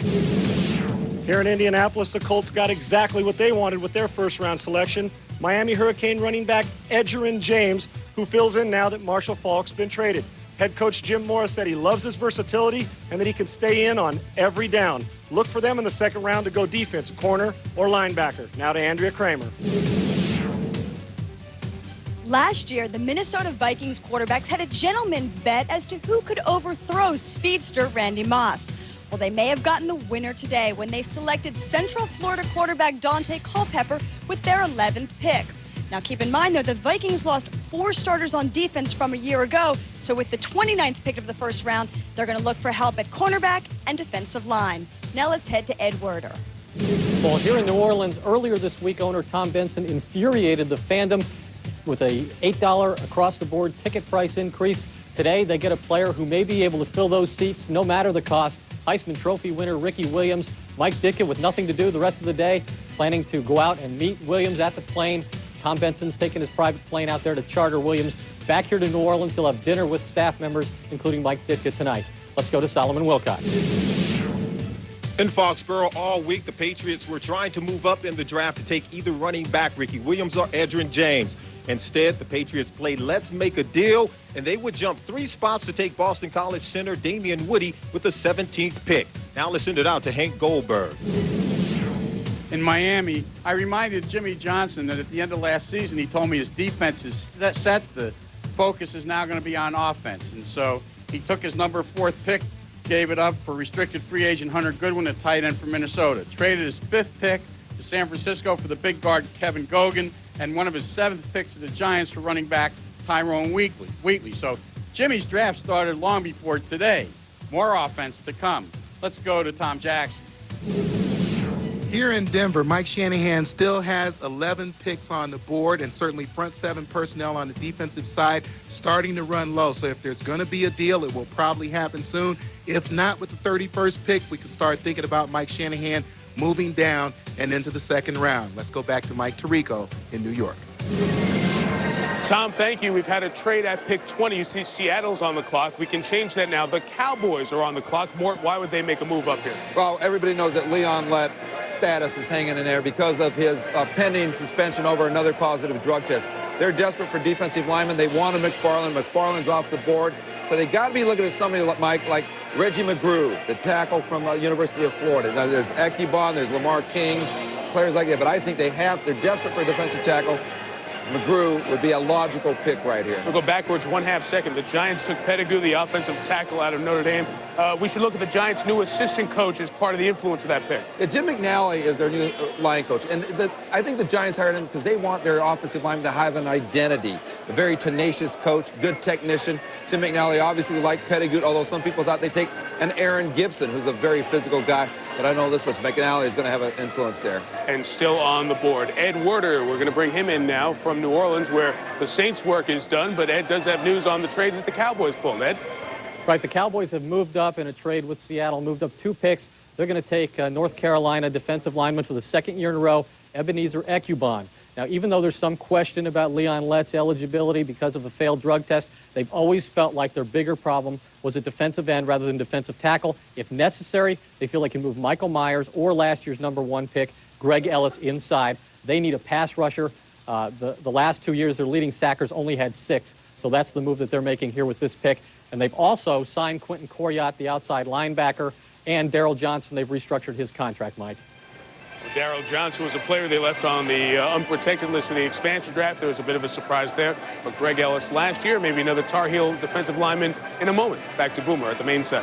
All right, Michael, thank you very much. A little bit behind the scenes on what Seattle has done from their perspective of it. Remember, they came into this draft with just 5 picks. So they now pick up 2 in the trade with New England. They pick up another 1 in the trade here with the Dallas Cowboys. So they now have 8 picks. So they're getting back, they can maneuver a little bit, albeit a lot of the picks are not, this one is here's the first pick. The swap ones, they get a 3 and a 6 from New England. And to swap ones with Dallas, here's the one just made, they pick up a 5. So they pick up a 3, a 5, and a 6, which on paper isn't huge, but when you're only going with 5 picks, that's something that you can work with. Now, from Dallas's perspective, you heard Ed talk about a little bit with Leon Lett, maybe gone a year longer, who knows? This is very smart, and maybe a pick that they might have made anyway, although certainly now a little bit more for need. Yeah, there's no question. I think the area of need for the Dallas Cowboys certainly focused on the defensive line. If Leon Lett winds up not playing, then it's an excellent move. Even if Leon Lett was there, it was going to be an area of complement. Kavika Pittman, McCormick, these are guys that have really got to be able to come on and be able to play some football. There's no question that the Cowboys have committed themselves to many years with Troy Aikman. We know the new deal that he's signed. That's on the offensive side. They went out and got Rocket Ismail, so they've added that complimentary receiver to Michael Irvin. Now, all of a sudden, what do you do on the defensive side? First, you get Deion Sanders healthy. Then, all of a sudden, you get some defensive linemen. Then we jump to the commissioner because he has more information on where we want to go with the next pick.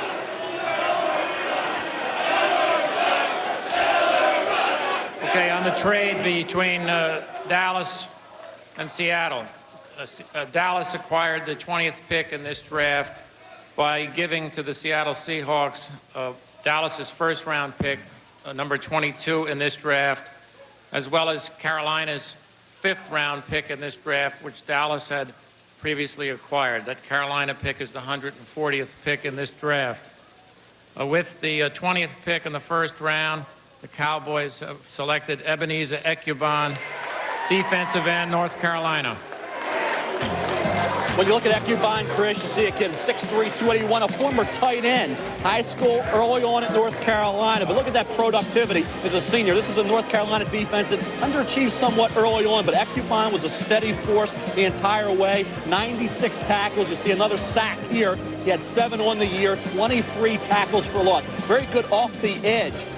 Quick and athletic and strong, and a kid who technically needs some work. Only 2 years on the defensive line, but he hustles, makes a lot of big plays in the backfield, and as an edge defensive end, a lot of people thought he could come right in and maybe help you off the edge as a pass rusher, but in Dallas with Pittman and Ellis, see how he fits in. Their need really, Joe, was a defensive tackle. Now you have a true defensive end in Ebenezer Ekubon. Yeah, but then, you really look at a situation with Leon. Leon Lett really just changes everything for him. They have to be concerned.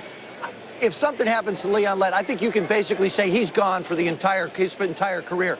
He was such an impact player, such an important part of what Dallas can do. Now, all of a sudden, they're building up the front with speed. This is a football team now on defense that reminds you a little bit of the days when Jimmy Johnson was there, and they had that speed on the defensive side of the ball. They're starting to get back with productivity as well as speed to be able to put pressure on people. Ebenezer Ekubon only played 2 years of high school football, so he still has a lot to learn, but there's a great upside to him. And he's a young man that was born in Ghana, so not too many football players in the NFL from Ghana. But we've got one, and we're going to go up to Bristol with Chris Fowler in the gang. Yeah, Boomer, his family came from Ghana when he was 7 years old. Ebenezer didn't play his first football until 10 years later, but he did grow up admiring another African-born player, Christian Okoye, the Nigerian Nightmare. Ekubon calls himself the Ghana Piranha, and he did chew up some blockers there. Well, he really did. He's only the second defensive lineman picked in this draft. He didn't play high school, like Chris Berman said, till his junior year, and then he enrolled at North Carolina, played 2 years as a tight end, so he's really only been a defensive lineman for 2 years. He's got great upside potential. I think he does have great upside potential. The thing you have to remember about him is, Coach pointed out, and also Chris Berman, because of his lack of playing time, still getting a feel for the game, whether it's high school, college, or even pro. It reminds me a little bit of Greg Ellis, who's with Dallas right now because of his speed out on the outside. He really can apply pressure on the quarterback because he just went. Look for Kearney now and King to start to fall, I would think. Ekubon really replaced Greg Ellis in that defensive line at Carolina. A guy who was drafted number 8 last year. Ekubon now goes to the Carolina parade to the NFL, and the defensive side of the ball continues. Now to Sal Palantonio in Cleveland. Sal? Chris, real quick, one team's misfortunes result in the elation of another team. The Dallas Cowboys, everybody thought they were going to take Kevin Johnson, including here in Cleveland, and you can see right here, Chris Palmer, when Ekubon gets picked by Dallas, just goes crazy because he's like to get Kevin Johnson in that second round, the wide receiver out of Syracuse, Chris. Well, yeah, different teams have different opinions, certainly on the skills of those defensive pass rushers. Can they get it done? Are they complete players? Just another example of that. Ebenezer Ekubon taken by the Dallas Cowboys as they trade up to get him. NFL Draft will continue from Bristol and New York after this break as we steamroll into the latter stages of round 1.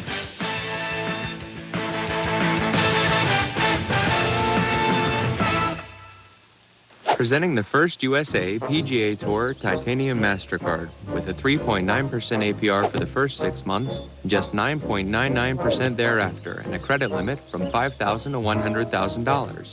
Think what it could bring you.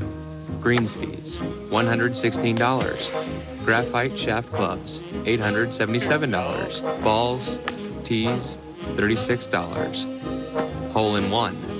And a witness? Priceless. There are some things money can't buy. For everything else, there's the first USA PGA Tour Titanium MasterCard. Call 1-800-371-0065 now. You could save hundreds of dollars by transferring your balances from higher interest rate credit cards. And you'll receive a dozen top flight golf balls free with your first purchase or balance transfer. Call now and request the first USA PGA Tour or Senior PGA Tour Titanium MasterCard or the first USA Titanium MasterCard. Call now for your free gift.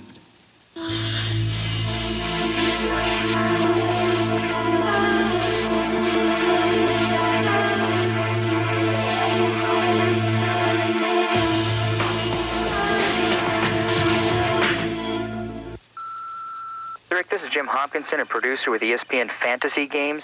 Rick, you're a fantasy baseball owner. You going on strike is not going to bring Mo Vaughn back to the Red Sox. Take that up with their management. This is a business line.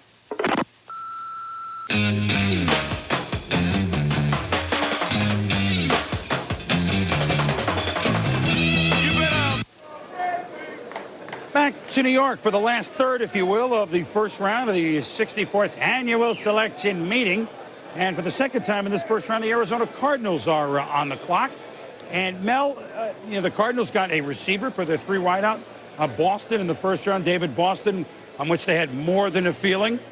And now, look at some of the linemen that have fallen. And if Arizona wants an offensive lineman, which I think they do, boy, they got great value here, don't they? It's going to work out very well for Arizona. They went for David Boston after Torrey Holt went earlier, did not take John Tate. Tate off the board already to Kansas City, but the #2 offensive tackle, particularly the #2 left tackle. L.J. Shelton's still there for Arizona all the way down at 21. Jansen's a right tackle. Gibson's a right tackle. So Shelton is the left tackle that Arizona needs. We talked about the blindside protection for Jake Plummer. That's why Tate's name came up at 8. They opted for Boston. Now Shelton's there all the way down in the first round. Well, Seattle behind them is looking for maybe a lineman too, as we talked about before. So, there's How about Lamar King? I mean, Lamar King is a player that we've talked about at defensive end, small college player, dominated Division II level at Saginaw Valley State. He's a player that's going to come into focus as we get into the latter stages of the first round as well.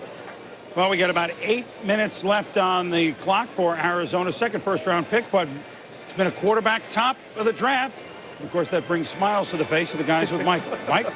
That's right. Jim Kelly, of course, with us every Sunday on ESPN, and Boomer Esiason, who you see on Monday Night Football. And this is not their draft preparation, trust me. This is my draft preparation, but this is their life preparation. For these rookie quarterbacks, you always want to say, oh, these guys should walk right in and start. Boomer, start the process of what is going to change in their lives starting Tuesday, Wednesday? Well, as soon as they meet with their head coaches, the first thing that's going to happen, they're going to be handed this playbook. And this is a Cincinnati Bengal playbook that I was handed many years ago. So the statute of limitations is up. I can't get fined for this. But this thing has about 350 pages of it. And everything from passing protections to passing routes to running downs to running protections to formations, personnel groupings. And this is what they have to learn. Now, the hard thing about that, Mike, is that not only do they have to learn this, but they also have to kind of coincide it with their abilities. And the thing about young quarterbacks is that they're nervous. They're not really sure about what's going on out there, especially when they're playing opposing defenses. All right, they get that thing settled down. Then, Jim, you have another part of Boomer's show and tell to tell us what happens after they learn that. Well, once they learn that, I mean, that's part of the whole season. They get that once they go to training camp, probably within the next 2 or 3 days. But this is a playbook, not quite as thick as that one, but this is a weekly playbook. Each and every game, they'll have game planning, what running games are, what types of protection. But these guys, you know, we talked about before, it's the physical talent you got to have, but you got to have the mental toughness. Both of you tell me, how difficult is it for these players? Would it be better if they got out there, got their faces beat in a little bit, and learned some of that through experience, or better to sit and watch? Well, the thing that I like the best is that Tim Couch has actually signed his contract already. He's going to be in camp. He's going to have Coach Palmer right with him from the get-go, which is going to be really important for him. But even more importantly, I think, is that he has to get to know his new teammates. He has to get the feeling of being around those guys and trying to be a leader. And the hardest thing to do is to gain the respect from the older veterans on your football team when you are this kind of guy and you're making that kind of money. You put it right, because that leadership is a big part of it. And having the people like you, number one, and for a quarterback making that much money, it's going to be tough. Well, that's something that worked out well for Jake Plummer in Arizona. The Cardinals have made their latest first-round selection. Now Gene Washington, Director of Football Development for the NFL, with the announcement up on the stage. The Arizona Cardinals, with the 21st pick in the first round, select offensive tackle L.J. Shelton from Michigan.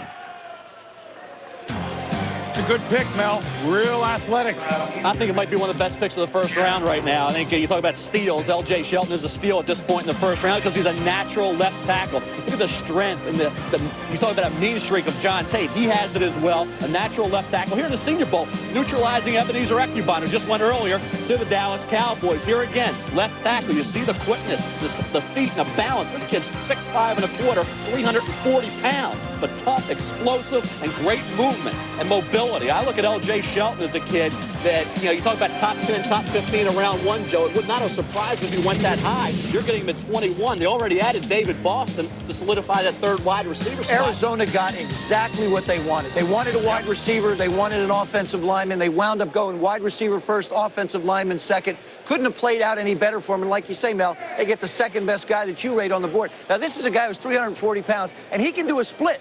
This is not just a big old guy who lumbers around. This is a young athlete who has a lot of agility and a lot of ability, and they're going to need him to come and play pretty much right away with Lomas Brown moving on to Cleveland from Arizona. Started 33 straight games for Eastern Michigan, where a year ago he was blocking and protecting the blind side of a quarterback named Charlie Batch, who, of course, is now the starting quarterback of the Detroit Lions. L.J. Shelton, athletic, got great athlete in his genes. His dad, as we mentioned, NBA player, played for the Knicks upstairs. Was the championship team in Seattle in '79, and then finished on his career a little bit later on in the NBA. So Anthony Munoz takes a good look at L.J. Shelton. The interesting thing about L.J. Shelton is that he started playing football late. In fact, only played 3 games in high school. But you look at his last 33 games in college, and he started all of them. One of the knocks is that he did not get tested with big-time competition. Even with all that taken into consideration, he does a lot of great things. He's an excellent football player. The first thing we take a look at here is his footwork. A guy that's 6'5", 341 pounds. How he just glides out in space with quick feet and great agility to get out there on that wide defensive end. Then he bends his knees. Proper technique, not only at the beginning of the play, but he bends his knees throughout the whole play, which allows him to keep proper technique the whole time. Then balance and strength. Again, it doesn't matter how big you are. You can still be thrown, especially in the NFL. But if you have balance like he shows here, they're not going to throw you. Oh, he almost goes over, but not quite. Then he has a little bit of that nasty streak. All the NFL coaches like that. Also, the thing that helped L.J. Shelton was the great week of practice and the excellent Senior Bowl that he had. And I believe that erased a lot of doubt from the NFL people. All right, Anthony, thank you very much. And we now have the Seattle Seahawks on the clock. They have moved down twice. They got about 12 minutes left to make their pick. But 2 picks ago, the Dallas Cowboys made a move with the Seahawks to make sure that they could get a pass rusher, Ebenezer Ecobon. And joining us now on our Sprint video conference from Dallas, Cowboys headquarters, is the owner of the Dallas Cowboys, and Jerry Jones. And Jerry, first of all, welcome. And second of all, I guess you've got a guy. I don't know if you've ever drafted a player from Ghana before. This has got to be a first. Well, we haven't, but we've attempted to draft some players that we felt as good about as Ebenezer. He was very high on our board. We think he can give us some help on our putting pressure on the passer, and of course that's the direction we were headed. We thought that by signing Quentin Coriat, by signing Rocket Ishmael, and earlier Mark Stepnoski, we hoped we could go into this draft and just get the best player available to us at the time. We got a little nervous, so we decided to trade up a couple of spots with Mike Holmgren in Seattle and draft him. Jerry, how much of this was all of it, part of it, influenced by Leon Lett's situation, and what is his situation? Well, first of all, Leon is in the program. That's well known, and when you are, you really can't comment about his progress and how he's doing. On the other hand, Ebenezer addresses what we're doing on the outside with pass rush, and so it really did not influence what we were wanting to do here on draft day. There's a lot of question about how much longer Michael Irvin in particular can be great, how much longer Emmitt Smith can be great. Do you feel this ball club has a chance to make one last run with the great players that you assembled here and won all those Super Bowls with? Well, Chris, they'd be the first to tell you that those players alone, Michael and Emmitt Smith, can't do it. You've got to have the entire supporting cast to them. But yes, I do. If you look at Denver, you look at Minnesota, you'll see arguably the 2 oldest teams in the league last year. We're pleased to have Aikman signed for the rest of his career. We were really thrilled with the year that Emmitt Smith had. And so Michael Irvin, with Rocket on the other side, providing a lot of speed, and, of course, our other receivers, I really think that Michael's going to have the kind of year that he's had in the past. Jerry, hi, this is Joe. Good talking to you again. Yeah, Joe. Deion Sanders' status. You lost him towards the end of the season. Really affected what you did, mostly on defense, even a little bit on offense. What is his status right now with that toe of his? Well, I think anybody would recognize that when you lose a Deion Sanders on your football team, it's going to affect you. We're really very comfortable with where he is with his toe. He's moving around real good. Of course, he played in the Pro Bowl with it, played in our last game with it. It's continuing to improve. And we not only intend to very much, obviously, have him do what he does for us defensively and return kicks, but we're going to see Deion involved in our offense some this year, too, to add to the speed, and would have been last year had he not got hurt at the end of the season. Jerry, thank you very much for joining us. We're just teeing it up here for a few more rounds and a few more picks. Thank you. See you later. Great. Jerry Jones, owner of the Dallas Cowboys. They won the East last year. I mean, they seem to be apologizing. They did win the NFC East. We'll be back with the Seahawks pick.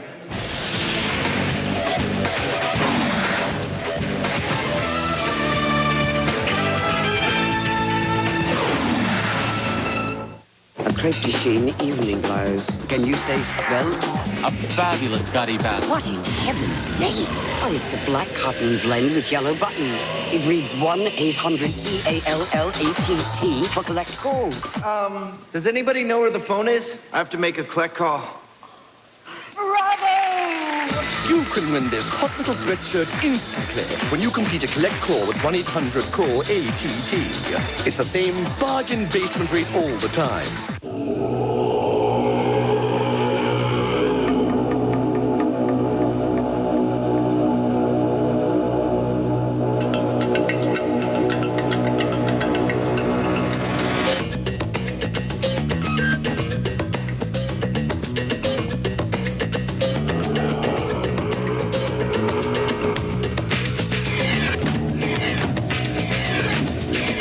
Chevy Tahoe, like a rock.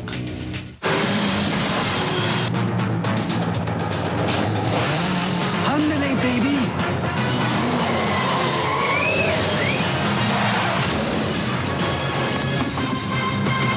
Welcome to Taco Night at the Andersons. Dinner! Well, that was fast. Bring home the new Grande meal and make tonight Taco Night. Choose any 10 tacos or bean burritos, plus a Nachos Bel Grande, plus a Mexican pizza. All for just $9.99. Until next time. Would you like to win a trip to the Brickyard 400 and drive the race parade car home? Here's how. Just follow Steve Park and enter the ESPN Drive at Home Sweepstakes, presented by Pennzoil. Watch the Goodies Body Paint 500 on ESPN. Note the Pennzoil car's starting and finishing position. Then, call 1-800-581-3600 or stop by a participating Pennzoil Lube Center and fill out an entry form. You could win a trip to the Brickyard 400 and take home the race parade car or other great prizes. Back in New York at the draft, Mike Holmgren, his regime as the Seahawks has begun by picking up 3 picks. A third, a fifth, and a sixth for moving down twice in the first round. He now will make the pick. Now to the podium with the first-round pick of 1969 of the San Francisco 49ers, Gene Washington. The Seattle Seahawks, with the 22nd pick, have selected defensive end Lamar King from Saginaw Valley.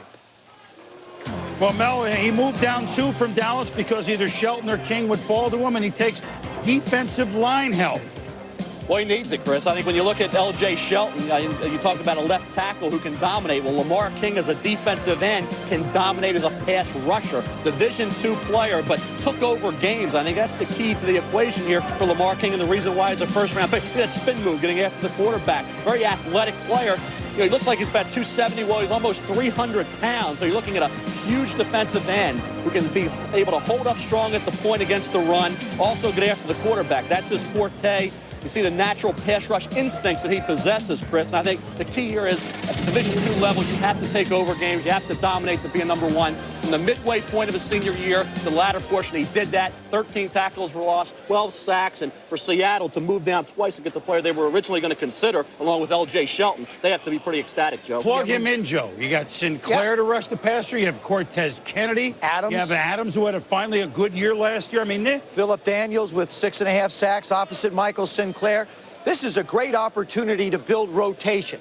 I think what Fritz Shurmur wants to do, he just doesn't want to line up with 5 or 6 guys up front. He wants to be able to run 6 or 7 defensive linemen through, keep them fresh out there. That's going to be the big key. Fritz Shurmur is a magician when it comes to moving the people around. Now, all of a sudden, you give him people of equal level, he can keep that same kind of pressure, same kind of intensity on you, and that's why a draft pick like this is so key to what Seattle wants to do on the defense. very interesting. Now we have 2 straight picks, one from Eastern Michigan, one from the Cardinals of Saginaw Valley State. Let's go up to Mike Tirico for a moment. Michael. Big Cardinals fan, old Sag Valley State. Chris Mortensen, as Boomer talked about earlier, a nice move by Mike Holmgren, dropping down 5 spots, but adding picks because he had so few coming in. Give us an overall picture on Holmgren's philosophy and what he's trying to do here. Well, I think, number one, I think he's kind of putting his stamp on himself as a executive coach. Not only that, though, he's showing how much faith he does have in Fritz Shurmur, longtime defensive coordinator. It was Fritz Shurmur who assured the Packers last year that Vonnie Holliday, a defensive tackle, could play defensive end in his defense. And I think that's what he gets with this pick, too. A guy who can play head up, be physical, and that's pretty impressive right now in terms. I know Fritz Sherman's pretty happy about this. Joe rattled through some impressive names. Add Anthony Simmons to that list there, one from last year. They've got some good names on defense, but their performance is pretty bad. 27th ranked overall in the NFL. Maybe good names doesn't always translate to performance. And I know one thing, Fritz and Mike Holmgren are going to expect their guys to perform. We talk about assistants a lot. Don't underestimate the value of Fritz Sherman. The Buffalo Bills are on the clock. Who will be their first-round pick in '99? They're on the clock, but we'll be back with more of the draft after this.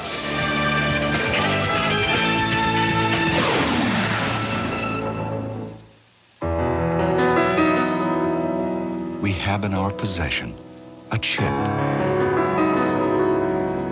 A chip that could revolutionize medicine as we know it. By performing 100 billion operations a second, this chip could help us heal across continents. We could touch more lives, help people live longer than ever, and give us all more time to cherish the journey's truest rewards. But then we thought, hey, let's use it for games.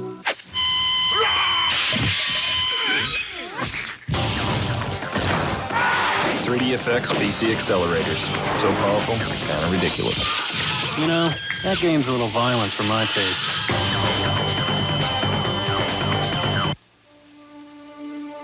The new Acura RL has distinctive styling to appeal to your elegant side.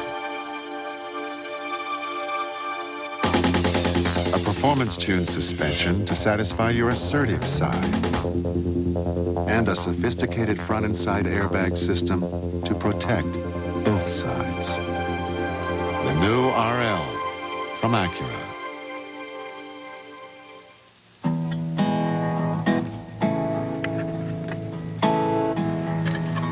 With all the attention McGuire got last year, I got jealous. So this year, I'm going for the record. Maybe instead of the big unit, they'll start calling me the long unit.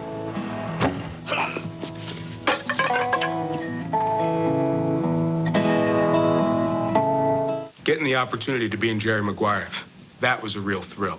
Quite a few of us auditioned for parts. Show me the money! Show me the money. Show me the money! You complete me. You complete me. Help me help you. Who's coming with me? Who's coming with me? Let's go. Who's coming with me? There were a couple of performances that really surprised them. You had me at hello. You had me at hello. 4 hours in, here is your NFL draft update. Again, quarterbacks taking 5 of the first 12 picks. Couch, McNabb, Smith, Culpepper, and McNown. Combined signing bonuses, maybe $40 million. Patriots swap first-round picks, move up 3 spots to get Damian Woody, a center from nearby Boston College. The Cowboys get a trade and get Ebenezer Ekibon, the pass rusher. So 8 out of the last 9 picks have been pure linemen. The 9th guy is Javon Kearse, who does rush the passer. But another guy who also plays linebacker, still undrafted, the big cat from Ohio State, Andy Katzenmoyer. Well, he's a great high school player. He has all the measurables, 6'2", 248, can run a 4.5 40. And when you look at him, they talked about last year, he may have lost interest in college football. He's a sure tackler, made a lot of big plays as a freshman, Kirk. Made a hit here on the Iowa back. As a linebacker, you've got to have very good lateral movement. You've got to be able to close on the football and then finish off and make the hit. Andy Katzenmoyer can move 4.5 40. Diagnosing the play, reading blocking schemes. And the biggest question I hear from pro teams is whether he can keep blockers off his legs. If he'd have came out last year, Kirk, he would have been a top 10 pick. They said he may have lost interest in college football last year. Well, I think one of the reasons some people may evaluate Andy Katzenmoyer and think that he lost a little bit of interest in the game is because he's not a real emotional player. He never has been throughout his entire career. He's not a guy that's going to make a play, jump up, and get crazy. But he is a physical freak, 6'3", 255 pounds, runs a 4.48 in the 40. I think some of the NFL personnel right now are looking at Andy Katzenmoyer, and they're questioning the instincts, the fact that blockers did get up in his legs, and that's why I think he's starting to slide a little bit here in the first round. A lot of physical freaks have flopped. He's got to prove that he loves football. Very few linebackers have ever succeeded without having that passion and that drive and that need to be an aggressive, great football player. We'll see if Katzenmoyer can do that for whatever team drafts him. Now for an update down to Hank Goldberg in Miami. Henry, some news?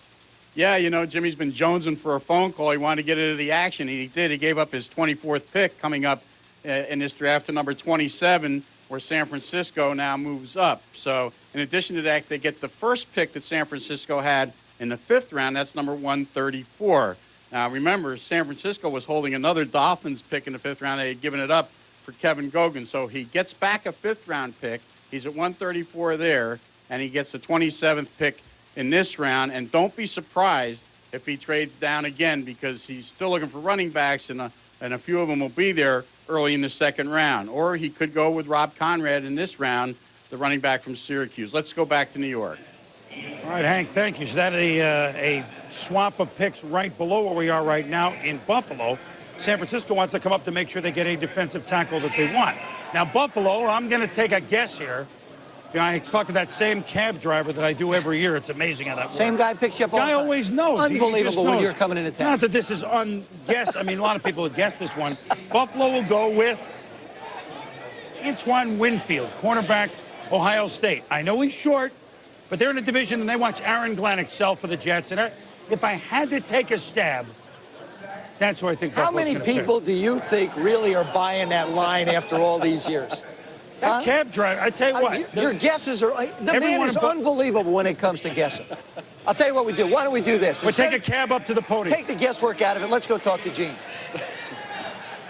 The Buffalo Bills, with the 23rd pick, have selected defensive back from Ohio State, Antoine Winfield. You're unbelievable. That guy's unbelievable, that cab driver. Hey, Winfield is not, he is, by some they'll call him the best pound-for-pound player in the draft. You agree with that? I'll tell you, one of the toughest players at the cornerback position, Chris, to come out in a long, long time. The corner blitz, you see him here on 2 plays, just dominate off the edge. 214 career tackles for a cornerback is amazing. Decent ball skills here, making the play in coverage. You'll see another pass breakup here as well. You're looking at a kid 5'8.5", at good recovery speed, not great recovery speed. Adequate leaping ability, 38.5 vertical jump, but he doesn't have those special, skills as a jumper or in terms of recovery speed. We'll see if he can compensate for being 5'8.5". That's the question, Joe. In a league dominated by big wideouts, can Winfield at 5'8.5" get the job done? Yeah, but you got Mark McMillan. He's sort of like the little cornerback's hero. Here's a guy who's come on, nobody thought could play real well, and yet he did a terrific job for Kansas City. All Mark McMillan ever does is play good football for everybody, even though he's a smallish type of a corner. I think this kid can come in and be the same type of a player. Hey, they saw what happened when Thomas Smith got hurt last year. They lost Burris. They had some injuries there. Kerner Urban. This is a good pick for Buffalo, a position of need, and a tough player in Antoine Winfield. That's who they had eyed all along. They were hoping that he would fall through because of the size. They're not scared off for the size. Buffalo is very happy right now. Also, I think happy right now, let's go out to the beautiful Pacific Northwest and join the coach / general manager / executive vice president of the Seattle Seahawks, Mike Holmgren. Mike, that's a lot of baggage there. A lot of titles. And you've also picked up draft picks here, Michael. I mean, you were dealing and still got a player who you were looking for. Were you nervous after a while that a couple of these players you might have made one deal too many? Well, that always crosses your mind, Chris. In fact, I was thinking about making one more, and then I got, it was kind of like the Philadelphia reaction by the people in the room. So, no, we're very, very happy, though, we got Lamar, and it was the guy we wanted. And then we were fortunate enough as well to pick up some picks. We only had 5 coming in, so this helps us a little bit. Now we can play a little bit the next 2 days. Well, you probably from Green Bay snuck over once to Saginaw Valley State, and nobody recognized you at the game. Assess, if you will, for us what you have found now to be on the roster of the team overall. Is this a team loaded and ready for a big-time move, you hope, this year? Do you have the guns to challenge Denver, at least in that division? Well, you know what? Denver is a fine football team, and the division is very strong. It remains to be seen. I was very pleased with our first mini camp, however, and I believe we have a chance to be a good football team. There's pretty good talent here. Some of our key people, particularly at quarterback, we have a young quarterback. He has to come through for us. But our defense appears to be pretty sound. And then with the addition of this young man, Fritz is going to be able to shuttle those guys in, keep them fresh. And I like our football team right now. Mike, you've gotten to look now at John Kitna. You only saw him a little bit on film, but now you had the mini camps. He's a youngster that shows a lot of promise. You also traded for Glenn Foley. Is it Kitna's job, and how good could he be from your first assessment? Well, you know, Chris, it's real early. But right now, John's our starting quarterback, and Glenn knew that coming in, and I'm pretty upfront with those guys. Glenn came in and had a good mini camp as well, however, but it is mini camp, and I think you would like everything about John Kitna just as I do. He's just inexperienced and hasn't played a lot. So time will tell, but I like what I see so far. What's the most important thing that has to happen for the Seahawks to make a serious challenge? Obviously, to play at the quarterback, but you have some Pro Bowl players, you know, like a Joey Galloway, a guy who was great, and Ricky Waters running the football, some defensive guys you meant. What are one or two things that has to happen for this team to go from 8-8 to 11-5? Well, from a very practical standpoint, you have to eliminate a lot of mistakes that took place last year. We had way too many procedure penalties. We had fumble snaps from center. We had unusual penalties in crucial times. Things that are correctable, I think, with a very disciplined type of approach to what you do. The second thing is, as far as attitude, I believe, you know, you got to create that belief that good things are going to happen and you're going to do well. And we've started doing that. The guys really want it. They really want to do well, and now we have to have some success, get them believing in our program, and then I think we have a chance. Well, you'll be busier than you thought the next couple of days with the extra picks you got. Thanks. And in a time warp, we're going to go from you, and then we're going to watch Bill Walsh work at Draft Room. It is a time warp, isn't it? Very much so. You know what? He phoned me. We talked this morning, and I know he's happy to be back in there wheeling and dealing. Well, and no one wheels and deals like he does. Nobody. You've taken a page from his book today. Thanks, Mike. See you later. All right, kid. Mike Holmgren of the Seahawks. The Niners are on the clock. We shall return. When it comes to building a comfortable home, you certainly have your options.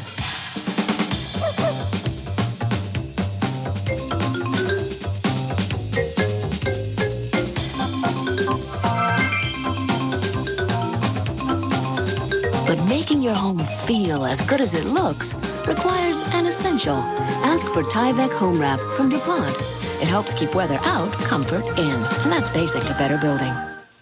Call 1-800-HAIR-CLUB right now for a free brochure. Your free hair, all you have to do is prepay for a basic club plan. That's it. Can't believe you can slick it straight back and it still looks natural. I love it.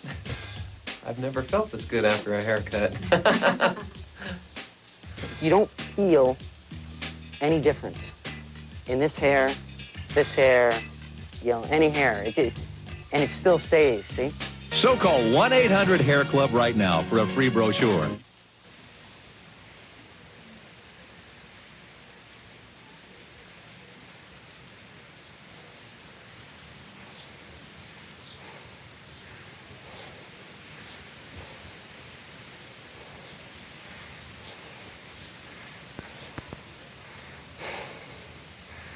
Sports Century's 50 Greatest Athletes, a year-long celebration. Number 39, Walter Payton. Friday at 10:30 on ESPN. Presented by General Motors.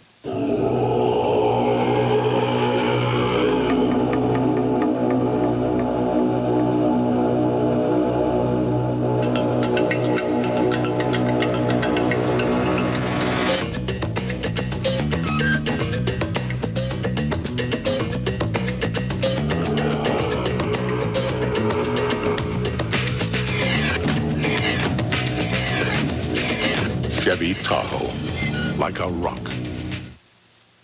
This ESPN News presentation of the 1999 NFL Draft is brought to you by Taco Bell. Back in New York, the San Francisco 49ers are on the clock because of the trade they made a few moments ago with the Miami Dolphins, moving up 3 spots in the first round. And in exchange, as Hank Goldberg reported, Miami gets one of San Francisco's 5th-round picks. Well, this is the new old brain trust of the San Francisco 49ers, and it is a time warp, isn't it? Hall of Famer Bill Walsh his right-hand man through all the glory years in the 80s, John McVay, and his successor eventually, or the man he is grooming, Terry Donahue. They're the ones calling the shots.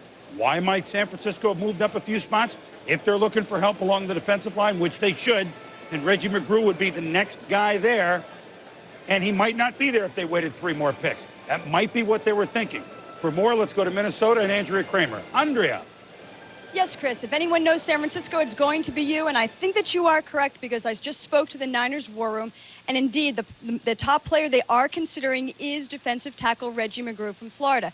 Keep in mind, Chris Dolman is likely retired. Bryant Young, coming back from a devastating leg injury suffered late in the season, may come back early in the year, but they'd like to have some insurance hedge that they don't need to get him back until October.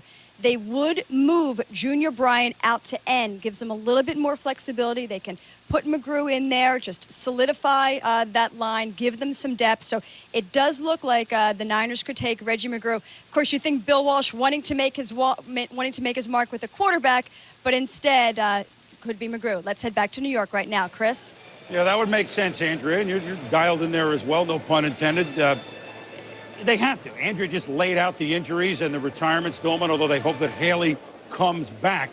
But remember, this was a team that invented, in some ways, the 6, 7, 8-man shuffle on the defensive front. So even if those guys weren't hurt or questions, they might do that. With the 24th selection in the first round, the San Francisco 49ers select defensive tackle Reggie McGrew from Miami. Well, so they get the pick from Miami, and they take a guy from Miami. Chris, I talked about Antoine Winfield from Ohio State dominating in terms of the run and corner blitzes with his 214 tackles. Reggie McGrew in the SEC for Florida, the same thing, a dominator behind the line of scrimmage, making plays, creates the fumble there. You see the quickness, 6'2" and a half at 307. 30 reps at the combine, so tremendous strength and quickness allows him to take over games when he's healthy. But in the 3 years he was a starter, missed some playing time with some injuries, so that's a real concern going in, durability. Can he hang on and start 16 games? A marathon season in the NFL, when over his 3 years in Florida, he started 28 games, but did miss some time with injuries. So if you keep him healthy, he could be a great player, Chris. Well, you know, Mel, I'll take it. Go ahead, Joe. I mean, he's powerful. He's powerful. He's quick. Just an injury question. And not only that, you just don't know about Bryant Young. Bryant Young had the compound fracture of the leg. He has a rod in it. The fact that the rod is in, I think, is going to give him a chance to come back. I don't think he's going to be ready in the beginning of the year. Bryant Young with 9.5 sacks. As Andrea mentioned, moved Junior Bryant outside, Gabe Wilkins, Marvin Washington there. Now all of a sudden you come back and you really need the tackles. I think it's very important in the San Francisco defensive philosophy that they've got tackles to anchor the middle. They need to push up the middle. They like to push up the middle. They can flush people out so their ends can be productive, especially the elephant ends, the smaller defensive ends that are able to put pressure on the quarterback. So here's a bigger guy that can come in and play in the middle again for you. Let me go back to Dallas, Joe. They needed defensive tackles. They took the defensive end Ecubon. Would McGrew have been a better fit for the Cowboys, knowing Leon Lett's situation, knowing how desperate they are for defensive tackles? Not necessarily, and the reason I say that is simply because it looks to me like Dallas is trying to go back with speed on the front. So you're basically not necessarily going with the bigger guys. You're going with the quicker, faster guys. So if it's a philosophical change which they want to get on defense, I think the choice of the smaller guy, quicker end, is a better choice. I mean, you saw the chart there a moment ago. I mean, you know, there's no Barker, there's no Dolman. Bryant Young, I don't know, is going to be ready to go in the beginning of the year. So. I don't think he will, Chris. I mean, it'd be a miraculous recovery if he could. I think he'll be back at some point during the season, but certainly I wouldn't expect him back before week 6 or 7. And Steve Mariucci will take some rush, because rushing the passer will make your DBs, which was also a question for them last year, better players. Now let's go down to Miami, who was the other half of the trade, and Hank Goldberg. Hammer. Boomer, you guys didn't think that Jimmy Johnson was going to sit there with just 5 picks, did you? Now he goes to 27. Then he trades again with Detroit. Picks up their 2nd, 3rd, and 5th round picks, number 39, number 70, and number 142. So effectively, what Jimmy has done now, combined with the San Francisco deal, is he got out of the first round where he was sitting at number 24, picks up a 2, a 3, and 2 5s. Let's send it back to Chris Mortensen in New York. Well, Hank, I think there's another happy fellow, and that's Ray Rhodes right now, the new coach of the Green Bay Packers. Ron Wolf right here has always targeted Antoine Edwards, the Clemson defensive back, for this pick. Antoine Edwards, a big physical defensive back. Pass coverage was a weakness with the Packers last year. And I think that you look at Emmett Thomas, the new defensive coordinator of the Packers, and Ray Rhodes, another great defensive coach. Philadelphia last year with these two men, #1 in pass coverage, Antoine Edwards, Chris Berman, adds to that depth, or it really makes this a better secondary, I think. Yeah, well, I mean, we can remember the two teams we were just talking about more, San Francisco and Green Bay, that marvelous playoff game. But if you really look at it from a defensive coordinator's point of view, neither could really stop the other's passing attack. So that would make sense. We'll try to make some more sense, and we return with the Packers on the clock late, round number 1.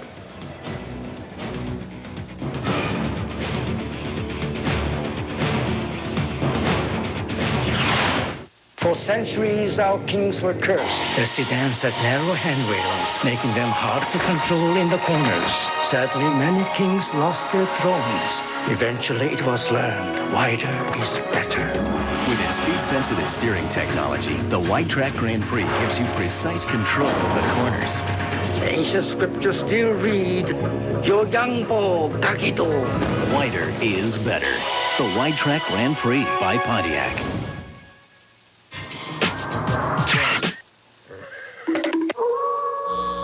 Lost again? I'm gonna call our manager. You got some change? Change? I see you fellas ain't from around here. We down 1-800-CALL-ATT. We call collect. See, with 1-800-CALL-ATT, you pay one low rate all the time, no restriction. Let's bounce. Throw your hands up. Throw your hands up. Granny, it's your birthday. Go, Granny. Throw your hands up. 1-800-CALL-ATT for collect calls. One low rate all the time. Edgar and I have so much in common. It's like we were long-lost brothers. We both have larger than average ears. We both have pretty straight hair. It's creepy. And get this, we both love the taste of Miller Lite because of the choice hops. It's like we were separated at birth.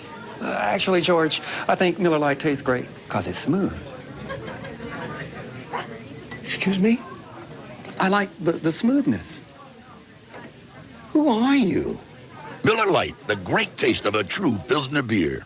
Welcome to the Super Lottery Drawing. This week's jackpot is $15 million, so let's get to it. The first number is 29. The second number is 15. the third number, 7. the fourth number. It's time for E-Trade, the #1 place to invest online.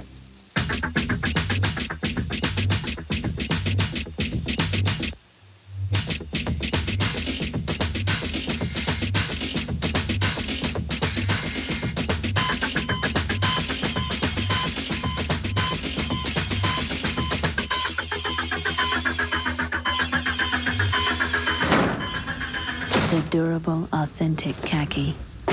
You'll wear out before they do. Back in New York, late in the first round, the Packers on the clock. Mel, best players available. What's your reshuffled board? Well, Jansen and Gibson, Chris, right tackles. Katz and Moyer sliding down. Not a big-time year like he had as a freshman. Johnson, wide receiver return man. It could be a good late first, early second. Cecil Collins, be interesting to see if Jimmy Johnson has positioned himself in the early second round to acquire Collins. And Sean King, sixth best quarterback, but could be a late first, early second rounder. And Antoine Edwards, a kid I really like. He can play cornerback, he can play safety, versatile football player. And on the football field, Chris, he makes big plays. The Packers on the clock with about 8.5 minutes to go on their pick. Then Jacksonville, now Detroit, as the trade reported by Hank Goldberg. New England, Minnesota, Atlanta, and Denver. And then we will be done with round number 1 of this, the 64th annual selection meeting. The Green Bay Packers, first year they really went a little bit backwards. And, of course, the new coach, Ray Rhodes, with the general manager, Ron Wolf, who built that team, along with Mike Holmgren. So now, not that they went backwards that far, but they were supplanted as division champs. They want to get it back. Here's maybe the first step. Let's go to the podium.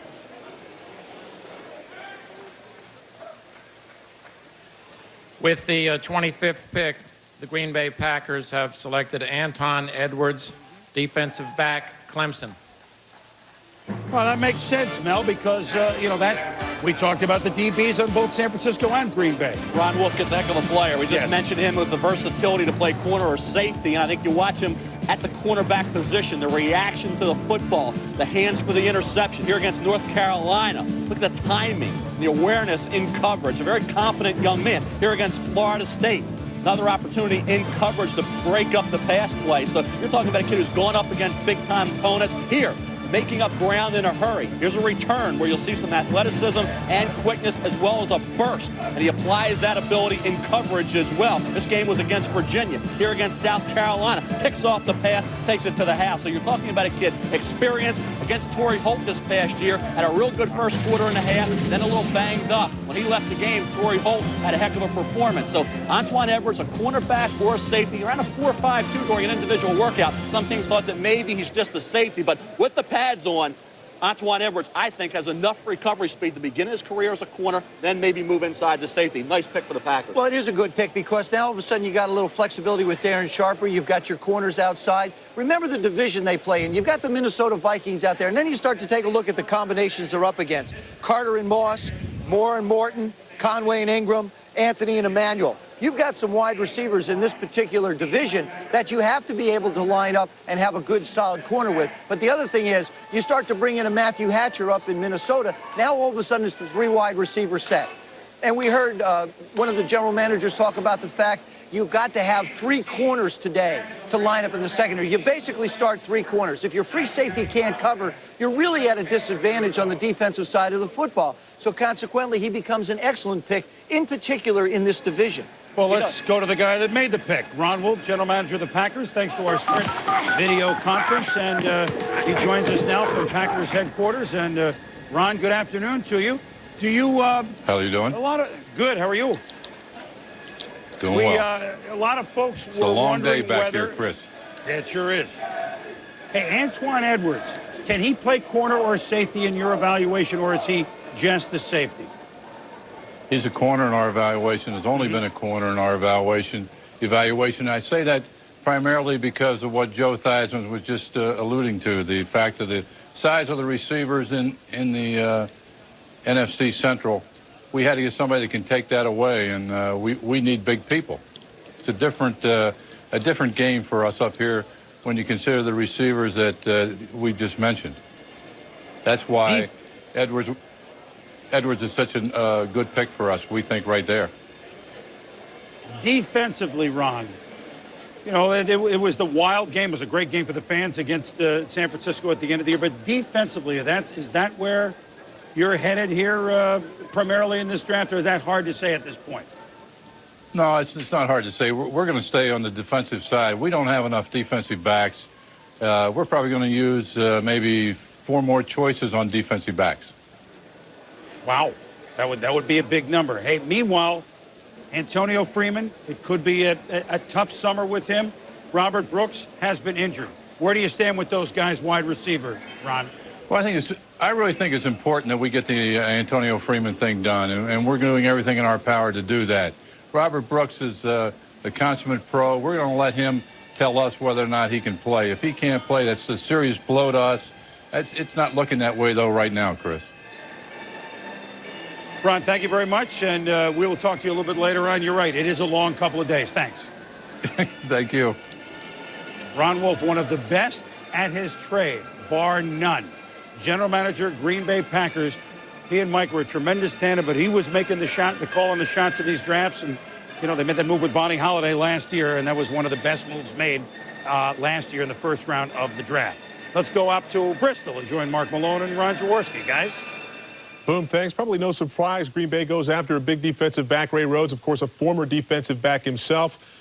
Ron Wolf mentioning that they're in a division there that has big receivers and throws the football down the field. It was what Ron Jaworski and I were talking about when the selection was made. And Ron, you're going to show us exactly why it's important you load up on defensive backs. Mark, there's no question. Football is a game of matchups. And one thing you're seeing now in the NFC Central are the teams matching up with 3 and 4 wide receivers. You look at Minnesota and Detroit, and we'll take a look at the pre-play here. And here's what you get. You get a wide receiver, 1, 2, 3, and teams could even take the tight end out and make him become a 4th wide receiver. Very difficult to match up against this type of offense, and you need corners. That's why Antoine Winfield is a nice pick. He can match up with Sharper, Williams, Newsome, and Butler, and these are the guys that are critical right here. Your nickel and your dime back, and that'll give your safeties, which could be Butler or Sharper, they can give help on these people. Now your corners, they're the guys that usually get the matchup one-on-one right there. And even at times now, this linebacker in the middle becomes a nickel back. It's a guy, so you may line up with 1, 2, 3, 4, 5, 6,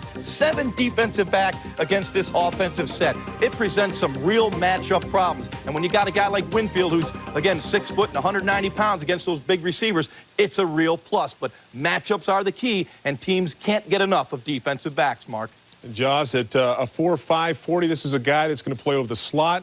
Also a strong safety type, can blitz and cause problems for quarterbacks. And, of course, quarterbacks, a big story here on Draft Day 1999. We're going to come back, and we'll have a lot more here on ESPN as our draft coverage continues.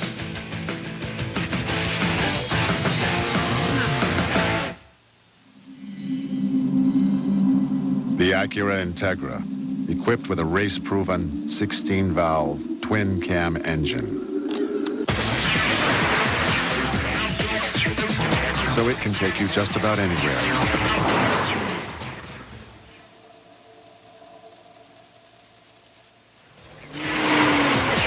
Quickly. The 1999 Integra from Acura. The biggest websites, from Amazon.com to Yahoo. And the biggest companies, from British Airways to General Motors, use Oracle for e-business. Do you? The internet is revolutionizing business. From egghead.com to eBay. From E-Trade to Excite. The companies that know the internet best use Oracle for e-business. Do you? All my life, I wanted to be the Korean Nolan Ryan. Now, I want to be the Korean Big Mac.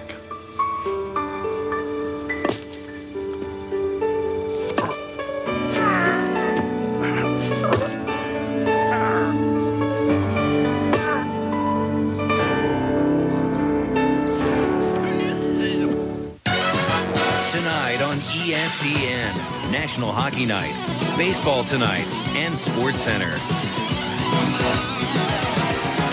On ESPN2, the 99 NFL Draft, followed by X in Concert and NHL Tonight. And on ESPN Classic, Behind the Fights and College Basketball Classics. Do you have all the ESPN networks? We are back in New York at the 64th NFL Draft. It's been an intriguing day, certainly at the top, and a lot of teams moving at the bottom and still getting players that they wanted. Jacksonville is on the clock now. Detroit now coming up because Miami has traded out of the first round. And then the 4 teams, well, then you have New England and then Minnesota, Atlanta, Denver, the heavy metal of last year's season in the National Football League. So Jacksonville is a team that really was looking pass rush here. Is that where they? Well, we'll find out in a minute. The commissioner is back, so let's go to the podium.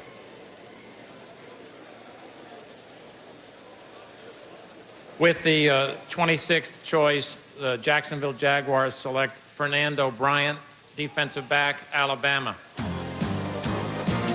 We look Surprise, Mel, no defensive line? I think the corner was something they felt like they needed. Charles Fisher's name had come up. Bryant had come up. Chris Patrick Kearney as well. But Bryant is a technically sound cornerback. You know, good fundamentals, very experienced. You see him here in coverage against Florida, recognizing a pass play, coming off his receiver, making the interception. Here is a kick returner in the SEC against Tennessee, showing his speed and quickness there.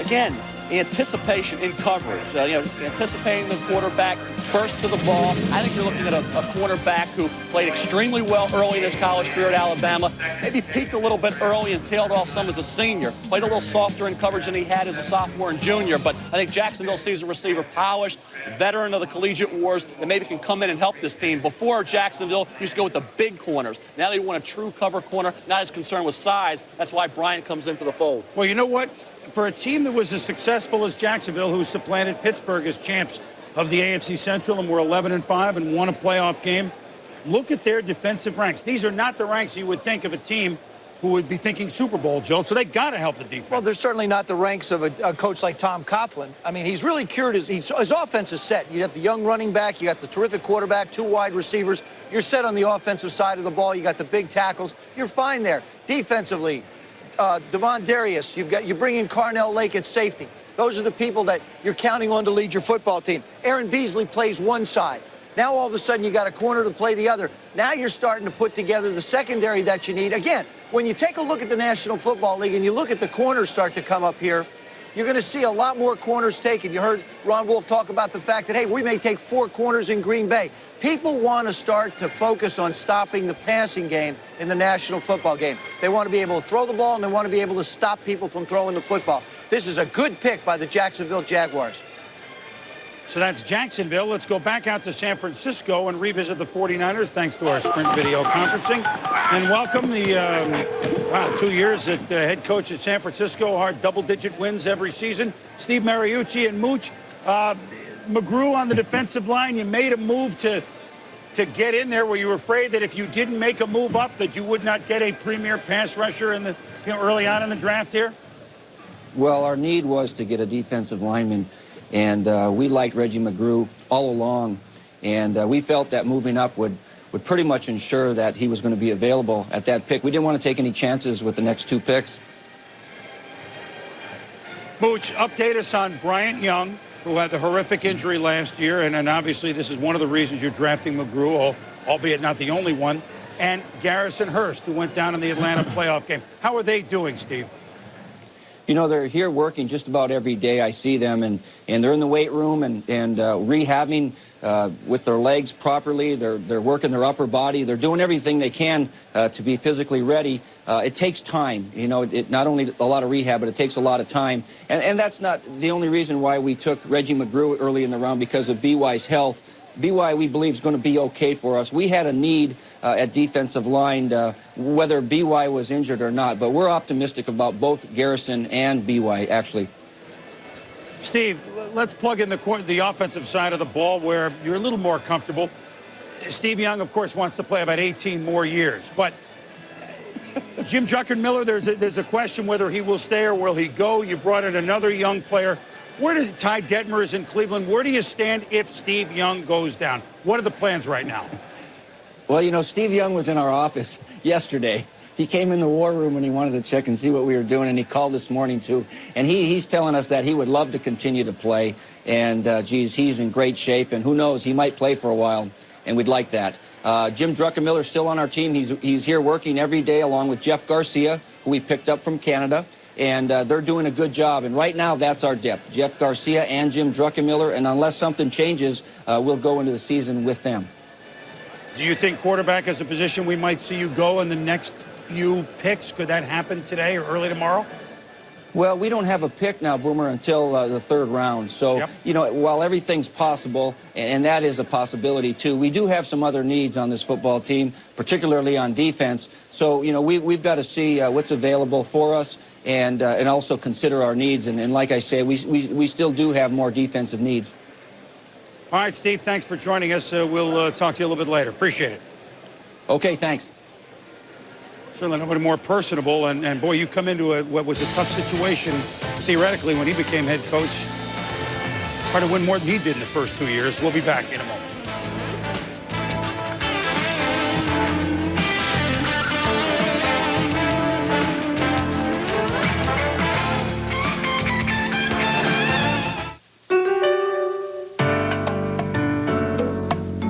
We had our first client before we had our first office. Back then, we thought my green thumb and my brother's vivid imagination were all we needed. We didn't count on nights and weekends trying to be bookkeeper and general manager. Before long, I could see we needed help. Financial help. Someone suggested American Express Small Business Services, so I called. We knew about the corporate card. But we had no idea it could help us grow. Right away, we got a handle on expenses. And when larger projects came along, they gave us the financing we needed. We got more powerful equipment, brand new computers. We even get discounts on the gas we buy and the packages we send.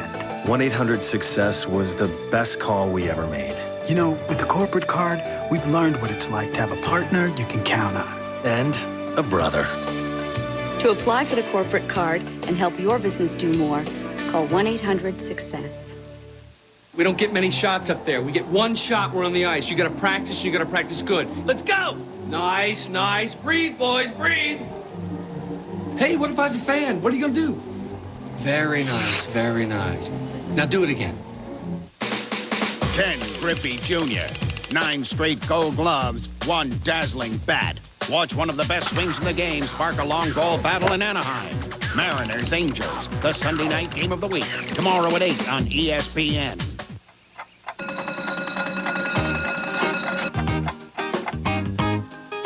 Lots of big pressure coming in from the west. That's going to bring in all that great big sunshine. That's your big forecast. Now, get out there and make it a big day. It's easy to spot someone who rides a Yamaha Roadstar. With its huge 1600cc engine, it's more than the world's biggest V-twin cruiser. It's the big stuff. It's perfect for those little rides into town. It's the big stuff. Welcome back to New York as the Detroit Lions are on the clock now, having moved down and then having moved up. So this is the spot that was San Francisco's, that's Miami's. We have the pick in. Let's go to the commissioner.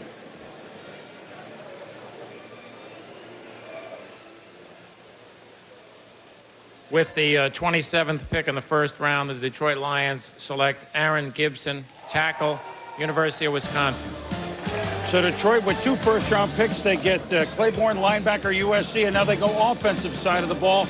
And no one's larger in the draft than him, Mel. A huge mountainous offensive tackle. You see Aaron Gibson with the split. He has a 20.5-inch neck, wears a size 19 shoe, 47.5-inch reach, squats 745 pounds, so he's powerful at the point. Here against Jared DeVries, defensive tackle, Iowa.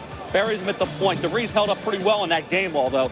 You look at him here against Purdue. Another quick feet for a big man. Pass protection may need some work early on, but he's a dominator at the point. Like I said, quick for a 388-pounder. A decent job keeping that huge frame between the defensive end and the quarterback, but that's the area as a right tackle, Joe. Initially, he may need a little work, but I think they know right away as a dominating run blocker, he'd be a right tackle or maybe even a guard. Well, just think, with Barry Sanders, all he has to do is stand there and force people to run around him. He doesn't even have to hit anybody.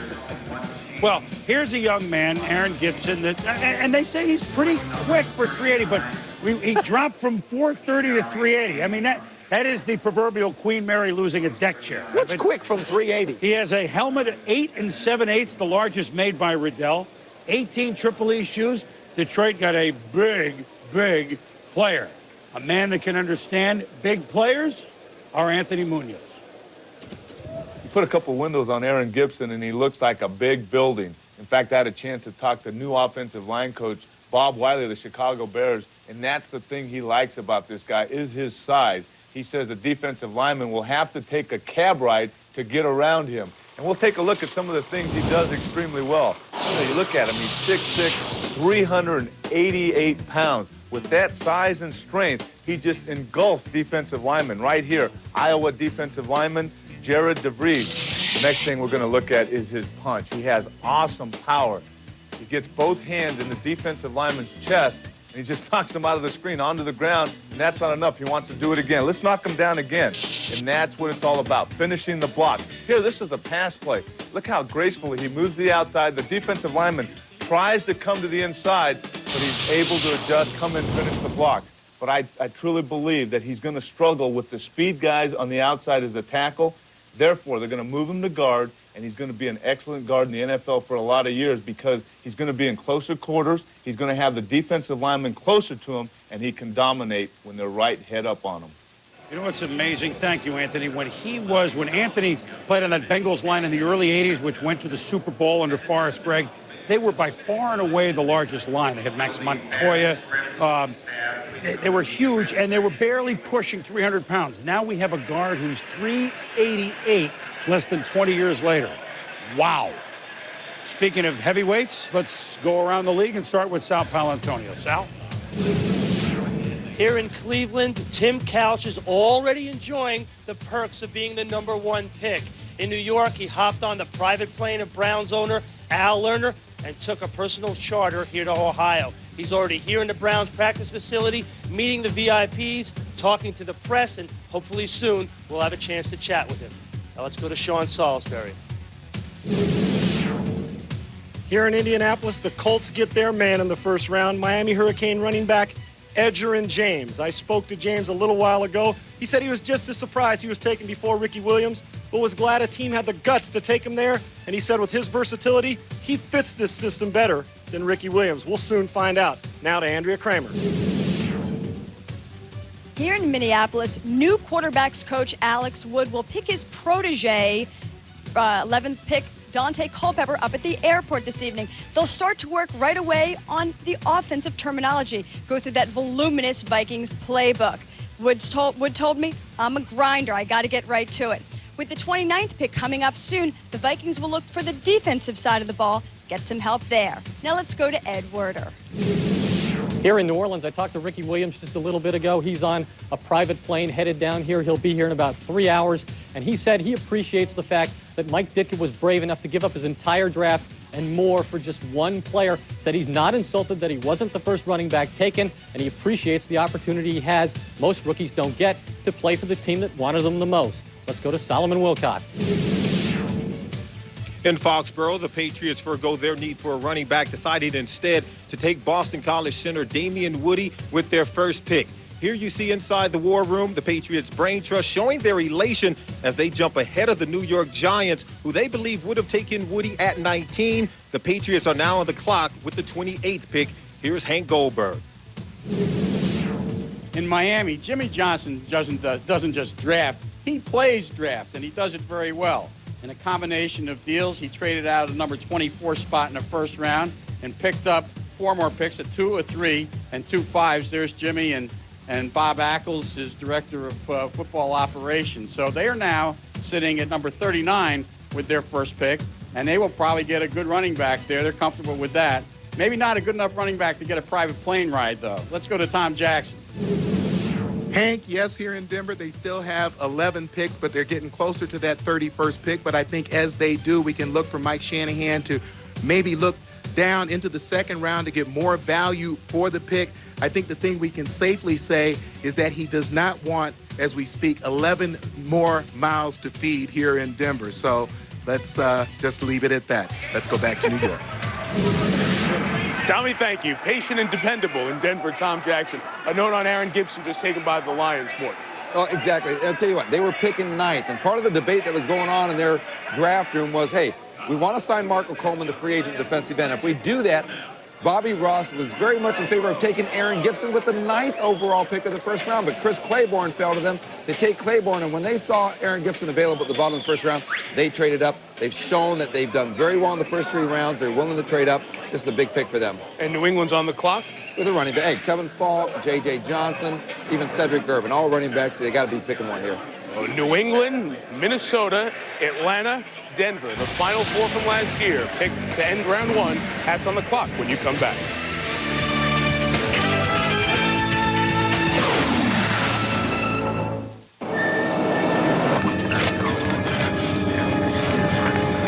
Pull over. Finally, after all these years, Fruit says we get distilled adults. We're gonna be rich. In 1 hour, we're gonna be celebrities. We're gonna be... Just one more, Grandpa. Okay, sugar. Smile.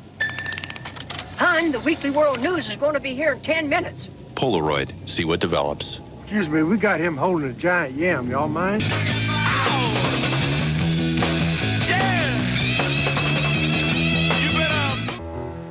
have in our possession a chip that could revolutionize medicine as we know it. By performing 100 billion operations a second, this chip could help us heal across continents. We could touch more lives and give us more time to cherish life's true rewards. But then we thought, hey, let's use it for games. 3DFX PC accelerators. So powerful, it's kind of ridiculous. What is the value of victory? What makes success so sweet? At American General, we help over 12 million people every day live the lives they've imagined. With retirement services, life insurance, consumer loans, and whether they have big dreams or little dreams, the real victory is seeing their dreams come true. American General Financial Group. Live the life you've imagined. And now on the clock as we return to New York, the New England Patriots in the final installment, if you will, for Bill Parcells' move. Before we discuss that, Robert Edwards, last year, 1,000-yard back with a draft pick used just at about this point of the draft, suffered a horrific injury in Honolulu in a game, Joe, you were up front and center coaching. 4 knee ligaments torn and injured nerve damage, and really was life-threatening in a bizarre beach flag football game. Right. First of all, we wish Robert the best and understand that things are coming along given the situation as well as they could. It's not a question of will he play football again right now, certainly. It's a question of will he be able to just lead a normal life and walk, and we certainly wish our best to Robert Edwards. Now on to football. They thought they had the running back question with Curtis Martin gone, Edwards 1,000-yard back solved. They do not. So the New England Patriots with their second first-round pick, do they go with a back like Kevin Falk, LSU? Let's go up to New England and join Solomon Wilcott. Solomon. Chris, there are a number of different running backs in this draft, but most feel that only Ricky Williams and Edgerrin James are really deserving of a first-round pick. I talked with the Patriots general manager just yesterday, and he told me that he said, hey, we believe there are some good running backs in this draft, but we want to add some speed to our defense. If you go inside the war room prior to this next selection, Pete Carroll was making a strong case for trying to get a defensive player. I'm told it's going to be Andy Katzenmoyer with the 28th pick. Bobby Greer, the general manager, he said he wanted to get some speed on the defensive side of the ball, so look for them to select Andy Katzenmoyer, the linebacker from Ohio State, Chris. Well, thank you, Solomon. And now, if that is the move, it's a very interesting move for New England, Bill. Well, it is. I think linebacker was a position you could always use an Andy Katzenmoyer, but you would think running back with Kevin Falk or Rob Conrad or Patrick Kearney to add into the mix at defensive end. But I think when you look at value at this point, Andy Katzenmoyer was projected to be a mid-first rounder, did not have a big-time season in '98. Remember, this was his junior year. Phenomenal freshman season with those 23 tackles for loss, 13 sacks. But he tailed off as a sophomore, then not as productive this past season. When you look at the big cat, look at the productivity in '96 compared to '97 and '98, sophomore and junior year. The drop-off, very dramatic. And I think that's the fear factor now with Katzenmoyer. Will he revert back to that form, or will this decline continue? And I think when you look at Andy Katzenmoyer at this stage of the first round, he's certainly worth the risk if there is any at this point. Well, part of the reason that if this is the move, Mel and Joe, is that, Todd Collins, a solid linebacker, not the great player that Ted Johnson is, who they've signed long-term, but he went on to St. Louis. They lost him. So it's a somewhat of a need position. It is, Chris, but I think Bruschi can play outside. I think he moves outside for you. I talked to one of the defensive coaches in the National Football League. He said he's never seen a linebacker be able to take the punishment that Katzenmoyer has. He doesn't get engulfed by these big, huge offensive tackles. You talk about guys 360, 370, 380. He's big enough at almost 260 to be able to stand there, withstand the punishment, and take on blockers. I think which one of the things Mel mentioned, he may have gotten bored at Ohio State after his first year. He moved around in position. He wasn't real happy. I think that's all that has an opportunity to be behind him. Now he has to get interested again. Certainly, if this doesn't get him interested, having a chance to go there, then there isn't going to be an interest at all. Katzenmoyer is an intriguing player, and of course, he's the Chris Spielman type, and they kind of have competed, weight room, etc. Mike Ditka reportedly was interviewing Katzenmoyer a month or two ago as perhaps someone that the Saints might draft.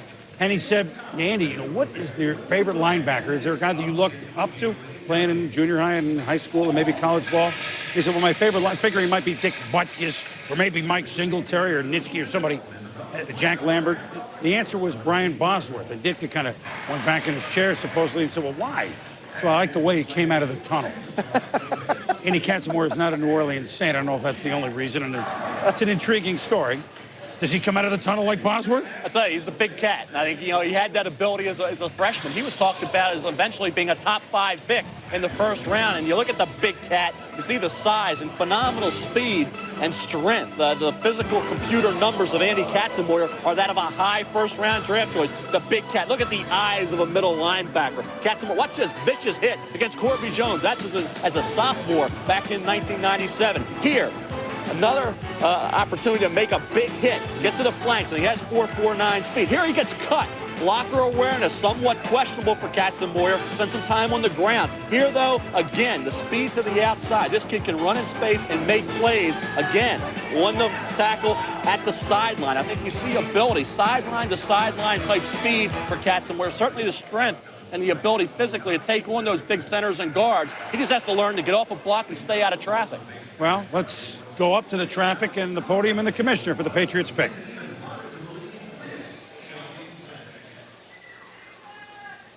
With the 28th pick, the New England Patriots select Andy Katzenmoyer, linebacker, Ohio State. Certainly one of the most heralded college players over the last few years. So now the Patriots have one of the Katzenmoyer kids. Tom Jackson, you're old enough to remember the Katzenmoyer kids. He's a guy that you have watched play, I am sure, living in Ohio as you do. He's just a hard-nosed sideline-to-sideline player. You love him, Tom? Well, I think he has tremendous lateral pursuit, and you love the attitude that he eats, sleeps, and breathes football. But what you saw in the highlight package is a player who runs from point A to point B, and that is great. He runs that 4.49, but at times he wasn't able to protect his legs, and so he couldn't get to places and make plays on the football field. So I think there is some technique work that he's going to have to go through. But, yes, he has the potential to be a good player, but I think that in the pros there's nothing that takes the place of making plays, and I think that's why he wasn't a top 5 choice this year, and that's why he fell a little bit in the draft.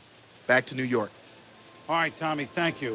Let's go up to Bristol now to Mark Malone and Ron Jaworski as the Patriots have gone one offense, now one defense with their 2 first-round picks. Guys? Well, Boomer, I think Tommy Jackson's remarks are right on the button. Joe mentioned the fact that he's a guy that at 258 pounds can take on offensive tackles just fine, but what happens when he's got to take on one of the big fullbacks in that division? And if you have problems with people getting at your legs, that could be a problem in the ISO Bob, Jaws. Yeah, clearly, Mark, when when Tommy talked about going lateral point A to point B, it's real obvious that Katzenmoyer has that ability, but he's going to have to take people on in the hole, in the gauntlet at the line of scrimmage with the ISO Bob. This is what Andy Katzenmoyer is going to face, the Sam Gash, the Howard Griffiths, the Moose Johnsons, and here's basically what will happen. There will be a double team from the guard in the center coming down on that tackle and just trying to blow him out of there and create a gap. You will see this tackle take on defensive end because he has an angle. The tight end will seal off this linebacker. Now, here's where the ISO Bob comes. The back, the fullback on the backer, the linebacker, in this case, Andy Katzenmoyer. The quarterback will turn and give the ball to the running back, hitting up into this hole. Here's where the collision takes place, right there on the big X. And there are talk about Andy Katzenmoyer maybe not being able to take people on. They can get to his legs. If in this hole where that collision takes place, if he can't take people on, he cannot play in the National Football League. And I will say this, in a 4-3 defense, the tempo setter of the defense is the middle linebacker. If Andy Katzenmoyer doesn't have the passion to attack the fullback in the hole, he will never play, Mark. Josh, you got to have passion for the game if you're playing middle linebacker. Traditionally, that has been the leader on the defensive side of the football. The Minnesota Vikings are now on the clock. Of course, they selected Dante Culpepper earlier in the first round. Andrea Kramer is standing by. Andrea? Hi, Mark. I think the Vikings now might turn to defense. I think the discussion in the Minnesota Vikings war room is about the best player still available that fits a need, and that could be defensive end Demetrius Underwood from Michigan State. Remember, they're not going to re-sign Derek Alexander. They want to move John Randall inside to his best position, which is under tackle. Demetrius Underwood did not play his senior year at Michigan State. He had a severe high ankle sprain. Denny Green thinks he's past that. What Underwood would do is compete with the newly acquired John Burroughs as well as Dwayne Clemens. He's what Denny calls a big base end. He's explosive coming off the ball. As I said, he's the highest rated player that they have at a need position, and I think the Vikings are considering Demetrius Underwood. Mark, let's head back to you. Andrea, that would certainly make sense. They need somebody out there to take some pressure off of John Randall. He, the one who gets most of the double teams on that Minnesota front seven. Well, our continuing coverage here of the draft will be back around here in just a short minute as the Minnesota Vikings are on the clock. Plug into savings on your new DirecTV system today at Circuit City. You'll get free professional installation when you buy a DirecTV system and get 3 free months of DirecTV's Total Choice programming when you subscribe to Total Choice, a value of over $85. Plus, get 1 free month of movies from USSB, a $32.99 value. a combined value of over $300 in free services. Get more movies, more sports, and more value from your TV with DirecTV at Circuit City. Hook me up. Got a date. I better call. Got change. Change. Dial 1-800-CALLATT and call her collect. You pay one low rate all the time. That's called the half bro. 1-800-CALL-ATT. The guaranteed cheap way to call collect. A fire can destroy everything you've worked so hard for. But there's one person out there who's all about turning things around, getting you back where you belong. Who? Who else?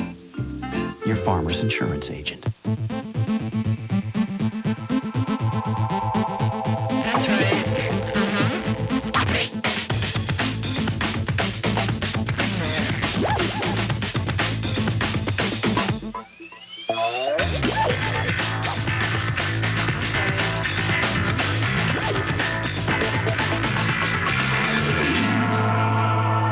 The BMW 3 Series sedan from $26,970. We mill wheat into flour, process and refine oilseeds in Mexico, produce sweeteners from corn in the U.S., Brazil, and Europe. You see this?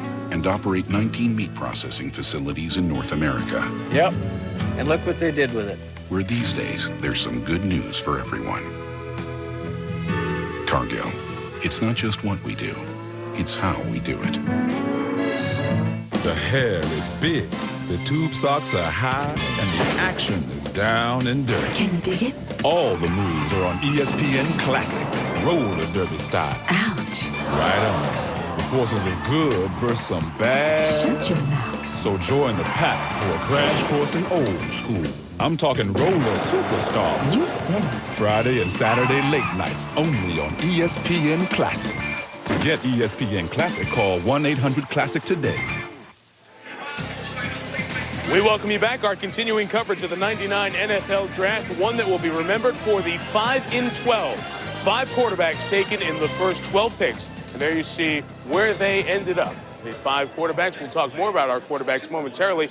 Minnesota, which took Dante Culpepper, is on the clock with their latest selection here at the bottom of the first round. And Commissioner Paul Tagliabue's up with the announcement.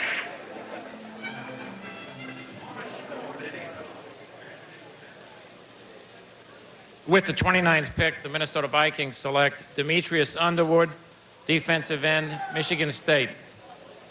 As Andrea Kramer clued us in, they go with Underwood, the defensive lineman. That is 3 consecutive Big Ten players. The last 2 defensive, Katzenmoyer, now Underwood, Ohio State, Michigan State, respectively. He becomes the second first-round pick. The first one was, as we talked about, Dante Culpepper. In talking about the quarterbacks, Boomer Esiason and Jim Kelly have been breaking it down for us. Let's look ahead for these guys.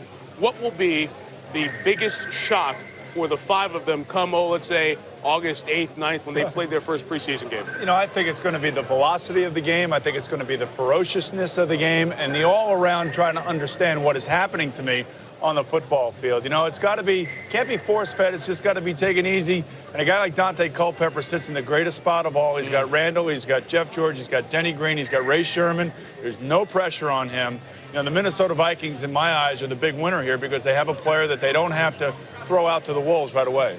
The quickness of the game. I talked to Peyton Manning last year, and that was one of the big things Peyton said. He couldn't believe the quickness. I think going through training camp, you'll know how fast the defensive backs are. Through the preseason, you might think, okay, these guys aren't quite that good. But once Peyton Manning got into the regular season, he could not believe how fast those defensive backs were.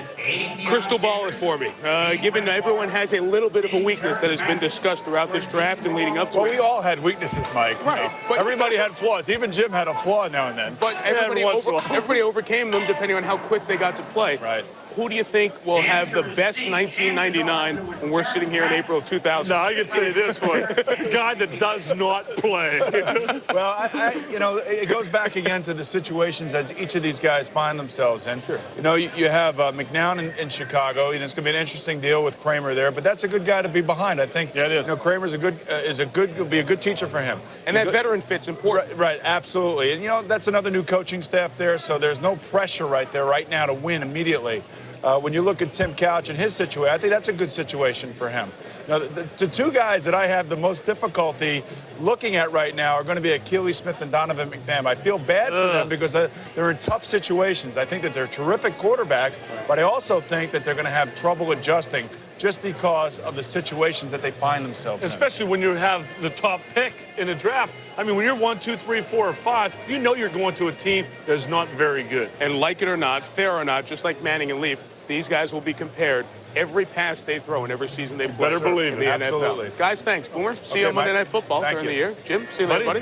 Thank you, boys. At the child's table. Our quarterback buddies, a little quarterback round table. Demetrius Underwood was the latest selection, the Michigan State defensive lineman. Atlanta is now on the clock as we wrap up the first round, and we go back to Chris Berman. All right, fellas, thank you very much for some intriguing insight. Minnesota went quarterback, the first pick in the first round with Dante Culpepper. And this, Mel, Demetrius Underwood. We didn't hear much from him last year, but I guess there was a good reason. Good reason he didn't play, Chris. Yeah. I knew there was a catch there. Great reason. Yeah. High ankle sprain early on during fall practice back in August and did not play. Now, you're looking at the film from his junior year. He had an outstanding junior. He combined with Robert Smith, their other outstanding defensive end, for 20 sacks and 28 tackles for loss. Had 8 tackles against Ohio State, 15 against Notre Dame. So he made his presence felt against top-notch opposition. Productive player in the Big Ten as a sophomore and as a junior. And he's 6'6 and a quarter, 281 pounds. He was a wrestler at the prep level in North Carolina, so you're looking at a good athlete. The fact of the matter is he did not play this year. Had he played this season, you would have been looking probably the mid-first rounder. But I think because of the fact he sat out the season, a lot of people thought 3rd or 4th round. So you could say it's a reach, but the bottom line, especially taking him ahead of Patrick Kearney, bottom line is, though, the kid's a good football player. All right. Atlanta Falcons, the NFC representative in the Super Bowl, now up. You would think maybe they need a wide receiver replacement for Tony Martin. To the commissioner. With the 30th pick, the Atlanta Falcons pick Patrick Kearney, defensive end, Virginia. Well, that's another dart that landed wrong. Yeah. Although Kearney's good value there, yes, Mel? Yeah, he's great value. He goes 1 pick behind Underwood, who was projected to be a 3 or a 4. So you're talking about great value with Patrick Kearney. It didn't take long for them to make it. They probably couldn't believe he wouldn't pick, right? I think they were surprised that Underwood went ahead of Kearney. But I think when you look at Patrick Kearney, you see him here, 58, a former defenseman on the Virginia lacrosse team. Late developing player, 235, a rangy 235 early on. Now he's up to 265. Very destructive late in the year. 4 sacks against North Carolina, 2 in the Peach Bowl game against Georgia. So he really came on strong as a senior. 21 tackles for loss overall, 15 sacks. He needs some work from a technical standpoint, added some weight, added some strength. So his best football is ahead, Chris. He really came on strong late this past year. I thought it'd be a mid-first rounder. At this point in the first round, this is a bargain-type pick for the Atlanta Falcons. It's a bargain pick, not a position of need, certainly. This is the best athlete available situation, Joe, because Atlanta's front 4, they were good enough, and part of the reason they got to the Super Bowl is that they didn't ask for help from the back 7. They handled things by themselves. So, best athlete available. Best athlete available. Plus, the Falcons pick up Chris Callaway to plug the hole at wide receiver till they can come along. Lester Archambault there with 10 sacks. You see Travis Hall in and out, hurt a little bit. Shane Dronette and Chuck Smith having a terrific year at 8.5 sacks. The thing you have to look at, and we saw the Green Bay Packers do it. You see Mike Holmgren do it in Seattle. What you do is you start to add some depth to that defensive line. In Green Bay, they're doing it to the secondary. In Seattle, it's defensive line. Because you get a chance to get a lot more players on the field and you keep them a lot more fresh. That's why I think this is a good pick for the Falcons. They were great against the run. This gives them a little bit more of an edge. So, there was only a team that did a little bit better than the Atlanta Falcons last year. And that's the 2-time defending Super Bowl champion Denver Broncos, who are on the clock with the 31st and final first-round pick. We'll go to Denver when we return.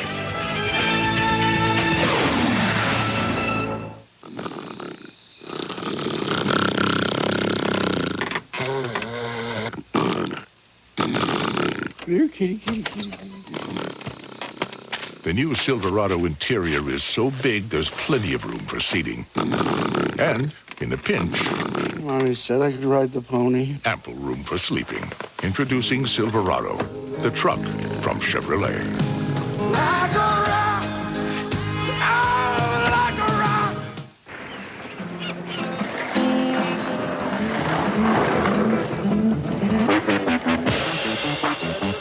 I know. Now 100% of the people can get on the internet. When you buy a Gateway Essential PC with a 400 megahertz Intel Celeron processor as low as $37 a month, we'll give you a year on the internet. Call, click, or come in. We know the internet is calling you. So you need a mortgage. Yeah, but we don't really have any, collateral.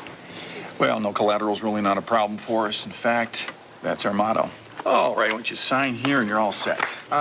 This is actually more than we need. Yeah, I threw in a little extra. So what's the interest rate? 0, if that's comfortable. If getting a mortgage were this easy, You need a bag for this? you wouldn't need Century 21. Real estate for the real world. Ask about our Connections program. For an office, call 1-800-4HOUSES. All my life, I wanted to be the Korean Nolan Ryan. Now, I want to be the Korean Big Mac.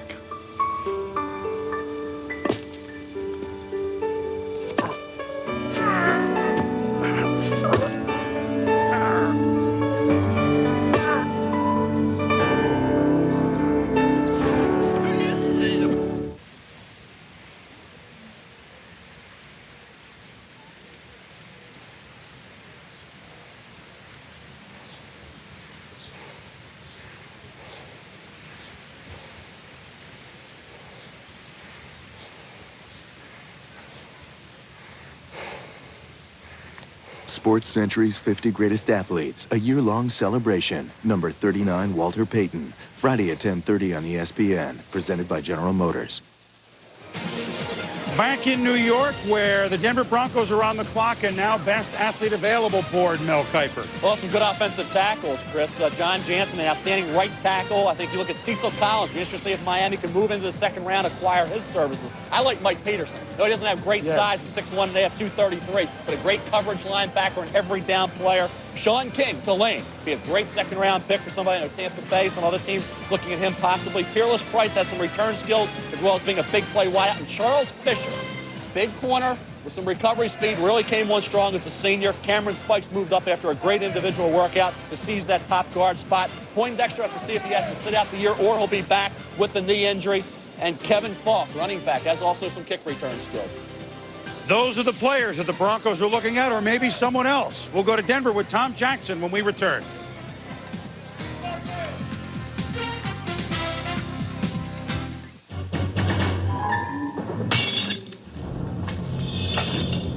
They lost pretty much everything. And we were thinking, are we next? I wanted security I could really feel. Protect your home and family with Security Link from Ameritech. Complete peace of mind. 24 hours a day. It cost a lot less than we thought. Call now and pay only $99 for installation of our advanced wireless security system. That's a 50% savings. Plus, you'll get this convenient remote control absolutely free. So easy to use. Security Link, a complete home security system you can trust. That's 24-hour monitored protection for less than $1 a day. Plus, for a limited time, a free remote control. A $69 value. Now everything's protected, whether I'm home or not. Security Link from Ameritech. Call 1-800-698-1939 to save $100 on installation and get a free remote control. Hurry, offer ends soon.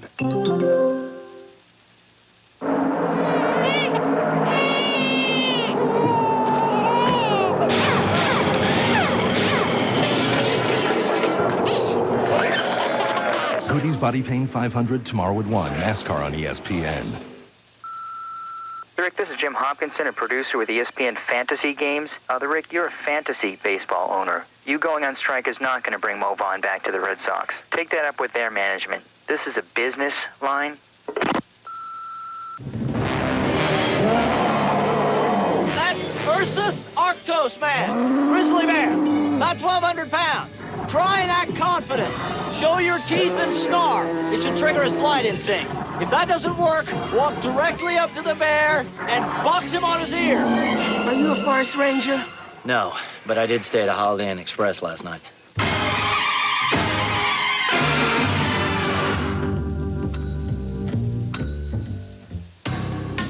Over the years, a lot of businesses have put their names on one line of trucks, the one that's overall the most powerful line of pickups on the road. the one that was first to offer quad cab versatility, and the first and only full-size pickup to receive J.D. Power and Associates' Most Appealing Award 4 years running. We understand this name thing. We're pretty fussy about what we put ours on, too. Dodge Ram. The rules have changed. Welcome back to New York. And, you know, they're punchy about 5 hours in. But the Denver Broncos, who picked Marcus Nash, wide receiver, first last year at the bottom of the first round, now have made their selection. With the final pick in the first round, the Denver Broncos select Al Wilson, linebacker, Tennessee. Well, Tennessee, 2 years in a row in the first round for the Denver Broncos. Al Wilson. He's an experienced football player. See the productivity, 77 tackles. Form tackler. You watch his productivity, you see a lot of plays in the backfield. Number 27 here, not great size, so he could get swallowed up as a middle linebacker, but maybe as a weak side linebacker might be the best fit in the NFL. Here you see the range and pass coverage making the play. They'll play inside if you can protect them in maybe a defense that allows him to freelance a little bit. Here against Syracuse, coming on the blitz, gets after Donovan McNabb, creates the turnover. Here against Florida, Doug Johnson into the backfield, makes the play. Interception here. You're talking about a very active, alert football player who does an awful lot to help you win football games. Enthusiastic, loves the game. Question is, on the outside, is he big enough to hold up there, possibly at weak side? Middle linebacker could be a little too much. So I think you have to find the right spot, allow him to carve his niche. But Al Wilson, you can protect him, Joe. He can make plays. He can move sideline to sideline, doesn't get caught up in traffic. And yeah, late in the first round, he was productive at Tennessee. It's the luxury that you pointed out. When you're the defending 2-time world champions, you do have the luxury to find players you can fit in to certain key situations, to specialize really and utilize their talents as an outside rusher, as a cover guy, a guy with good hands. It gives that linebacker core nice depth in Denver. And that's the thing I think Mike Shanahan wants to continue to do, is just keep on feeding and finding replacements for depth. Romanowski's getting a little older, so maybe a couple, 3, 4 years, you start looking at this guy coming in and playing. You know, has a pretty good perspective on linebackers in Denver. Tell us who. Well, let's go out to the Broncos now and see. I want to see the smile now on the face of Tom Jackson. Linebacker, first-round pick. Tommy, it's you a generation later, perhaps. Well, 5'11", 239, probably a few more pounds than I had. But, you know, we talked about Coach Shanahan wanting to add some speed and some depth to this unit. Al Wilson is going to do that. Certainly won't come in and start, but he will be a contributor on special teams. He has a high RPM motor, a high impact player, and I think that, as we heard earlier, sometimes got swallowed up a little bit on the inside, or was the possibility of that in the pros, but you put him on the outside, you let him run and go hit people. I think he's going to be a high impact player for this team. Now let's go to Andrea Kramer, who has Dennis Green with her. Thanks a lot, Tommy. Dennis Green has made his second selection of the first round. You get another big body in Demetrius Underwood, but who is this guy? A guy who didn't play last year because of the high ankle sprain. Some even projected him to be a 3rd or 4th round pick. How do you know what you're getting with this guy? Well, I think you base it on how a guy actually played. His freshman, sophomore, and junior year, he played very well. He hurt his ankle this year. He didn't play, and he was actually going to come back for additional year. He's a big physical football player. I think there are some people that had him rated later, and some people had him rated earlier. We were clearly one that had him rated earlier, simply because we did not penalize him because of the injury. Let's take a look at how your defensive line configures at this point. Where do you see Underwood fitting in or competing? Left end. He's a 6'6", 280-pound player, so he comes in at left end and competes for a job against John Burrow, Stalin Cullinane. Dwayne Clemens' primary plays on the right side. The big thing this does, it enables us to keep Johnny Randall, the all-pro player, inside. Last year we had to move Johnny outside. He did a great job for us. He's clearly a warrior, but now we can keep Johnny inside, and we have enough players to play outside at defensive end. What makes you feel confident that he does have the ability to put his moves on? Oh, because of his size and his quickness. He's a very quick player. He has, in fact, one of the most impressive workouts that you've seen. When you look at Dante Culpepper on the hoof, and you look at Demetrius Underwood on the hoof, these are two very physical-looking athletes, two of the best in the entire draft. All right, Coach, thanks very much. Getting the 2 players you won in the first round. Now let's head to South Palantonio. Andrea, in the war room, Chris Palmer and the rest of the Cleveland Browns Brain Trust were very upset when Patrick Kearney was taken off the board. But then Tim Couch came into the war room, started wandering around. He said, "Don't worry about it, Coach. Just get me another wide receiver." And it looks like that's the direction that the Browns are going with their 2nd-round pick. Kevin Johnson of Syracuse is somebody they very, very much like. They're intrigued by his speed and they really need some help at wide receiver. Remember, they picked up Leslie Shepard in free agency from the Washington Redskins. They have a couple of picks from the Eagles, Mark Say and Freddie Solomon in expansion draft, but Chris Palmer really wants to run the kind of offense that he ran when he was the offensive coordinator in Jacksonville, so he sees Tim Couches as Mark Brunell and maybe Kevin Johnson as a Jimmy Smith. Now let's go back to Chris Berman in New York. All right, Sal, thank you. There's an expression in sport, let the big dog eat. Well, after a couple years off, the big dog is eating again. The Browns are on the clock, and the dog pound is ready. We'll be back with the second round in a moment.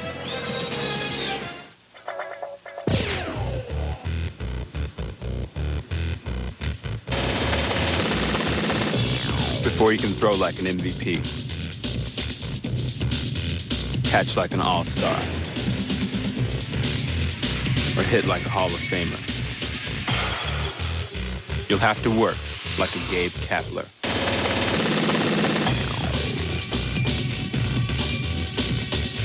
K-Swiss. Welcome to Taco Night at the Andersons. Hey, it's a steam-up Marshmallow Man! Taco Night is also movie night at the Andersons.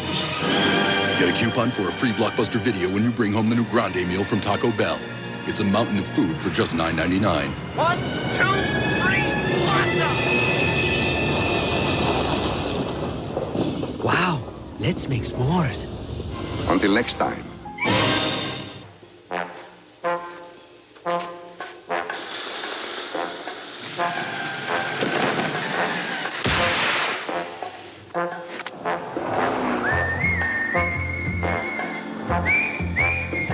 The zero-pressure Michelin.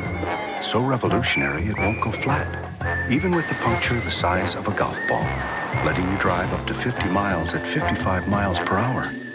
Just what you'd expect from Michelin. For great advice about digital technology, head for Circuit City. If you're looking for a DVD player, make sure you choose one with DivX. Only DVD players with DivX play both DVD and DivX movie discs. DivX lets you watch movies at home for about what it costs to rent, but you never have to return movies or pay late fees. This RCA DVD player with DivX is only $349.99. And get any 5 DivX movies free after rebate. Plug into DivX at Circuit City.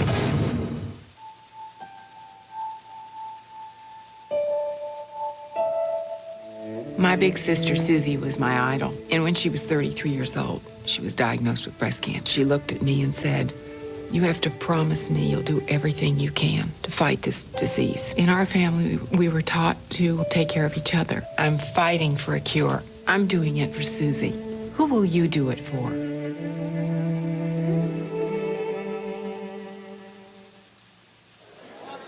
Second round, the Cleveland Browns top this round as they do all of them. A moment ago, Gene Washington with Cleveland's pick. With the 32nd selection in the second round, the Cleveland Browns pick wide receiver Kevin Johnson from Syracuse.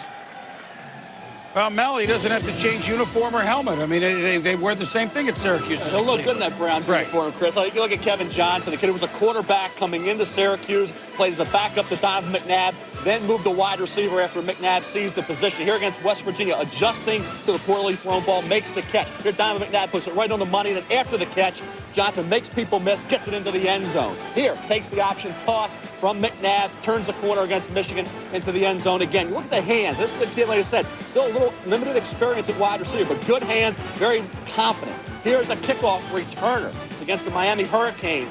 He's going to take it all the way and turn on the Jets here in the broken field. The defensive back's not going to be able to catch him. So it brings the versatility. If he struggles a little early because of that inexperience at wide receiver, you can work him in as a kick returner. Averaged 30 yards per kickoff return this past season. And despite that limited experience, he's still, I think, a very polished wide receiver coming out of Syracuse. Listen to you do a highlight saying he could go all the way. What's the matter with you? Now their cross-state rivals, the Cincinnati Bengals, make a pick. 33rd selection overall, the Cincinnati Bengals select defensive back Charles Fisher from West Virginia University. Good pick. Good pick, Mel. You talked about him a few picks ago. Yeah, I thought for Jacksonville at that point, because he's 6 feet even, and he came on strong as a senior. You know, Fernando Bryant did it over the long haul at Alabama, but this season, I didn't think there was a better corner out there except for the top two. You know, Bryant, certainly you had a good year, but I think overall, you look at Charles Fisher here, anticipation and toughness. 6 feet even, so he can hold up against those big wideouts that Joe was talking about. And I think certainly as a senior, stepped up from a technical standpoint as a wide receiver when he came to West Virginia. So needed to develop, after you get past the top group of cornerbacks. And we had some outstanding players in Champ Bailey and Chris McAllister. Winfield, because of his great productivity with those 214 tackles. Charles Fisher was in that next tier of corners. And early in the second round, after Jacksonville went for Bryant, it's a nice choice for the Bengals, who need help at that position. Let's go back to Cleveland, Joe. And last year, we remember Indianapolis, not an expansion team, but almost starting over. Right. Manning, Pathon, quarterback, wide receiver. Here's Cleveland. Couch, Johnson. It adds up, doesn't it? It really does, Chris. And I think you have to take into consideration the job that Cleveland has done in free agency. When they had the free agent draft and the expansion draft, they really went after offensive linemen. They built themselves a nice veteran group up front, which allowed them now to go to skilled players. You get your quarterback, now you get a young wide receiver. When I watch Kevin Johnson run, I'm reminded a little bit of Tony Martin. Tony Martin was a quarterback coming out of college. Johnson with a little more polished skills because he's been at the wide receiver position just a little bit longer. Lanky, got some speed, got a good pair of hands, uses his hands to catch the football, is not a body catcher, and then has the ability to run with the ball after he catches it. So I see a little bit of a Tony Martin agility and speed in him when I see him at wide receiver. Certainly you love to get a quarterback and a wide receiver in together. Both of them learn, grow up together. Who knows, you might wind up with the proverbial combination of ever, Joe Montana and Jerry Rice. Well, that would be terrible, wouldn't it? That would break Harmon's heart, wouldn't it? To It'll see it break all Dwight's- over again, and Dwight's too. He returns kicks, he returns punts, he's all around. Well, let's go out now to Cleveland and get the latest. Sal Paolantonio with the coach, Chris Palmer. Thanks, Chris. Chris Palmer, you've had 2 successful picks. You started out with Tim Couch, Kevin Johnson in the second round. Let's start with Kevin Johnson. You wanted to get Patrick Kearney. That was the guy that you were looking for, and then he was taken off the board, and you were a little bit disappointed. What happened? Well, we had our eye on Patrick, and we thought he may fall to us after Dallas passed on him.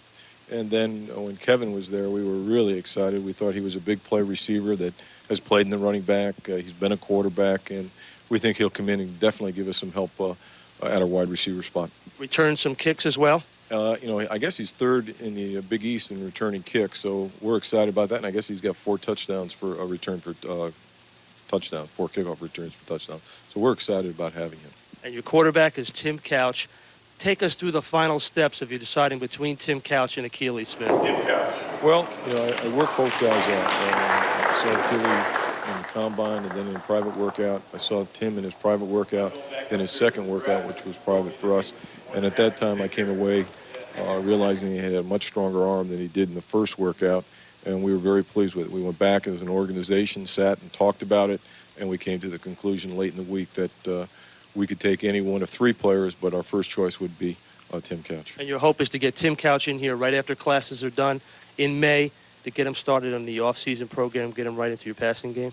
Well, the NFL and the American Football Coaches Association have agreed to allow the players that are done with their classwork to be in on May 16th, and Tim falls into that situation, and he'll be in here on May 16th. Chris Palmer's got his battery set. Tim Couch and Kevin Johnson. Boomer, let's go back to you in New York. All right, Sal and Coach Palmer, very quietly. I mean, you ask Drew Bledsoe or Mark Brunell about Chris Palmer and their development of quarterback, and they will give you rave reviews.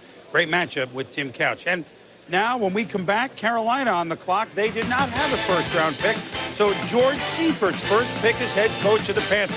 We'll be back.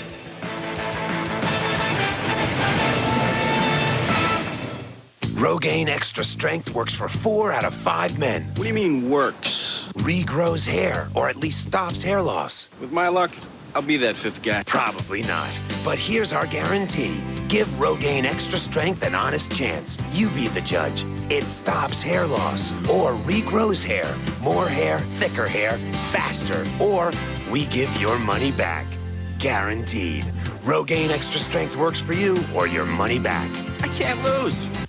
Dear Great Aunt Edith, camp is fun, but dear Uncle Lenny, camp is fun, but I need money for arts and crafts.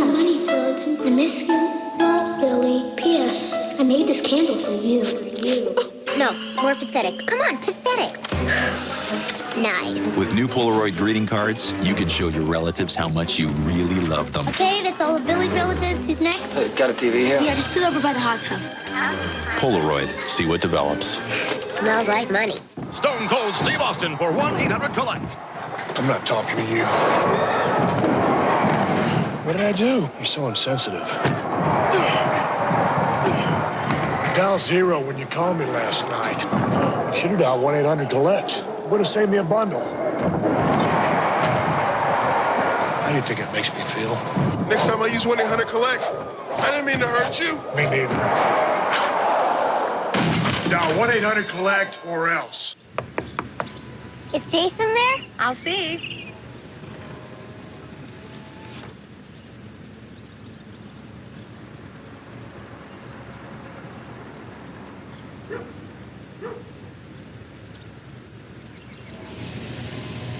Still looking. The surprisingly new Land Rover. The biggest news from Land Rover in years. And voted best compact sport utility vehicle by Automobile magazine. Getting the opportunity to be in Jerry Maguire, that was a real thrill. Quite a few of us auditioned for parts. Show me the money! Show me the money. Show me the money! You complete me. You complete me. Help me help you. Who's coming with me? Who's coming with me? Let's go. Who's coming with me? There were a couple of performances that really surprised them. You had me at hello. You had me at hello. Back in New York for the early stretches of the second round, and for the first time, speaking of those that are back, George Seifert as head coach of the Carolina Panthers. And of course, with the 49ers, he became the fastest coach in NFL history to get to 100 wins. Won a Super Bowl in his first year as head coach, replacing a legend in Bill Walsh. Won another one in '94. George Seifert, he's back. I was with a great organization. I was in a great situation, and it was, a wonderful experience. I enjoyed it a great deal. And when I left, it was time for me to leave. It was time for me to leave San Francisco, and it was time for me to really, in fact, to do what I did. But at the same time, I think that I'm too young at heart or have too many things I'd like to do yet. I mean, it's, there's people that would kill to have the freedom that I had. But at the same time, there was somewhat of a hollowness to it at times. And I wanted to be involved in something else other than self-gratification. And maybe in a way, this is a self-gratification, but I'm approaching it, in a little bit different vein. George Seifert is a gentleman, but beneath that visage, he's a fierce competitor. And now he gets a chance to make a pick. Let's go up to Gene Washington. With the 34th pick overall, Carolina selects offensive tackle Chris Terry from Georgia. Third Georgia player, Mel. And remember, they lost Blake Brockermeyer, so this is certainly a position of need. Well, he's opposite Matt Stinchcomb at Georgia, former defensive lineman, Chris, who really developed. There is number 70. There against Leonard Little his junior year. And you're looking at a kid who made monumental progress in terms of technique and understanding of the position. You see that rugged approach that comes from playing on the defensive line. Big kid. Not the wide base frame a lot of teams may be looking for. And, of course, he played right tackle opposite Stinchcomb, but made a lot of improvement during the latter stages of his career. Really solid bookends for Georgia. It was hard to determine at that point early in the season who was going to emerge. Stinchcomb, because he was a veteran, could play left or right tackle. Terry, because of his inexperience, you pushed into the second. But in 2 or 3 years, I think a lot of people felt like, hey, Chris Terry may develop into a solid bookend at right tackle in the NFL. Well, the Carolina Panthers, just as their second year, got to the NFC Championship game, but really fell rock bottom last year. They had a great home field advantage at Ericsson Stadium, which went by the boards. They're 4-12, and so in a very short time, they're almost starting, I don't want to say from scratch, but for the second time around. And George Seifert's job, and he's a perfect guy for this, even though when he came into San Francisco, he won right away because he inherited a Super Bowl team. Joe, here's a team that George Seifert will give instant stability to, and they have to get an even keel before they got to walk before they can run. You agree? Chris, I do agree, and I think you're a lot closer to right when you said they're almost like starting over like a true expansion team again. Here's the comparison between Jacksonville and Carolina. You look at their records, 22 versus 11 wins, winning seasons, 2 versus none, division titles, and playoff appearances. When Jacksonville and Carolina came in, Jacksonville said, we're going to go with the younger players. We're going to build that way. And that's been a very successful program for them. Carolina said, we want to get a little bit older players. We want to go the veteran route. Well, what happened, the veterans played very well for 1 year, and then all of a sudden, that whole team got old in a hurry. So in essence, this team, they let the wide receivers go because they wanted to get some faster wide receivers. They had to bring them back. Their running back situation has been up in the air. The offensive line has been just a turnstile move with people coming in, people coming back. It's a good place to start to build, again, your football team by starting on the offensive line. And I think it'll work out fairly well for them. But it is right. Chris, you're absolutely right. They really have just about started over again. Well, they have, although, you know, offensively, they moved with late in the year with Berline, a quarterback. Once they got that situation figured out, they acquired Jeff Lewis, a youngster from Denver. And they have Steve, I got you, babe, Bono, George Seifert's old backup quarterback with San Francisco. So he is there as well. So they have some people that know what they are doing. Let's go around the league, and we are tied to the whip around. Let's start with Sal Palantonio. Here in Cleveland, it didn't take Tim Couch, the #1 pick, long to go up to the Cleveland War Room and lobby for a wide receiver. Here he is talking to Chris Palmer and Dwight Clark and saying, hey, guys, get off the defense. Let's get a wide receiver in here. In the second round, they go for Kevin Johnson, the wide receiver out of Syracuse.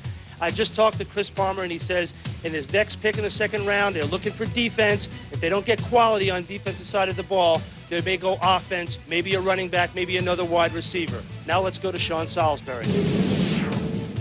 In Indianapolis, the Colts pass on Ricky Williams. Take the Miami Hurricane running back, Edgerrin James. Love his versatility. Say he's got magic. As they prepare to make their second-round choice, look for them to go secondary or linebacker. Gave up too many leads in the second half last year. They need defense. Now to Andrea Kramer. Here in Minnesota, it is D-Day, as in Dante and Demetrius. With their 2 picks in the first round, the Minnesota Vikings at number 11 took the quarterback Culpepper from Central Florida, and at number 29 took the huge defensive end Demetrius Underwood from Michigan State. 6'6", 280, Denny Green loves that size and explosiveness. Later on in the second round, they hope to shore up their cornerback position. Now let's head to Ed Werder. Well, here in New Orleans, it'll be interesting to see what the fallout is from the only one-player draft in recent memory, if not NFL history. General Manager Bill Kuharich said the team will be very aggressive, making sure that Ricky Williams isn't the only rookie in his class. They'll be out going after any players who are undrafted, who are high on the Saints board remaining out there. And in addition to that, they will get some more players, possibly getting back in the draft, Kuharich says, but probably not until tomorrow. Now let's go to Solomon Wilcott. In Foxborough, with 2 picks in the first round, the Patriots go Damian Woody at center and the big cat linebacker Andy Katzenmoyer. Here you see inside the war room, head coach Pete Carroll lobbying for more speed on defense. He gets it with Katzenmoyer with the 28th pick. Look for the Patriots to address their need for a running back here in the second round. Now let's go out to Hank Goldberg. The Dolphins came into this draft looking to upgrade the running back position. They couldn't trade up to get Edgerrin James. They did their second priority, which was to get an extra pick in the second round by trading out of the 24th spot and subsequently the 27th spot. So now with 3 picks to go, no running back has been chosen since the Dolphins traded out of number 24. So far, it's breaking their way. Let's go to Tom Jackson. With the final pick of the first round, the Denver Broncos took linebacker Al Wilson from Tennessee, projects as an outside backer for the Broncos. Now they have 2 picks apiece in the next 2 rounds. Look for them to field some calls, make some deals. The possibility of the Broncos trying to move up again for Coach Shanahan to continue to refortify that defense with some more speed and some youth. Mortimer, your thoughts in New York? My thoughts, I'm looking at the Philadelphia Eagles and new head coach Andy Reid. He took a quarterback in the first round and Donovan McNabb. In the second round, he just took what he thinks will be the quarterback of his defense, Barry Gardner, an inside linebacker from Northwestern. Andy Reid wants smart guys. He wants character guys. This guy, Gardner, scored a 35, very impressive 35 on the Wonderlic test. This is Andy Reid's type of guy, quarterback on each side of the football, leader on and off the field. Chris? Bob Moore, thank you. The second round rolls on. When we come back and visit with the commissioner, Paul Tagliabue. Second round coverage on ESPN. Stick around.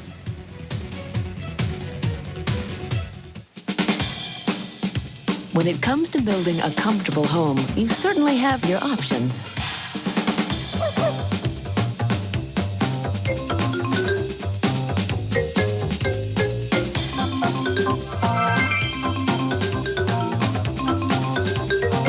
your home feel as good as it looks requires an essential. Ask for Tyvek Home Wrap from DuPont. It helps keep weather out, comfort in, and that's basic to better building. Call 1-800-HAIR-CLUB right now for a free brochure. Your free hair, all you have to do is prepay for a basic club plan. That's it. Can't believe you can slick it straight back and it still looks natural. I love it. I've never felt this good after a haircut. You don't feel any difference in this hair, you know, any hair. And it still stays, see? So call 1-800-HAIR-CLUB right now for a free brochure.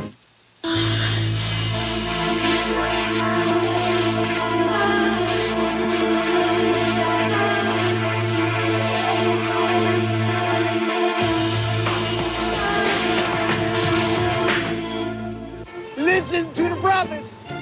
They predicted it all.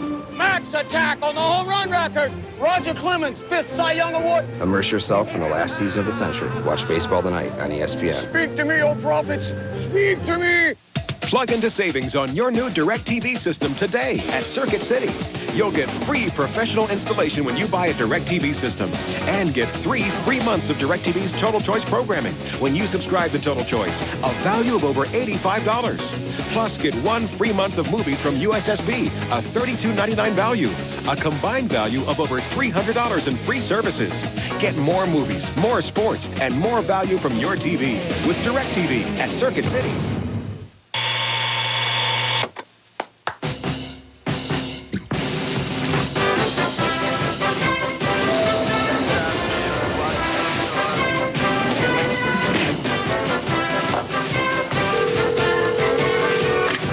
Hello, Ms.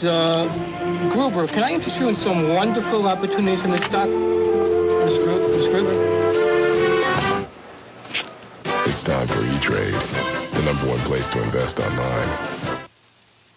This ESPN News presentation of the 1999 NFL Draft is brought to you by 1-800-COLLECT, the easy way to save, and by Range Rover, the most advanced thinking ever found in a 4x4. And welcome back to New York. We are joined by the man at the podium for most of the first round, and the man at the podium for the last decade, Commissioner Paul Tagliabue, and good to see you again, Paul. Good to be back. The draft is so exciting, and this year, quarterbacks, 5 quarterbacks in the first 12. Here's your influx flying into the next century. I mean, were you excited as a fan seeing the way it went with the young quarterbacks, 3 of whom happened to be black, but that has nothing to do with it? Times have changed.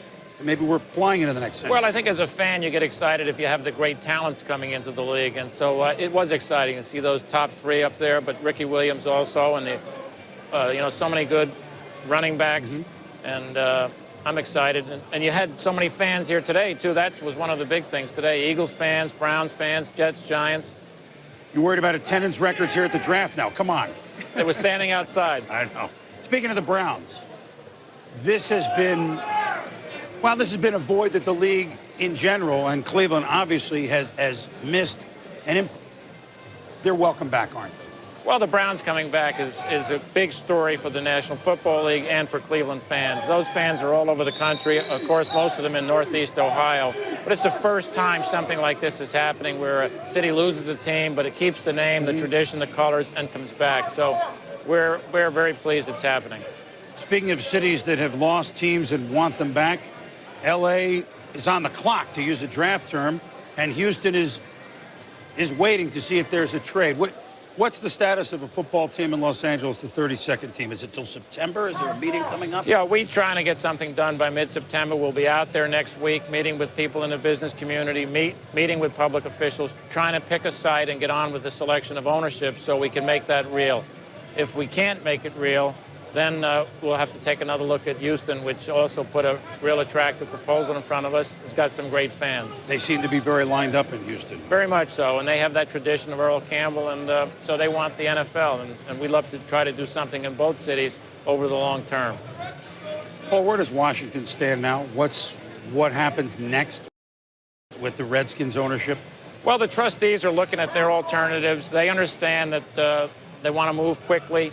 We'll work with them closely. I spoke to one of their representatives last week, and we'll try to get a new owner selected in in an expedited schedule. I think what they did today shows that the organization's not hurting in terms of getting ready for the '99 season. I spoke to Norv Turner out at our league meetings, and he was very confident that they're ready to turn it around. So we do need to get that ownership group in place. Expedite, I mean, you need to, is it possible next month or two? Oh, yeah, I would think we would present something at our league meeting in May, if not before. Speaking of an organization which is still doing business very well, but a little bit different, San Francisco. Where does Eddie DeBartolo stand? Where do they stand with the league? Well, as you know, I suspended Eddie for a year, and I think it's critical that they have the people there like Bill Walsh, John McVay, Steve Mariucci. Of course, they got the Steve Youngs and the others. So I think they're ready to play. I spoke to Steve at the league meeting as well.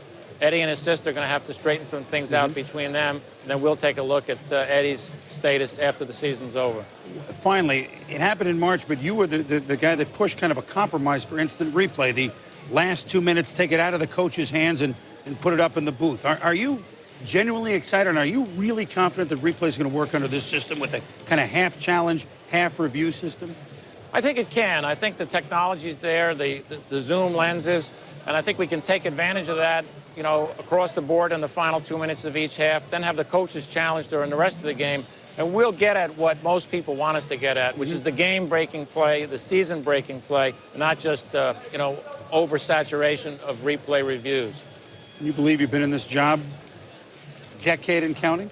Decade and counting, and still having fun, and when you have a draft like today, you're real optimistic about the future. Now, you've stayed a fan as long as I've known you. Thanks for joining us, Paul. Thank you. Commissioner Paul Tagliabue with us here. We'll return to second-round action, if you will, in New York when our draft coverage continues in a moment.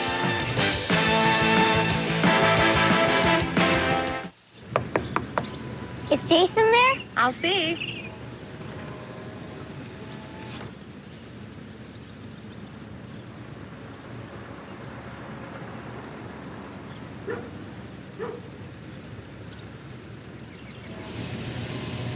Still looking.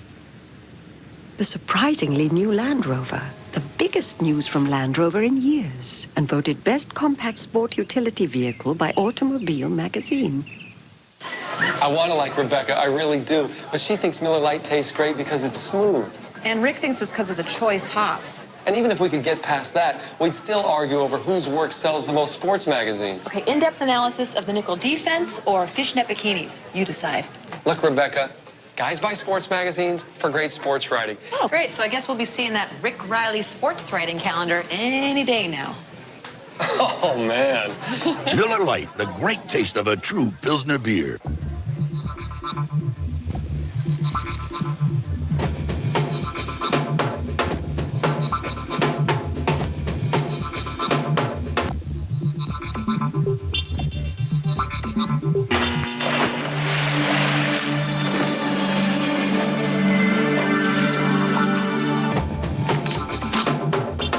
The durable, authentic khaki.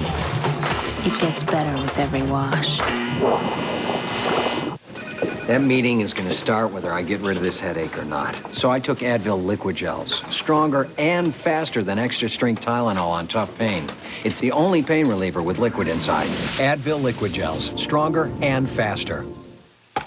With Days Inn hotels in over 1,800 cities and towns, you can go as far as you want. We'll always be right down the lane. Days Inn. There you go.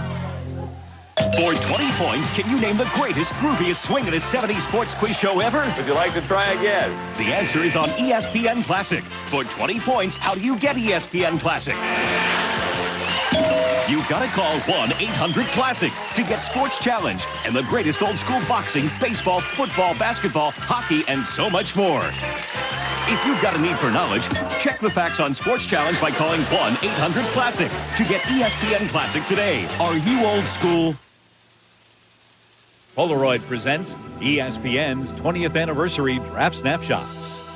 Indianapolis has selected Trev Alberts, linebacker from Nebraska. But to pass up a Trent Dilfer when all you have is Jim Harbaugh, give me a break. That's why the Colts are picking second every year in the draft, not battling for the Super Bowl like other clubs in the National Football League. Who in the hell is Mel Kiper? I mean, here's a guy that criticizes everybody, whoever they take, He's got the answers, who you should take and who you shouldn't take. In my knowledge of him, he's never ever put on a jockstrap. Mel Kiper has no more credentials to do what he's doing than my neighbor, and my neighbor's a postman, and he doesn't even have season tickets to the NFL. Well, Chris, I'll tell you, I'm secure in my position. Obviously, Bill Tobin is not very secure in his position to have a response like that. I have a right to my opinion. He has a right to his. Obviously, the Pac-10, Big Ten, ACC is all this guy looks at. To me, it's a mistake. You cannot go with Jim Harbaugh and pass up Trent Dilfer. Forget it. That's why the Colts are the laughingstock of the league year in and year out. We've had a little fun over the years, haven't we, Mel? Same tie? You just no controversy. Get out of here. Is that the same tie? No controversy, though, this year so far. No, just the same tie. Well, you can make your own controversy, you know that? I think so. We still have time. Mel, I don't agree with you. I don't care. I don't care. I don't care who the next guy picked is. I don't agree with you. Okay, Jeff. I just don't agree with your analysis at all. Standing by with the new guy in Indianapolis, who, of course, is General Manager Bill Polian, is with our Sean Salisbury. And Sean, certainly Bill made an interesting move way up top in the first round.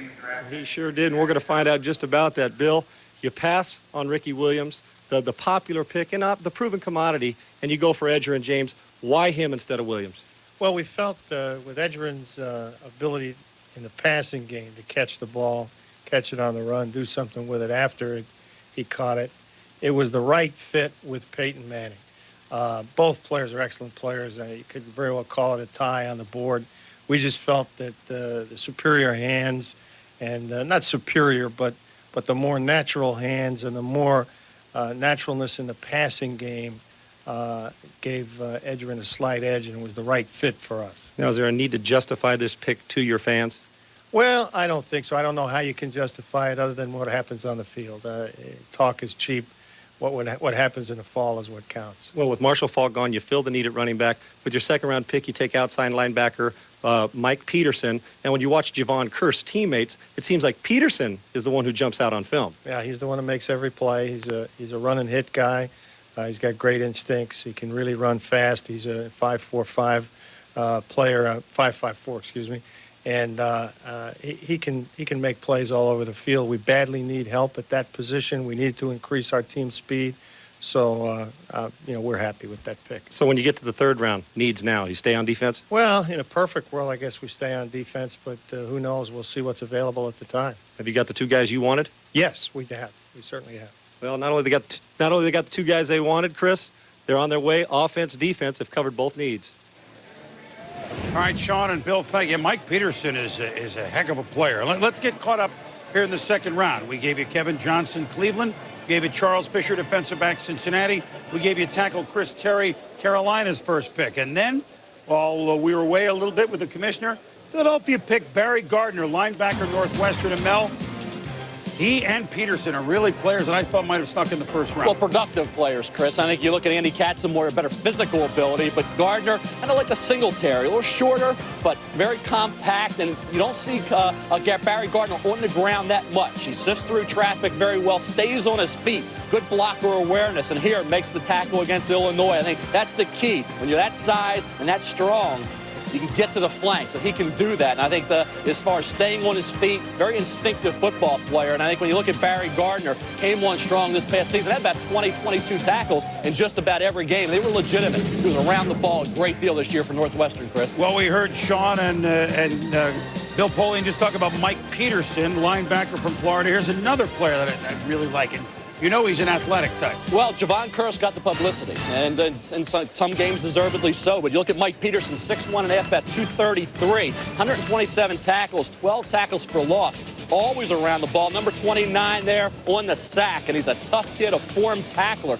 Showed up big in every game, and Florida has a lot of big games every year in the SEC. He never disappeared from the action. He was always there making plays, and in coverage, you have an every down performer. And I think that's the key here for Mike Peterson. You can keep him on the field. He reminds me a little bit of John Mobley, Lee Woodall. Doesn't have the ideal size, not physically imposing, but I'll tell you what, he's tremendously instinctive, and like a Barry Gardner, 15, 20 tackles just about every game, Chris. He's a high school quarterback, and he went almost 800 plays in college. Now, John Jansen in the Washington-Chicago trade, the Skins moved up 3 spots. It cost them a 5th, and they picked tackle John Jansen from Michigan. Well, right tackle here against Tom Burke, the pass rushing defensive end from Wisconsin, does a good job keeping him at bay. Here against Michigan, you're looking at against the game against Indiana. John Jansen buries the defensive end. I think a consistent football player. They call him the Rock. He played in a ton of straight games at Michigan, never missed any time because of injuries, and was a guy that Lloyd Carr had in the starting lineup every game since he's been a head coach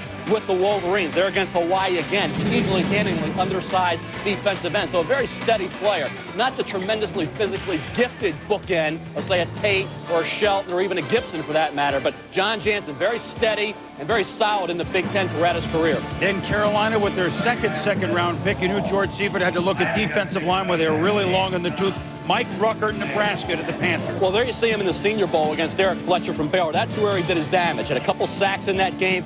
Not tremendously productive during the season, although he did come on late. So you're looking at a guy 250 to 255 pounds, and the key will be how will he hold up against the run in the NFL without having ideal size. He's tall, he's rangy, may need to put on a little weight, but late in the season he came on, and that Senior Bowl effort moved them up from maybe a mid to late 2, early 3 into the early second-round area, Chris. And now, can you believe this? Jimmy Johnson has just picked Jimmy Johnson. Miami has just selected in the second round running back James Johnson. So the hair's a little different, but, you know, the name's the same. Transfer from East Mississippi Junior College and gave Jackie Sherrill 2 great years of steady productivity. A big back who has all the way potential, has some speed, although he doesn't have the 4.4 clocking. He can break at the distance, has that up over the top type leaping ability. And you see a kid here who can break a tackle and then turn it on. Had a lot of long runs, averaged about 6 yards a carry. So, you know, James Johnson this season, and last as a junior and senior, one of the most productive backs in the country, and he did it as well against SEC competition. Question is that upright style. Even though he broke tackles in the SEC, will he run into some interference with upright style that allows him to take a lot of solid direct hits? Then you wonder about, you know, durability over a 16-game period. So that's a run there in the second round. And now let's go down to Miami where Hank, I mean, really, Jimmy Johnson's picked Jimmy Johnson? Yeah. Is this town big enough for 2 JJs? Well, I'll tell you, the second JJ is big enough to fill the big running back need that Jimmy had. And yesterday when I talked with Jimmy, and there was a lot of talk about Cecil Collins, and he said, he's not the only guy we're looking at. And I said, how about J.J. Johnson? He smiled and he said, can you hold off on that until we're on the clock? This is the guy they really wanted. And look at what they did. They traded out of the 24th spot, and they were sitting in the exact same position in terms of choice 15 picks later because nobody took a running back in between. Look how happy Jimmy is, you know, just jumping up and down around the war room. He's thrilled with this pick, believe me. Let's go back to New York. He just wants to see his name in lights a little bit more, Hank. I think that's what it is. So Miami has moved down a couple of times and still got a big running back, as you point out. So we're rolling now in the second round. Chicago, St. Louis coming up.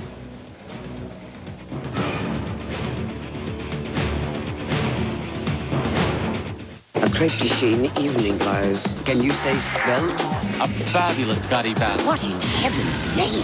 Oh, it's a black cotton blend with yellow buttons. It reads 1-800-CALLATT for collect calls. Does anybody know where the phone is? I have to make a collect call. Bravo! You can win this hot little sweatshirt instantly when you complete a collect call with 1-800-CALL-ATT. It's the same bargain basement rate all the time. Is Jason there? I'll see.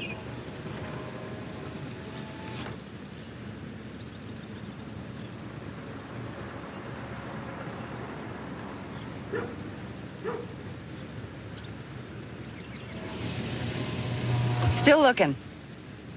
The surprisingly new Land Rover. The biggest news from Land Rover in years. And voted best compact sport utility vehicle by Automobile magazine.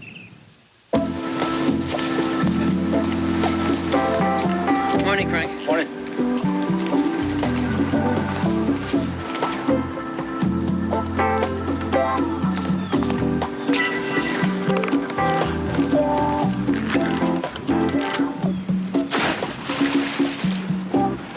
How do you plan on funding your retirement? Conseco's annuities and mutual funds can help. Conseco, step up.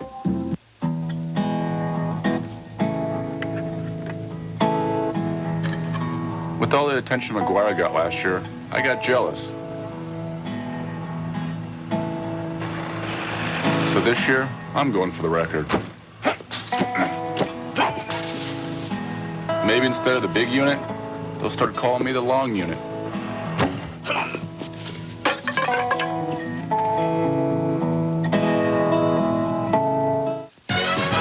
Tonight on ESPN, National Hockey Night, Baseball Tonight, and Sports Center.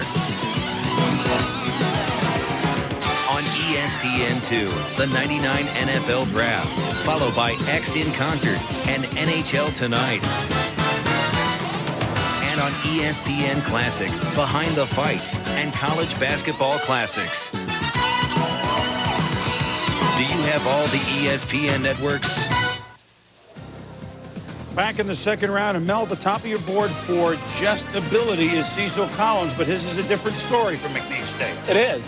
Great talent, but off the field concerns push him down. We'll have to see who's the team is going to pull the trigger. Larry Smith came out early as a junior. Had he gone back, may have been a top 10 pick. He presents good value. I like Sean King. I think he has the tools. If he were 6'2" instead of 6 feet even, probably be a top 10 pick. Rob Conrad, more a one-back than a true fullback. That's why he's dropped into the early second round. And here, Joey Porter, combination defensive end, outside linebacker. Watch out for him. His workouts were very strong. He could be a mid to late 2. Gary Stills, an attack outside linebacker, questionable in coverage, but he's going to go in this general area. Reggie Kelly, Jimmy Kleinsasser, a lot of tight ends thinking about second, third, fourth round. Second round rolls on. There's been a trade. We'll detail it in a moment. Another boring shower, another boring day. Why not liven it up?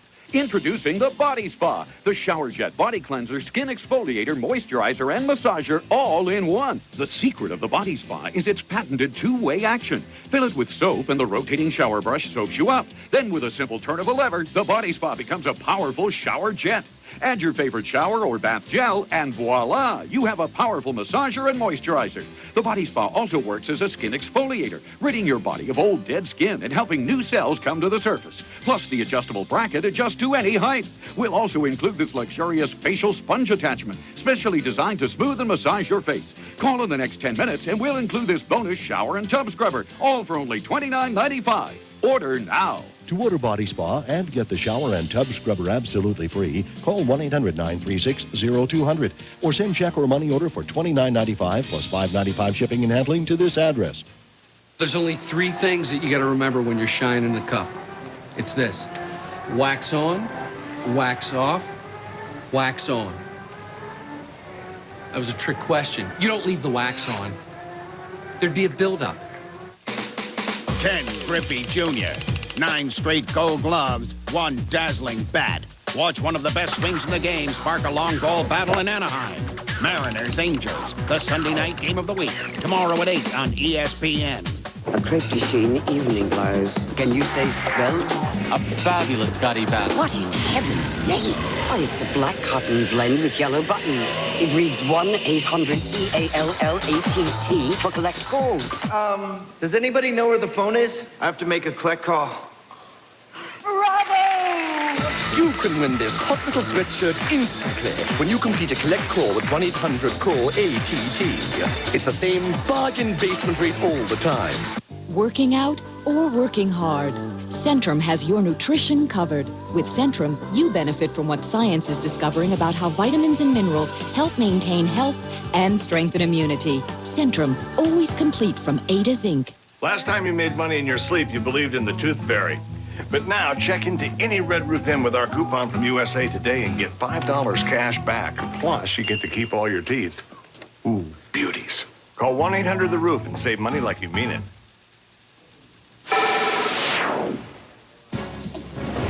Welcome back to ESPN's draft coverage. We are in the early stages of round 2, but to recap the first round, again, 5 quarterbacks taken in the first 12 picks. 5 corners selected in the first round, reminiscent of a couple of years ago when 6 were taken. 4 of those rookies ended up starting. To be a similar situation, and the Saints trade with the Redskins, select Ricky Williams, who was there because Edgerrin James went to the Colts. Be joined by Kirk Herbstreit here. The first of those 5 quarterbacks taken, of course, was Tim Couch in Cleveland. Jumped on a plane, got to the war room just in time to see the Browns take their second selection, somebody for Couch to throw to. And Kevin Johnson, if you look first at Tim Couch, to me, he is a perfect fit for the city of Cleveland. Kind of a laid-back temperament, fits in well in a blue-collar town like Cleveland. Obviously, physically has all the attributes. There's been some questions about the arm strength. Forget about that. Has plenty of arm, has the touch, and is very accurate, and I love that second pick. Getting him somebody to go to in Kevin Johnson, a young man who's just still learning the position. I'm sure Chris Palmer will take his time in trying to get Kevin Johnson out there. Well, Kirk, he arrived at Syracuse as a quarterback, and Marvin Harrison, the Colts wide receiver, worked with him on routes, and he's getting better and better as a wide receiver. At Syracuse, he did so many things for him. Return specialist, he's a good wide receiver. He's got very good hands. Take a look at him here against West Virginia. He's going to run a corner route. He's got good concentration on the football. Had 60 catches last year, and he'll catch the ball inside. Good concentration for a score. Versatility here. He's getting a pitch from Donovan McNabb as a running back in the wishbone offense for Syracuse. So he could be a running back in the pinch, return specialist, the third quarterback, and he can hold on extra points and field goals. Special teams. This guy has a feel for kickoff returns. He's done it. He sets up his blockers, hits the seam.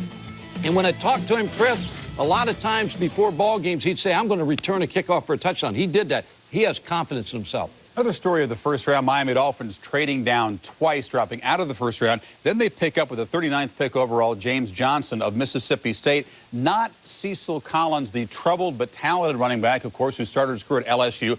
Basically played 4 college games. One was against Akron. One was against Vandy when he got hurt. But in those 2 other games, LSU's games against Ole Miss and Auburn, he was spectacular. You watched him play in person. He's a special back. If he was clean, no problems, he'd be a top 10 pick. He's a strong back. He's a hard runner. He's a fast back. And somebody's going to take Cecil Collins and get themselves a good back. 4 major college games and 2 games at McNeese State where he tested positive and therefore violated his probation. But Cecil Collins may, because the Dolphins didn't take him in that spot, may drop down some. Now over to Mark Malone. Thank you much, Chris. Of course, the Carolina Panthers drafting for the first time with their new head coach, George Seifert. He joins us now live via the Sprint video conferencing. And, Coach, this is a very interesting pick. You a defensive genius, so to speak, and you go on the offensive side of the football first. 3rd pick in the 2nd round, and you go after Chris Terry, the tackle. First of all, tell us what you're thinking there and why the need on the offensive side of the football. Well, we felt that we were drafting a very good athlete and a tough football player as well. As far as overall depth on our offensive line is concerned, we haven't really contributed to that in the last few years. So it seemed like a logical move for us to make the quality of player that he is and that we believe he's going to be. And, you know, you say I'm a defensive genius. Now, you remember all those touchdowns our offenses were scoring when I was in San Francisco. Well, that makes everybody look a little bit smarter when your offense scores those kinds of touchdowns. Absolutely. On the defensive side of the ball, 4 picks later, you go to Nebraska's Mike Rucker, a guy who can get after the passer, but from an NFL standpoint, maybe a tweener. Talk to us about where you expect to play him and what he'll do in your defense. Well, as with any athlete, I mean, he does appear to have very good movement and would be a good pass rusher for us until you really work with him. It takes a little bit of time to figure out where his actual strengths will be in the overall scheme of things, but we do have the ability to play either a true 4-3 or what we like to call an elephant defense, the type of defense we used when Charles Haley played for us in San Francisco. We can play that with Rooker, I'm sure, and then we'll see if he can actually play a true 4-3 style of end as well. Coach, you don't have another pick until selection number 100 in the 4th round. Let's talk about the needs of your football team now. There's been speculation, perhaps a quarterback. You made a trade for Jeff Lewis. And of course, you have Steve Berline. Where will you look as a team next?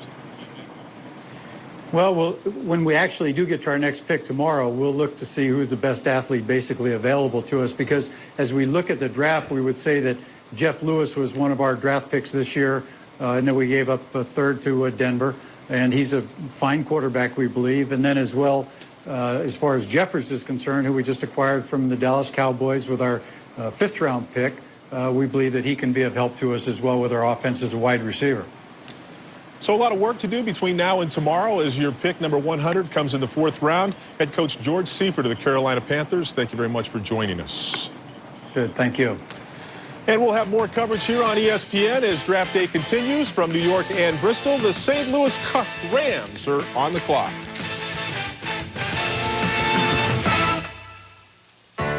Remember when ice cream cost a dime? and your best friend and your bike were all that mattered, well, those days are back. For a limited time, get a Yamaha V-Star from just $89 a month. It's the Yamaha Turn Back Time sales event. So see your local Yamaha dealer today. Because you won't find a deal this good anywhere else. Let's see, what's your favorite day? Monday. No. Tuesday. Wednesday. Yeah, right. Here's a hint. These are Friday's Chop House platters. Thick, juicy Chicago-style cuts of all your favorites, still sizzling from the grill. I love Chicago. The Chop House platters at Fridays. That was good.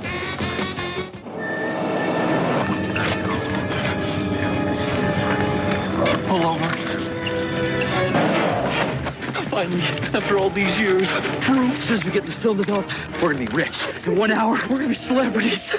We're gonna be... Just one more, Grandpa. Okay, sugar. Smile. Hon, the Weekly World News is going to be here in 10 minutes. Polaroid. See what develops. Excuse me, we got him holding a giant yam. Y'all mind? My job is to compare products. And it's not often that I'm surprised. So when Head & Shoulders went up against the leading prescription brand, I expected the prescription to be better, but it isn't. A study proves Head & Shoulders is effective against dandruff. I found out there's a microscopic fungus associated with dandruff, and Head & Shoulders helps kill it. Helps stop flakes before they even start.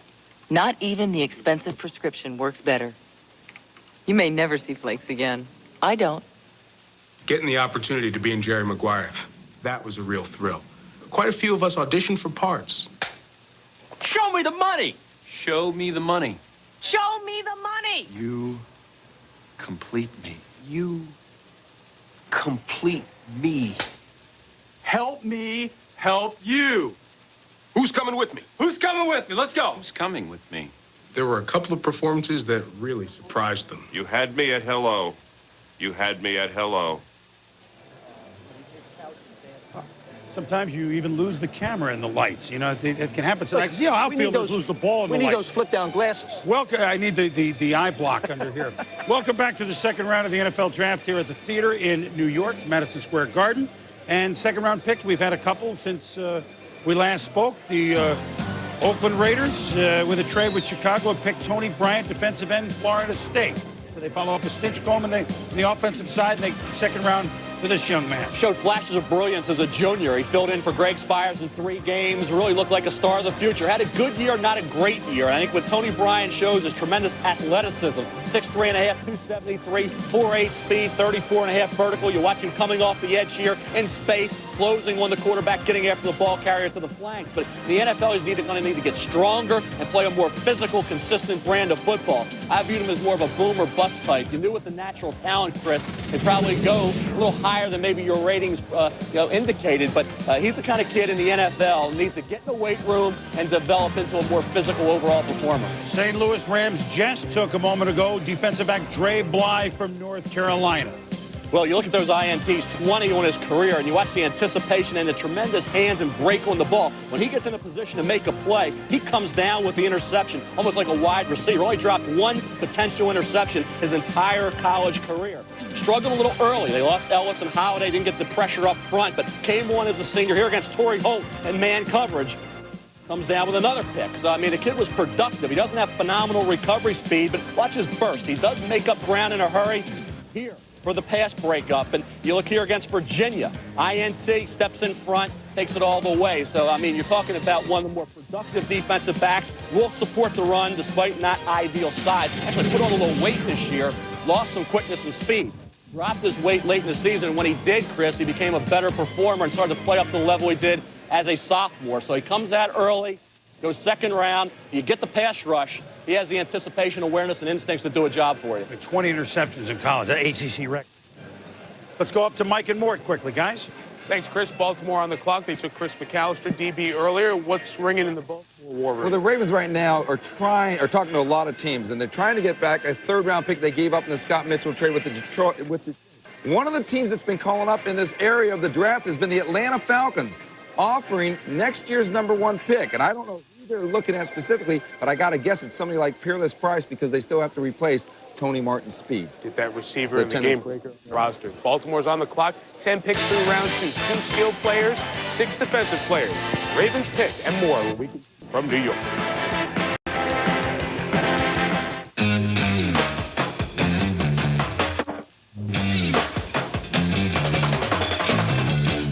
Listen here, baby. I want a burning desire. Let me stand next to your fire.